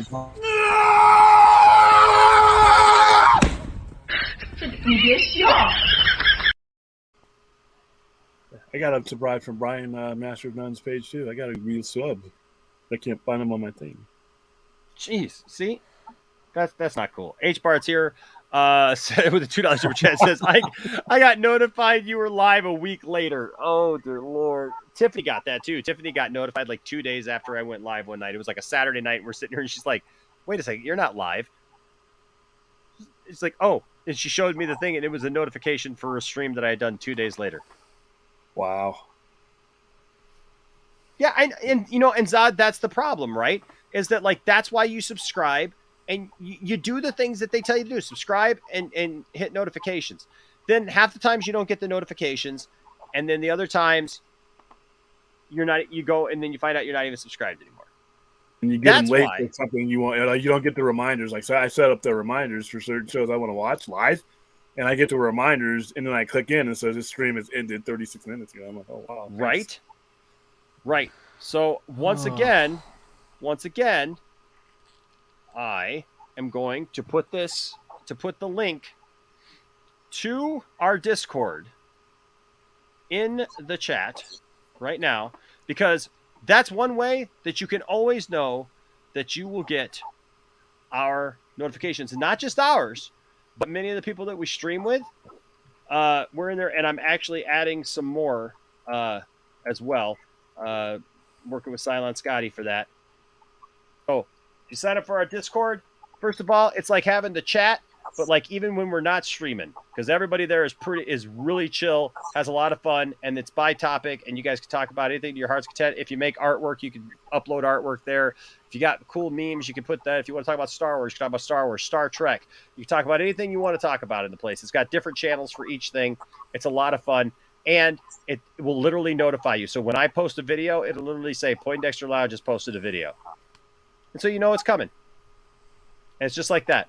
So yeah. Join the Discord because it does a better job than YouTube, apparently, at telling people. Yeah. Yes, RJ, I got to get you in there. I don't think you're in there, RJ, so I got to get you in there, man. I'm sorry. So I got to get you in there. All right. Well, hey guys, we have gone for 4 hours and 8 minutes. Wow. Boy, that went fast, Black Ops. Dude, that went really fast. That went super fast. But we had a great discussion tonight, and and just talked about a lot of things that I think are important.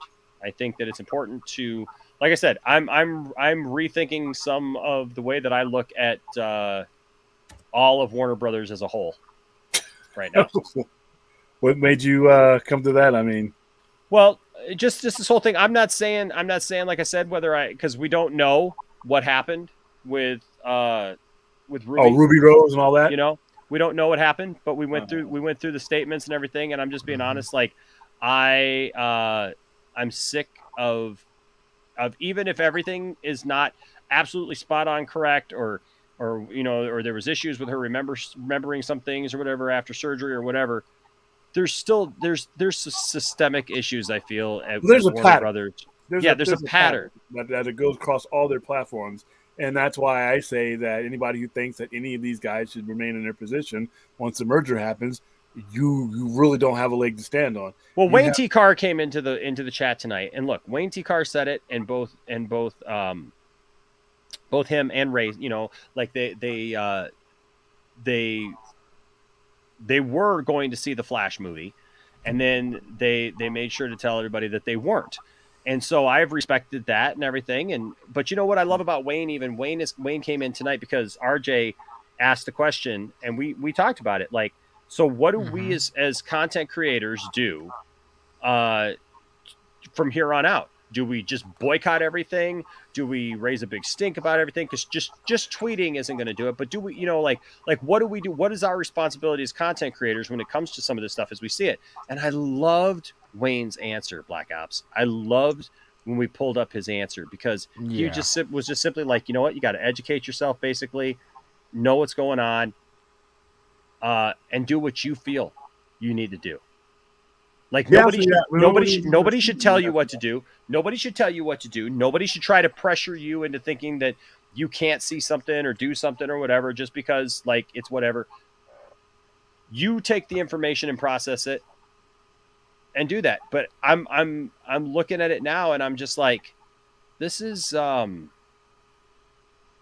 know, it just gets more troubling, it seems like, with every new thing that comes out. And I can't look at Ruby's stuff and just I just don't see some vindictive, just angry person. Like, I see a hurting person who went through trauma is what I see. So I don't know. It's all coming to an end soon. So yay. I'll be glad, and like that's all I can hope for is that the next regime when Discovery takes over does a great job. And that they right some of these wrongs, because that's what we need, for sure. Wow, it was an eventful night. It was one of the craziest things happened ever. Shout out once again to Blake Taylor with his record-breaking super chat. I'm still in shock.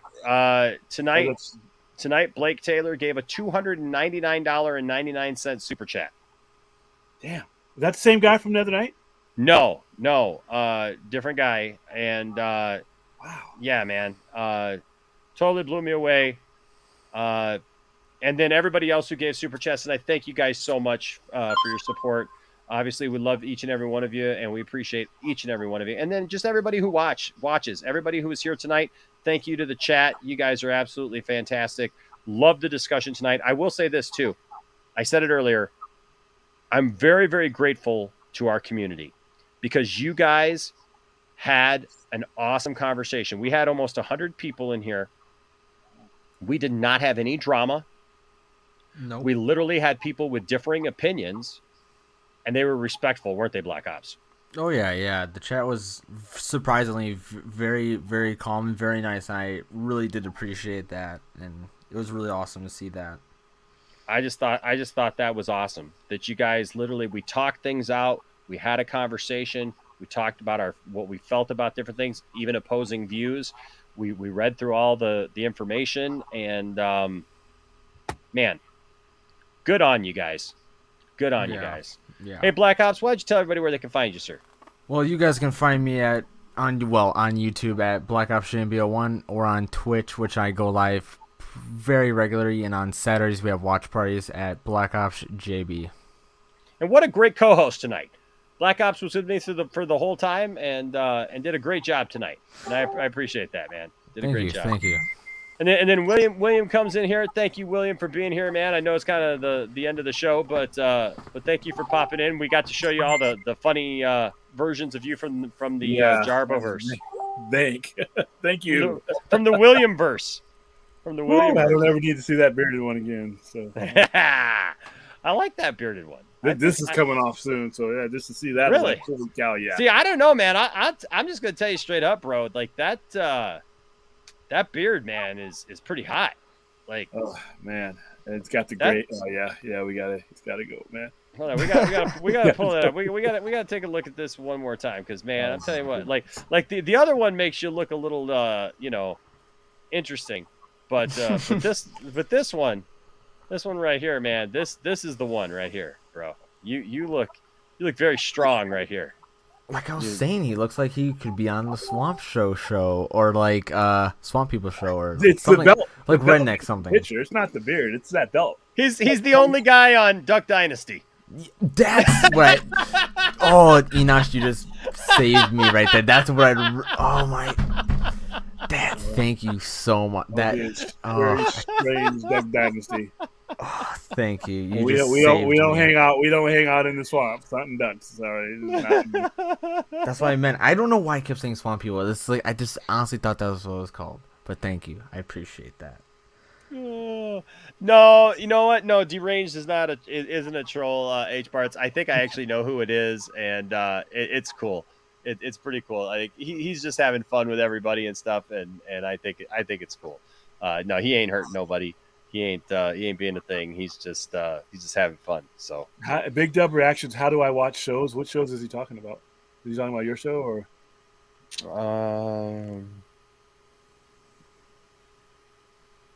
Oh, how do I watch? You just subscribed. And you choose English content. Yeah, I'm obsessed with New Japan Wrestling, so I bet I'm probably going to watch G1 Climax after I'm done with you guys because it's on all week. Mm-hmm. I just gotta say, well, that one makes you look very strong. This one just makes you look like creepily happy. Once again, anybody who's focusing on my face and not that beautiful 20 pounds of metal that I'm wearing there is, with Okada's name on the bottom and the IWGP logo, that thing is huge. Nobody's gonna look at my head. Look at that belt. Well, I don't know. With your head looking like that, I'll look at your head. Nah. That's a really in-depth. It's kind of scary. It's kind of scary. I'll be honest with you, but I mean, it could be worse. I feel like this one. I feel like of me is the most interesting man in the world if he gained a lot of weight. Oh, that looks like somebody. I can't put my finger on who that looks like. Deranged. It's like the guy who hides whoever's running from the killer. He hides him in his cabin and whatever. Come in here, kids. Yeah, I'll protect you. I'll protect you in here. Turns out he is the killer. Yeah, I know it's him. Seller. And I would have got away with it too if it wasn't for you meddling kids. It's the Marlboro Man after he got old and fat. Well, it could be worse. I showed the beardless one of you. Like, here's the one that they did beardless of me again, and all I gotta say is, I'm keeping the beard. This one looks like I'm a really bad politician at some like. It's Mitch McConnell.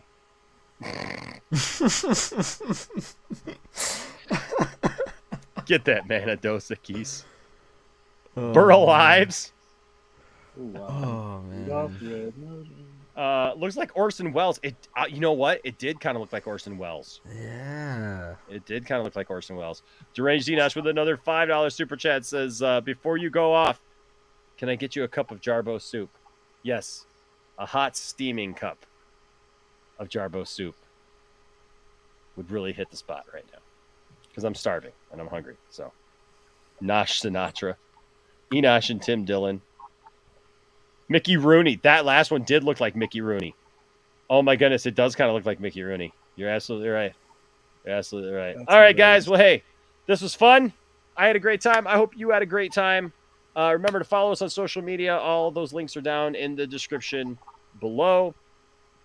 Bradley asks, will Jarbo be delivering the soup? That is the question. Uber Eats.